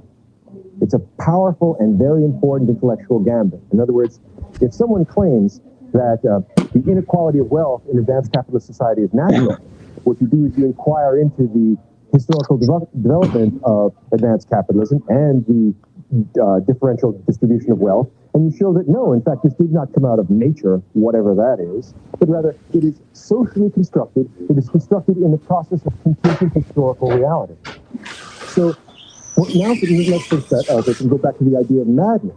What Foucault says is that in the age of reason, this age of rational humanitarianism, this age of enlightened freedom and the extension of the domain of human capacity, what was really going on during the Enlightenment, what was really going on when we created the origins of this idea of madness, what we were doing is coercing the previously free. So in other words, although the history of ideas frequently treats the history of insane asylums and the history of the psychiatric diagnosis and treatment of madness as being a progressive thing, as being a humane thing, as being a morally desirable thing. Foucault says no. What you did when we constructed the idea of madness, socially constructed it, linguistically constructed it, what we did was we imposed a certain kind of coercion. We imposed a certain element of the will power of a certain element of society on another element of society. And we invented this bogus discourse called madness, and the discourse of madness, and the discourse which legitimizes putting people in madhouse. Foucault, historically looking at it, says prior to the advent of the Enlightenment, prior to the age of, to say, I don't know, say 1650 or 1800, when the Enlightenment really is in full bloom, prior to that we had what he called a toleration for madness, even a like of madness. He goes back and look at Renaissance texts, and he's right about this. If you go back and look at Erasmus, or you go back and look at, say, More's Utopia, you will find that the mad or the insane are treated as sport, the subject of jest perhaps, but they are not treated in an undignified way. Madness is a common human peril perhaps, but there is not a special discourse which legitimizes locking these people up on the basis of social utility and taxing all of us on that ground. In other words, we have not, in the time of the Renaissance, constructed an interest in stigmatizing and marginalizing the man. That is a product of the Enlightenment. And what Foucault is driving at here is that the Enlightenment is hidden coercion. What is described as the advent of reason, the increase in human freedom, the progressive development of humanity and justice and kindness is in fact a stalking horse for the will to power. So what Foucault is saying is that we have artificially and socially constructed this idea of madness, and we use it to coerce certain kinds of people for certain sorts of reason. Now, clearly, I think Foucault is looking back to his own early experience, right? Can you mention Foucault and...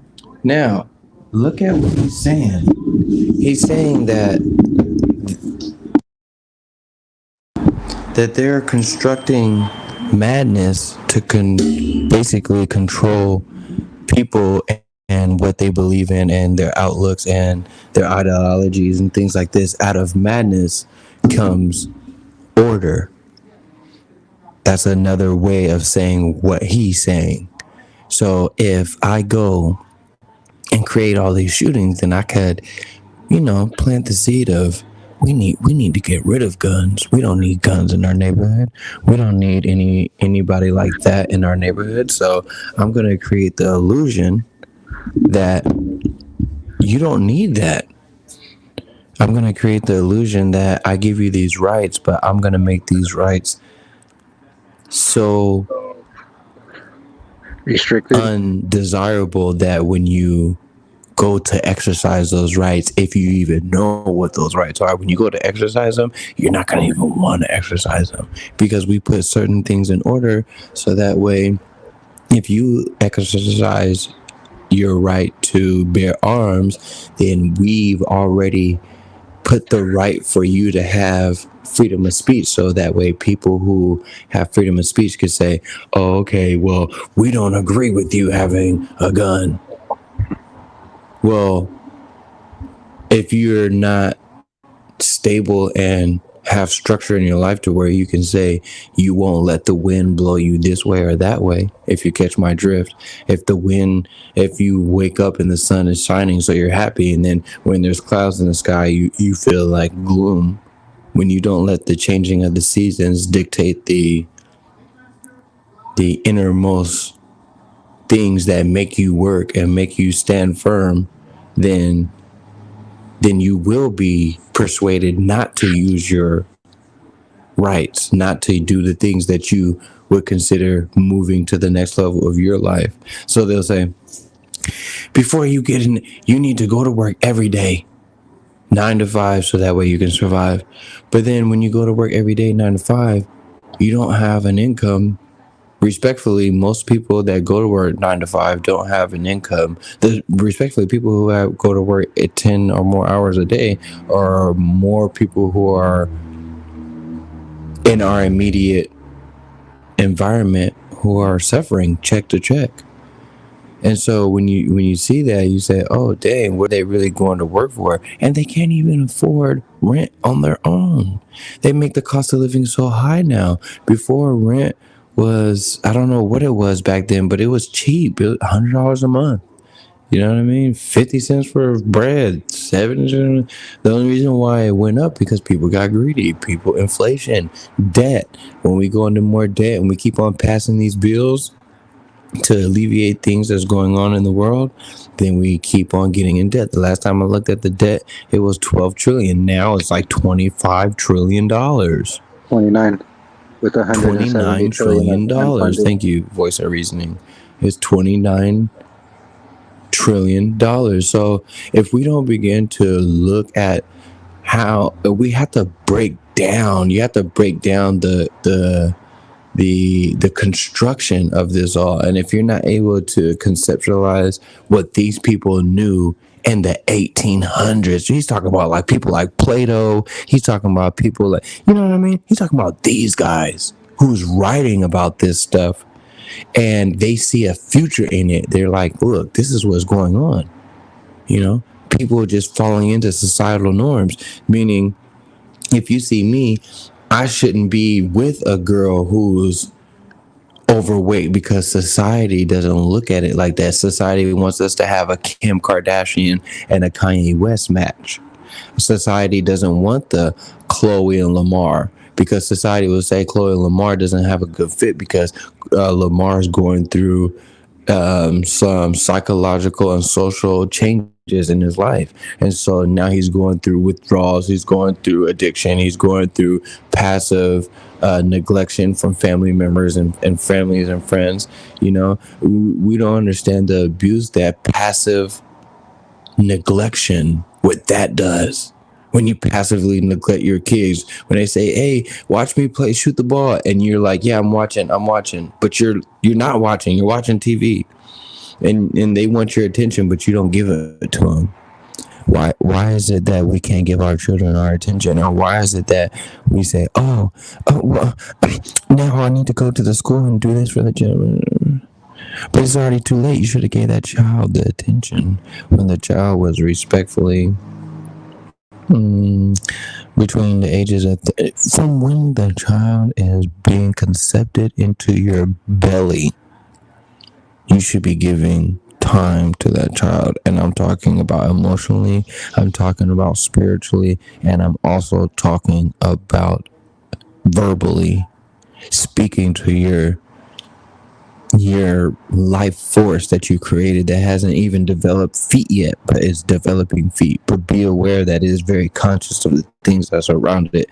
Be very, very aware that the baby feels and knows all things that's going on. So before the baby is even born, it's already predisposed to the things that you like, the things that you don't like, the genders, the heights, the smells, the type of weed that you don't like to smoke. All that the baby already knows before it's born, because it feels everything. All the food that you don't like, it already knows it.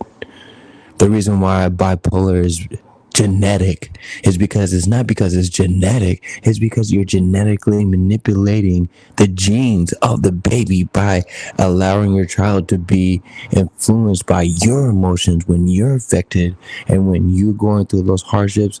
Like, for instance, right, some of my children may have bipolar in them because at times were either causing pain to my significant others through verbal abuse and doing things like that. So when the mothers feel that pain, it goes straight to the child, and then that child has and starts to develop the emotional not stable emotion. See, bipolar just means that you're this way, you're a little that way, you're up, you're sideways, you're down, you're indifferent, you're wherever. You are bipolar. Polar meaning whatever that means, and then bi meaning two. So go look it up and do your research. But your bipolar is not necessarily bad, but at the same time, if you don't have control of those effects of bipolarism, then you will not be able to sit down in a school to learn something. You won't be able to sit down and talk to a lawyer so you can get across your point because someone is mistreating you. So instead of shooting up the store and doing like this, you take it the way that respectfully white people, the way they do it, because they'll sue you. You know, anybody with their right, let's not even talk about race. Anybody in their right mind that knows how the law works, they'll just take you to court. Let them deal with it. You don't want to pay me, no problem. But I bet you won't do it again to somebody else. You know, stick up for yourself. When somebody says something to you outlandish or whatever, just know that they can't just speak to you in any kind of way, because there is such thing as verbal abuse. That's why you can't go and just cuss a cop out. And if you are in your right mind, because they're trained to handle people who are not psychologically there. That's why the people like Ethan Crumbly, he's not capable of his frontal lobe being fully developed. So what happens? Well, he writes things to the school like, help me, I'm hearing voices, I want to shoot up the school. He puts timer countdowns of the school being shot up, and there's a countdown of the days, but they don't do nothing since then. And then there's so many cries out for help, so many cries out for help. So when do we as a society look at that child and say, okay, we need to help him before he commits a heinous crime? It's like, do we really need to? You can read minds. The things that you come out of your fucking mouth is straight out of your mind. You're not even completely thinking. You're just diarrhea at the mouth. So when you want to know someone's intentions, just let them talk. Don't give them no restriction. Don't tell them what you like. Don't tell them what you don't like. Just let them go to the places they eat how they eat. And if you want to know how somebody really is, see how they treat the waiter. See how they treat people that really don't matter to them. How they open the door for the next person, or how they make their sandwich for their kids, or how they make food for other people, or how they do this. Because then you can say, okay, I'm not going to be worried if she's in there doing something crazy, because, you know, I would be worried because one time when we were doing this and she spit in this one person's food, she was hecka angry at. She was emotionally invested in this person and she was angry. So she spit in his drink. Well, then if that's the case and she has no moral conscience, her mind isn't changed, but her emotion has changed. Well, her emotions could lead her to spit in my drink one day because she emotionally swayed it to the left and got angry at me because something I did that was so dumb. And don't best believe us as men, we do dumb things. But anyway, we're gonna get back to this so we can get we can have everybody chime in. I was gonna say real quick too. Like, oh yeah, go ahead.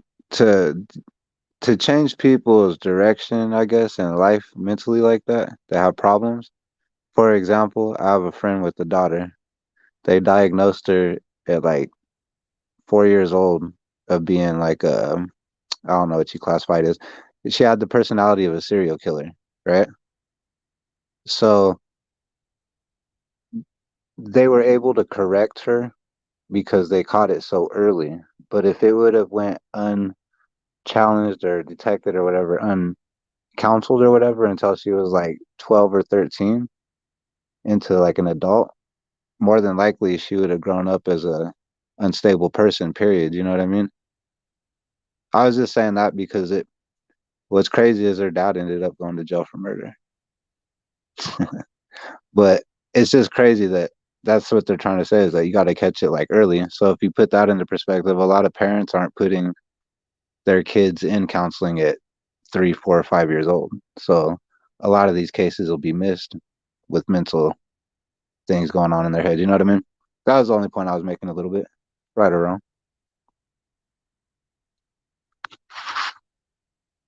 Yeah, I would say so. I mean, I agree with what you're saying. All right, yeah, that's all I'm saying. What up, Mike? You still there? Oh, Mike Classic, you still there? Mike fell asleep. Pay attention. Was that Robert Greene? No, I'm here. I muted and my mute button got stuck. Like I couldn't get off of mute. I'm here.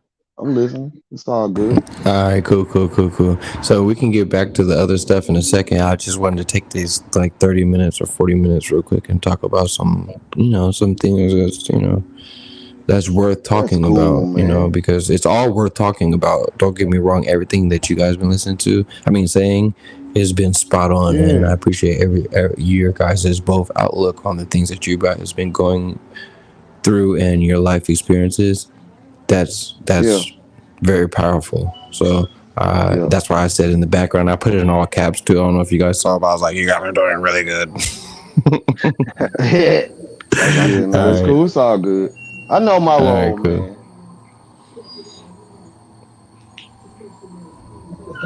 More intelligent than his animals, but their inability to communicate and Foucault's experience of someone trying to coerce him, there you go, doubtless helped him formulate his stance towards being, his principled refusal to be governed.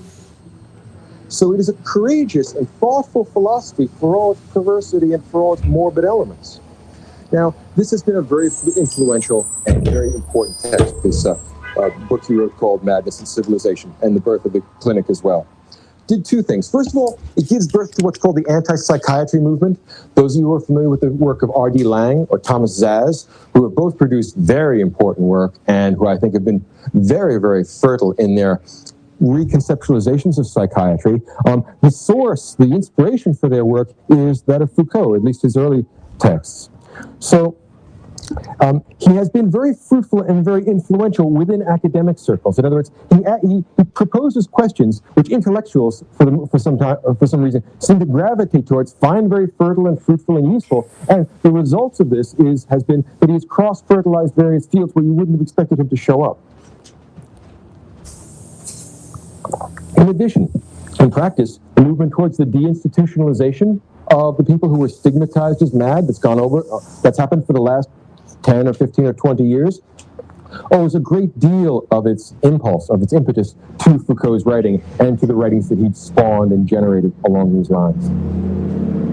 Now, after spending some time discussing madness, discussing the clinic, discussing the coercive elements in psychiatry, Foucault then in 1966 produces his greatest work. It's called The Order of Things. In French, it's called Words and Things.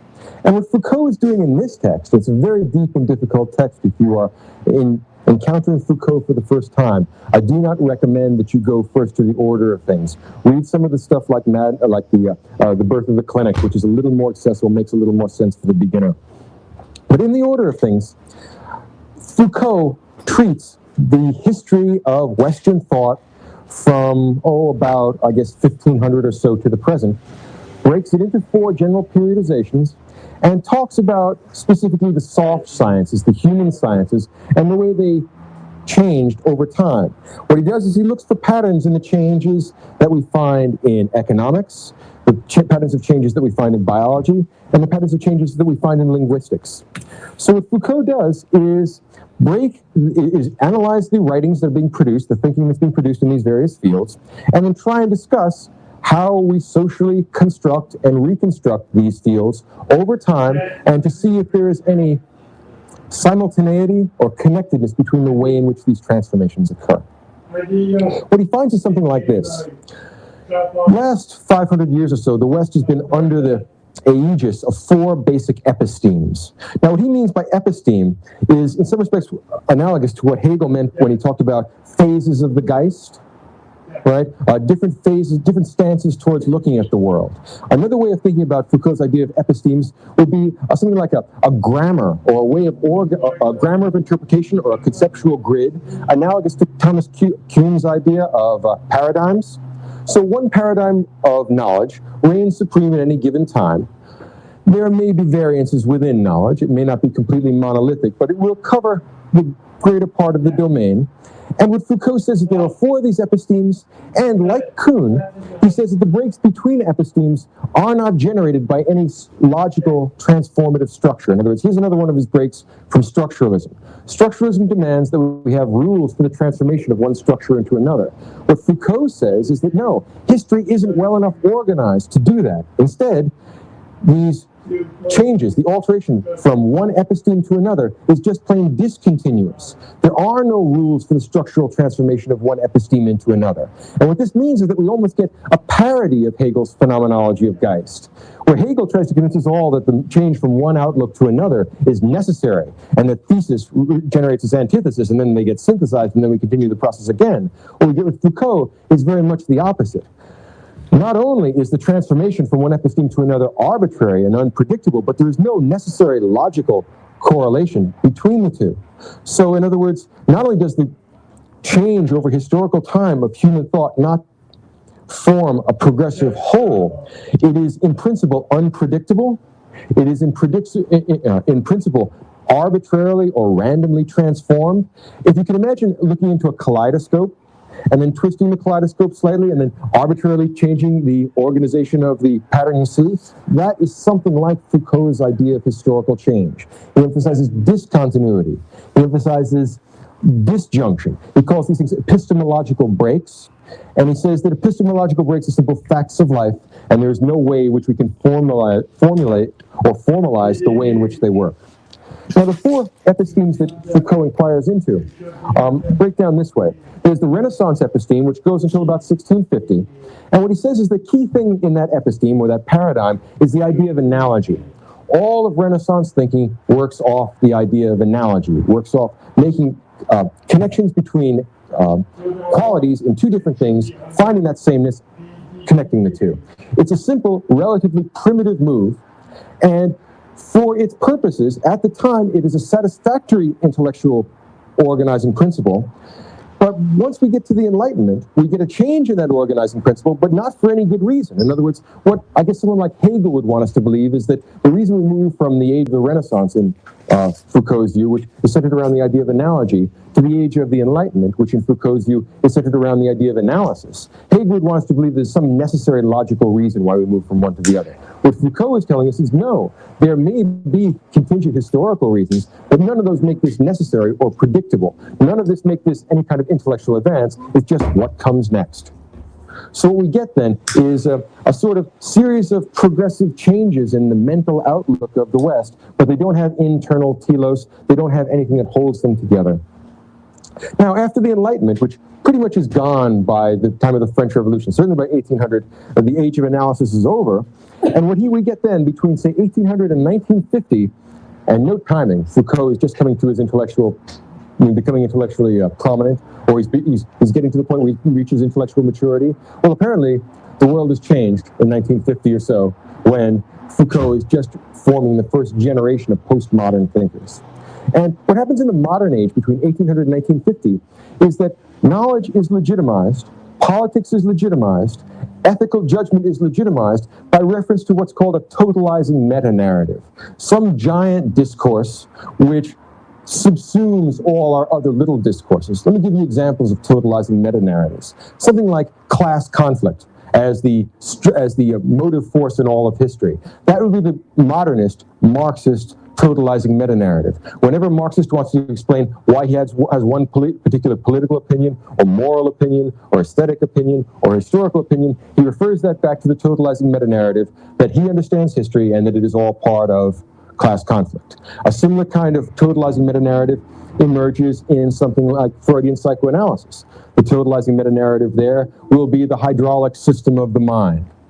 All right? And all the judgments that a psychoanalyst makes about aesthetics or ethics or politics or what have you will have reference back to that totalizing meta-narrative which subsumes and legitimizes all the other narratives. This model, not psychoanalysis per se or Marxism per se, but rather the idea that we need some big architectonic meta-narrative to legitimize our local and particular discourses is what Foucault thinks is characteristic of the modern world. And he thinks the modern world ended about Eisenhower, right? By 1950, modernity is over, and then we are beginning a new phase. This new phase is, well, I mean, let's not call it the age of Foucault, that might be a little too much, but let's call it postmodernity. That's what he calls it. And what postmodernity entails is the idea that we have given up, we have forsaken these grand meta-narratives, these legitimizing discourses, which refers back to something that no one any longer believes in. And for that reason, what Foucault says is we can no longer legitimize our moral or aesthetic or political judgments the way we used to. As a matter of fact, within the framework of a modernist outlook, we can no longer legitimize our moral or aesthetic or political judgments at all. Because since what the modernist thinks legitimation is reference to a meta-narrative, once there's no more possibility of a meta-narrative, we lose the possibility of legitimation in the modernist sense. We are, as Nietzsche said, beyond good and evil. Now, what Foucault has done here in showing these epistemological breaks, these jumps between incommensurable ways of organizing knowledge and thinking about knowledge is that what he's got is something like Kant's a priori categories of human cognition. In other words, remember that Kant thinks that there's certain categories built right into the human mind, and that they are fixed and eternal, and everyone has them the same way, things like causality and space and time and such like things. What Foucault has done, which is actually quite an interesting gambit here, is he has taken those a priori categories and historicized them. He says they're not a priori. In fact, they are historically contingent. Within a given episteme, yes, you have certain conceptual structures imposed on you, but those conceptual structures are historically determined, are historically contingent, and are socially constructed. And we could socially unconstruct them, we could socially deconstruct them, and we could contingently move towards something else. So he's saying that there are certain rules we all play by, but unlike Kant, the rules don't stay the same. That's characteristic, that mobility, that renunciation of final certainty is very characteristic of the postmodern stance in general, and Foucault is an excellent epitome of that. Now, at the end of this work, and it's a very, very disturbing work on the order of things, then he talks about the end of man. He says, and you have to think about it this way. The modern conception of man requires a certain dualism built into the idea of human beings. On the one hand, we have empirical contingency. We're living in this place, in this time, we have these particular possibilities and these particular constraints upon us. And at the same time, we're also assuming that there's some sort of transcendental relationship between the knower and the known, that my experience of the world and my knowledge of the world, well, that there has to be some sort of legitimizing connection between the two. I may have true knowledge about the world or false knowledge about the world. There's some way to judge that. That is not entirely contingent, that is not entirely arbitrary or relative. So we think both simultaneously, at least that's what the modernist thinks. What Foucault is saying is something along these lines. He's saying modernism is over, and with modernism goes their conception of knowledge, goes their foundational project, and their idea of legitimate politics, legitimate ethics, that kind of thing. In its place, what we get is a breakup of that model of knowledge, and the result of it is that we lose the characteristic conception of human being, the conception of man that had been characteristic of modernity, certainly between 1800 and 1950. Well, when we give up on these epistemological and moral and political projects, our idea of man is shown to be contingent. It's something new, and we could just as easily get rid of it. At the end of his work, he says that it is entirely possible that we are witnessing the abolition of man. It's something like, not quite a Götterdämmerung, but a Männerdämmerung. It's the twilight of the human beings.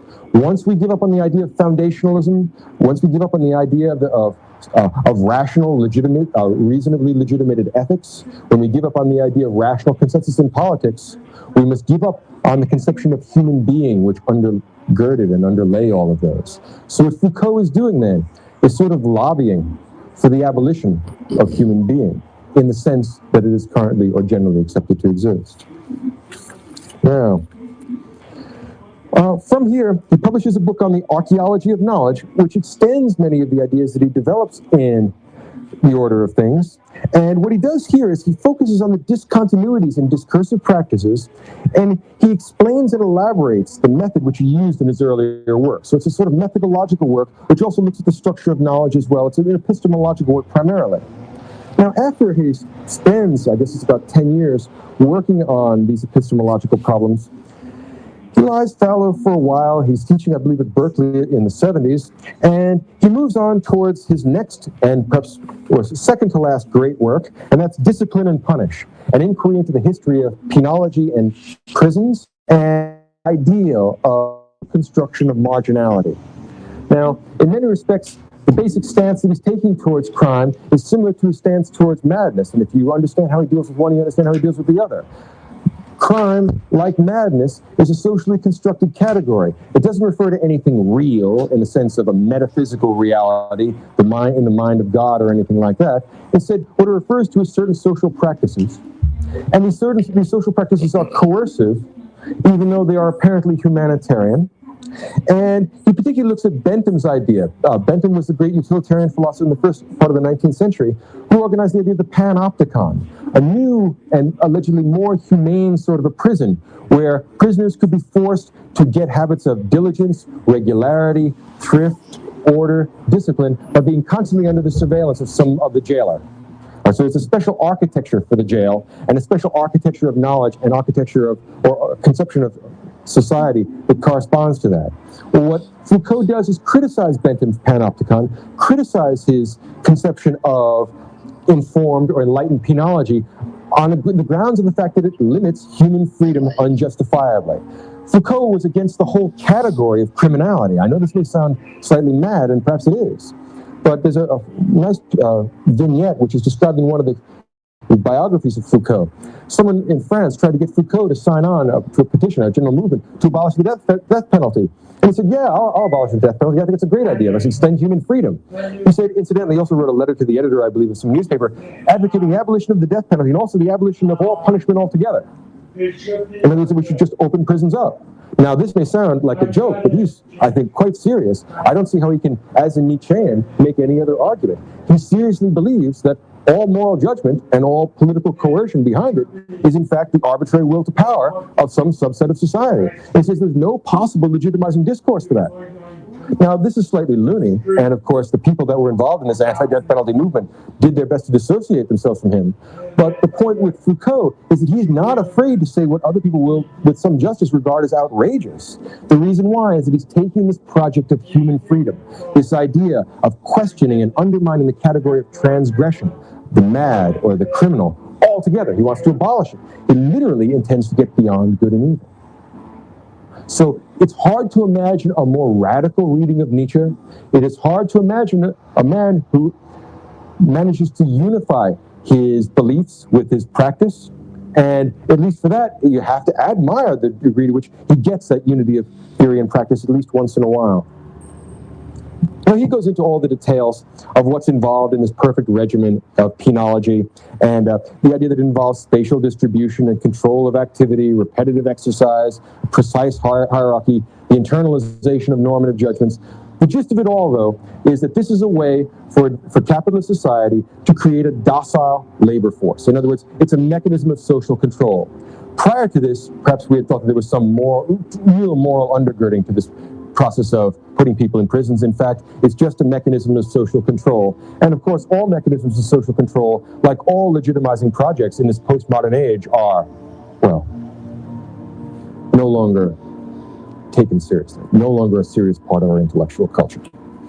So what we find with Foucault, then, is that he's willing to take his criticism of the outside world, his criticism of power, and his demand for the extension of human freedom about as far as it is possible to go.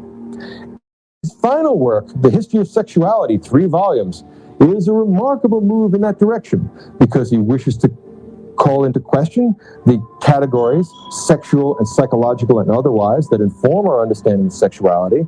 Also, in some ways, he is going where other intellectuals have refused to tread. In other words, who has previously written history, particularly from a philosophical standpoint, of something so personal and internal as sexuality?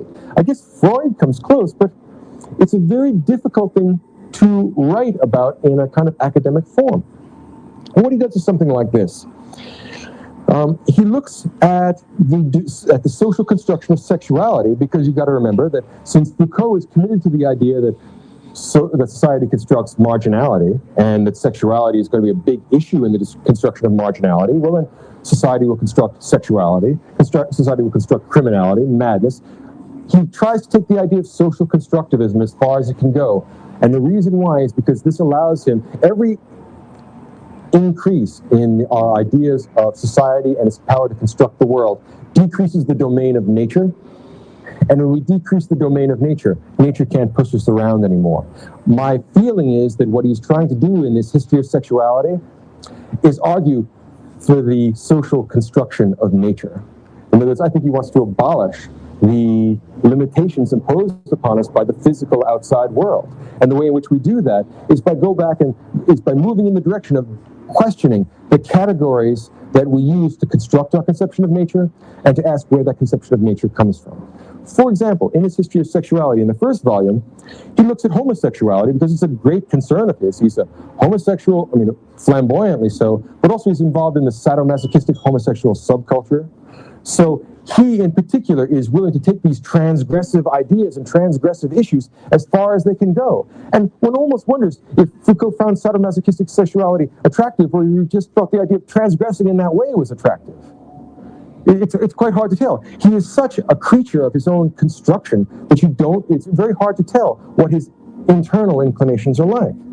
Well, in his history of sexuality, he does a couple of things. First of all, he decides that the homosexual was invented in the 19th century. It's a modern idea. Prior to that, there were no homosexuals. Now, this may conflict with your understanding of history, but Foucault's point, and it's an interesting idea, is that there was plenty of same-sex sexual activity prior to the modern age, prior to 1800. But then it was just subsumed under a different set of categories and thought about differently. Then there was just the pleasures of the flesh. And they may take a variety of forms, but they're all one lump. The homosexual and homosexuality as a category is a construct of 19th century Europe. So he thinks that literally, although same-sex individuals used to have sex prior to 1900 or 1800, prior to the construction of the category of the homosexual, there's nothing that corresponds to it. Why? Well, if you think back to his insistent, repetitious emphasis on social construction, well, what he's trying to do is say that not only is homosexuality socially constructed, but so is heterosexuality. As a matter of fact, all of sexuality is socially constructed, and what he's doing is chipping away at the domain of what we used to call nature. In other words, I'd be inclined to say that Foucault's work, like so much of French contemporary thought, like so much of postmodernism and post-structuralism, is a hopeless attempt to evade nature. In other words, think about it this way. Foucault finishes his, just before he...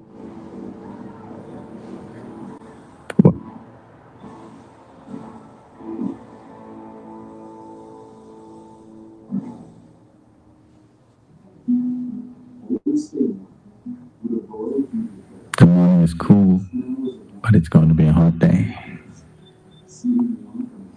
Just like life.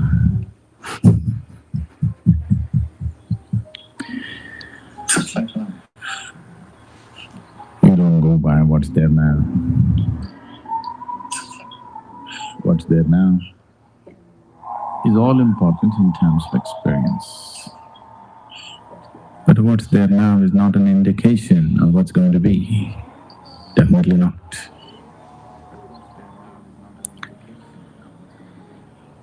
The process of what we call as life, most of the time, except a few nasty mornings, most of the time it starts off well. At least for you, not for your mother. At least for you. After everybody's life, something wrong has to happen. Some people have a good deal. Some people have a bad deal.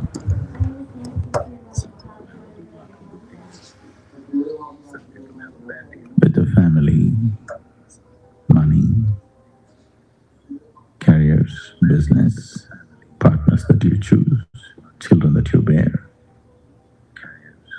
and various other social, financial, emotional situations. Some people have a good deal, some people have a bad deal. Good deal or bad deal is not the point.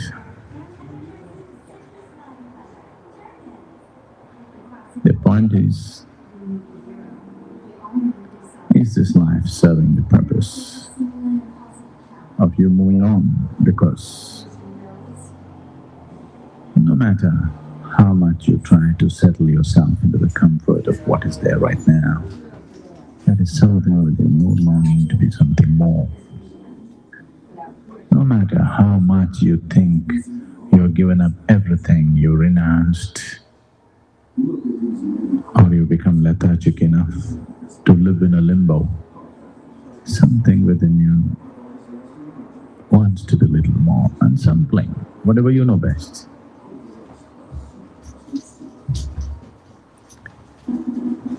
Either you can keep this longing, just coming to terms with it. This is how life is. some fulfillment, some frustration, some gain, some pain. These are all the philosophies people propound to solace themselves, to tranquilize themselves, to stay half asleep. You are right now. They pulled you out of the bed and brought you. Even if they're beating the drum,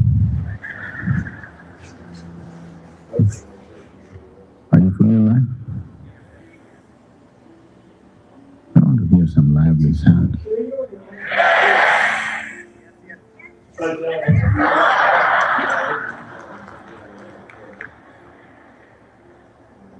So whenever I ask you, are you on? You say no.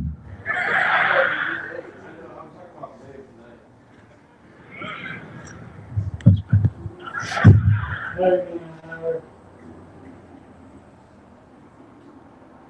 So,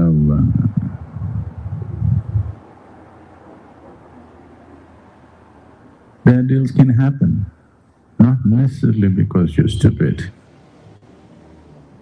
not necessarily because you do something wrong. Bad deals can just happen. It can just happen. You know? A leg can break, a tooth can fall off, head can crack. Somebody dear to you may fall dead tomorrow morning. Bad deals can happen just like that, not because of a mistake, not because of something. It can just happen. It's happening to somebody every day. Every day. Somebody's having a bad deal, isn't it so? Even if you try to do something very good, even then bad deals can happen. Many people around you claim they know how it will come.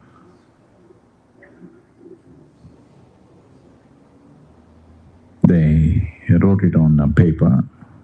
They gave you that horoscope. That horoscope which told you that this was the right man to marry.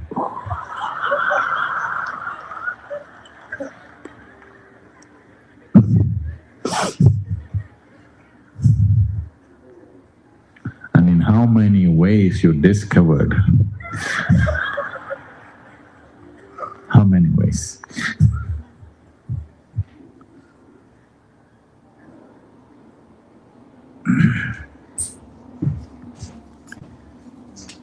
So claims about life, that's still what's going to be a good deal, what's going to be a bad deal in the world outside, you do not know. Isn't it so? You know for sure?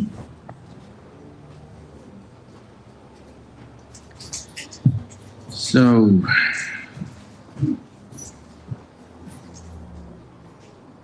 if you have substantial experience of life, when I say substantial, for most of us, one is not enough. When we're reminded that there has been a substantial experience of life, going through the same game over and over and over again, then you will not long for immortality. You will want to see what's beyond life. Oh, is this because there's something wrong with life? Nothing wrong with it. It's just that it's limited. But there is something here which does not like the limited.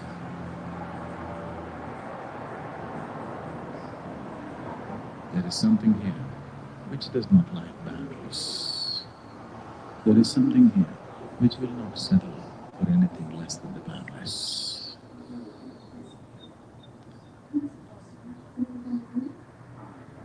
In the evolutionary process, You can see from a single-celled animal to all that has happened now. From that single-celled animal to who you are right now. All that's been happening is to somehow bring a larger slice of life into your experience. That's all that's happened. Became little more capable to experience life, not necessarily to do. An elephant can do much more than you when it comes to physical activity. But that's not the point. Little more capable to experience life. Because what is there now is somehow not enough. Pacifist philosophies have been taught to us to make you sleep where you are. Be content with what you have. But it's not what. See? Early morning bad day. Somebody's having a bad day. See?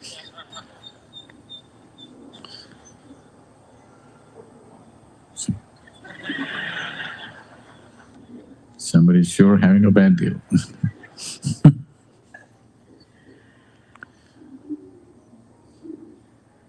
Lost your child, lost your mommy. It's not a small bad deal, it's a big bad deal.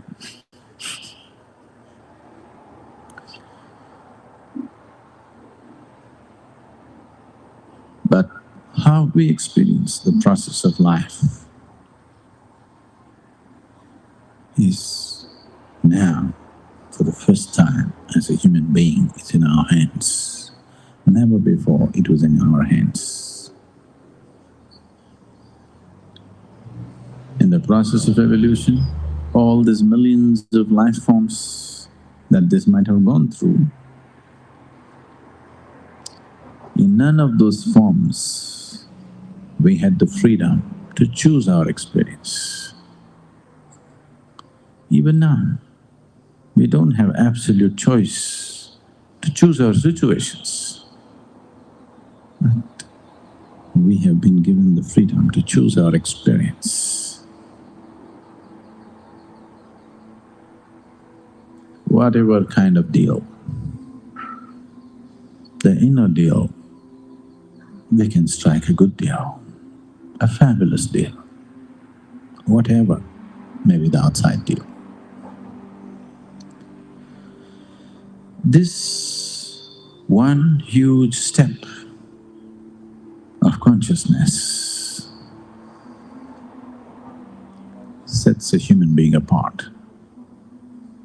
No other animal is able to determine the nature of his experience. The outside situations are good, they're fine. If they're not good, they're gone. But this one is capable of having an inner situation the way he wants it, no matter what may be happening around him.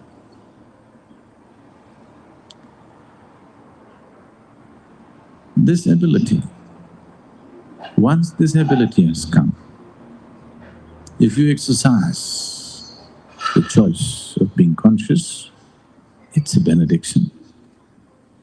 If you do not, it is magnified misery compared to any other creature on the planet. No other creature on this planet suffers the way a human being suffers, isn't it?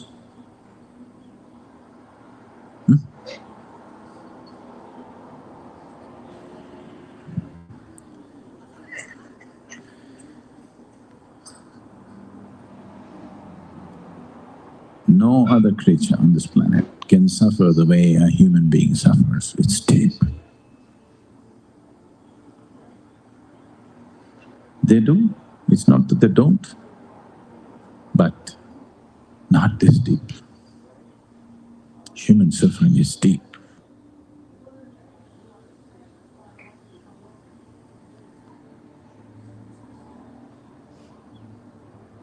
This suffering is as deep as it is. Not because life is suffering. A lot of people have come to this.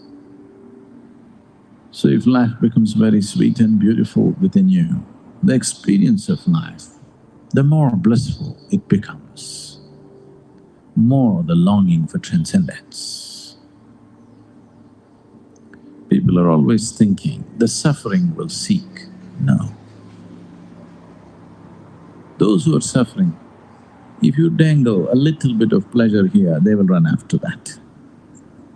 It's only one who is absolutely blissful who will go straight in the path because nothing bothers him, nothing interests him. He's already in the most pleasant way a human being can be. Now he wants to go beyond, nothing else. Somebody who is suffering today, they say today, Sadhguru, I want mukti.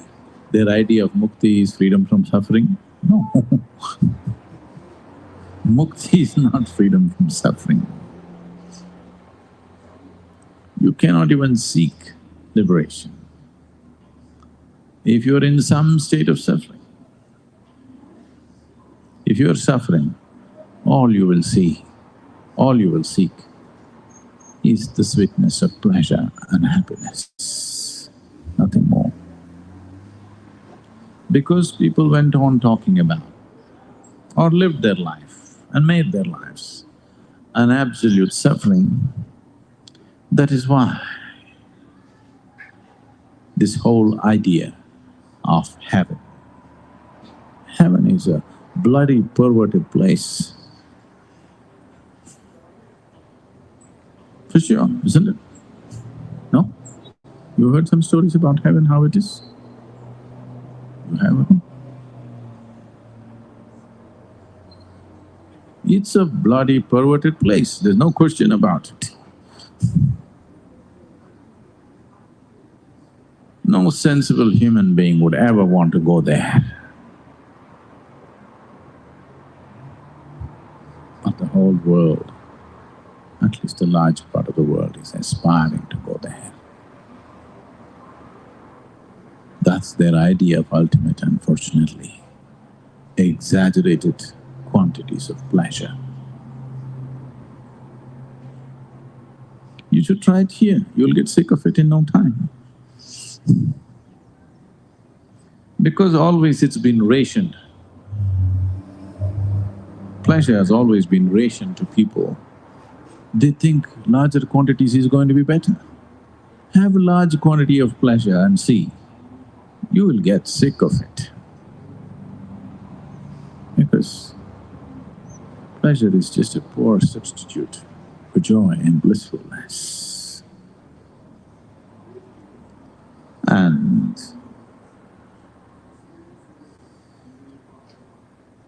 this whole game of good deal, bad deal goes beyond life. Hell and heaven is just good deal and bad deal.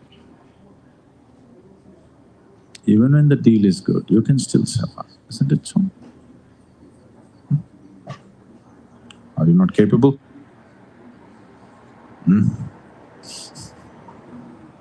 Even when the deal is great, are you still not capable of suffering?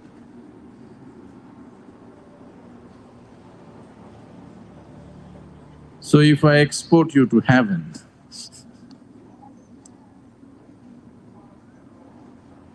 who told you this is not? Who told you this is not heaven? How do you know? Is there any guarantee for you that planet Earth is not heaven? Do you know? Maybe you went through all that hard, bloody world somewhere and now you're in heaven. See, even the women are beautiful.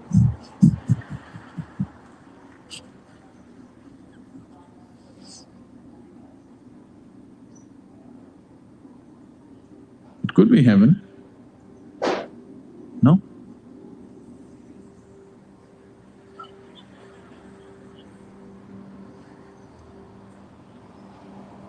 So if you land up in another place, it's not going to be any better. This silly idea they have sold for a few thousand years. It beats me. The power of marketing.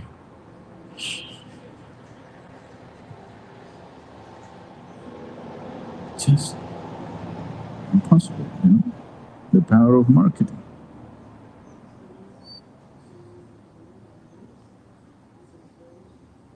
Even a school-going child knows your physical body seeks oxygen, not carbon dioxide. Even a school-going child knows this. But see, they can pump carbon dioxide into a bottle and make you believe that's the best thing to drink on the planet.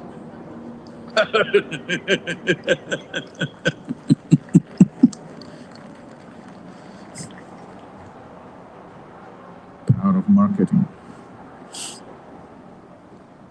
Real thing.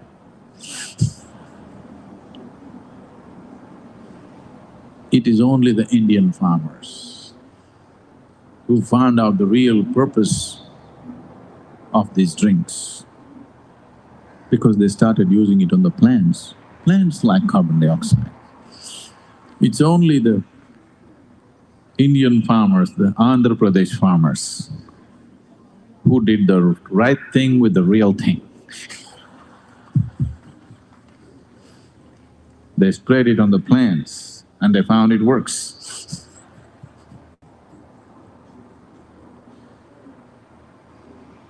So, what can be sold to you if the marketing machinery is strong enough? Just anything can be sold to you. And too much junk has been sold to you. All kinds of junk. All kinds of junk. The general description of the heaven is such that I wouldn't want to go there.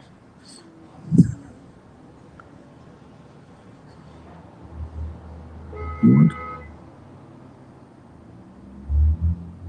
Even if it's real, still it's not an attractive place to go.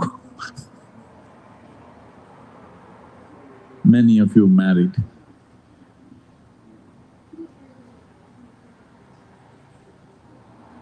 "12 wives, you want?"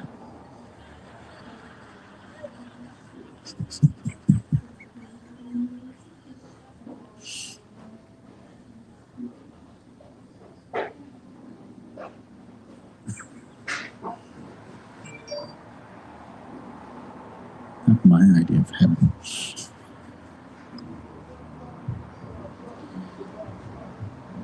So, definitely, this was concocted in a truly perverted man's mind. There's no question. Somebody who is deprived, suppressed and perverted in his head, only such a man could devise heaven. And unfortunately, uniformly across the world, the general description of the heaven just about amounts to the same things. The numbers vary, of course, depending upon the female population who make it to heaven. But about the same things. So the most perverted in any population, they are the people who thought this up. And because the perversion, when you're perverted, it gives you a tremendous sense of energy, always. See, if the policeman had as much energy as the criminal, there would be no crime. Policeman wants to go home and sleep, but the criminal is wide awake.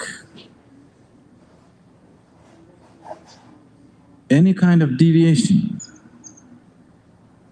from normal course of life process gives you an exaggerated sense of energy always. You become fanatical about something. You will see, you will have an exaggerated sense of energy.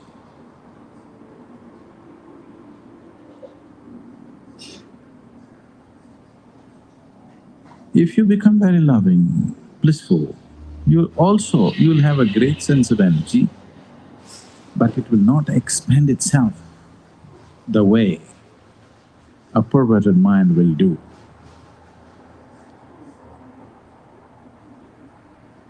And these people with great energy, and they went about selling it. You sell the same product to the whole population, you never deliver it. This is great. This is like, once in a way, I think it's making everywhere. In Tamil Nadu, this is making rounds. Somebody comes up with $1 million currency note. You heard of these things in Chennai? Chennai people have a fascination for this. Somebody says, there is actually $1 million note with this man. It is certified by the United States government and he is willing to give it for a discount. Because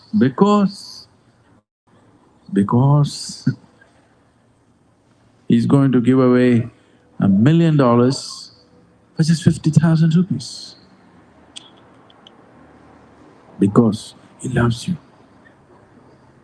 And above all, he doesn't care for money. He just needs only 50,000. He does not need $1 million. Plus he's in a hurry. His wife died yesterday. Today he has to cremate. Some fabulous story. And if you bet $1 million, nothing, no great loss will happen, you'll just lose 50,000, that's all. After all, you must take that much risk in life, isn't it?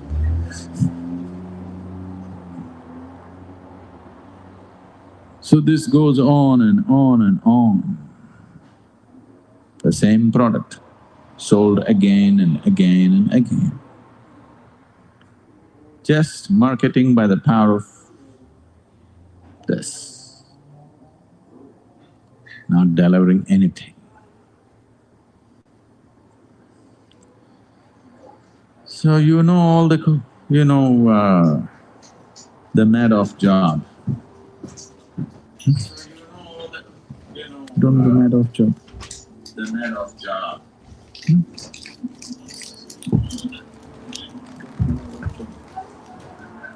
I won't go into the financial con jobs of recent times. Simple thing, keep a cycle going. As long as the cycle is going on, great businesses can be run without doing anything as such. Collect money from 100 people, only 10 people are due to be paid today. Pay these 10 people, what's the problem? The cycle gets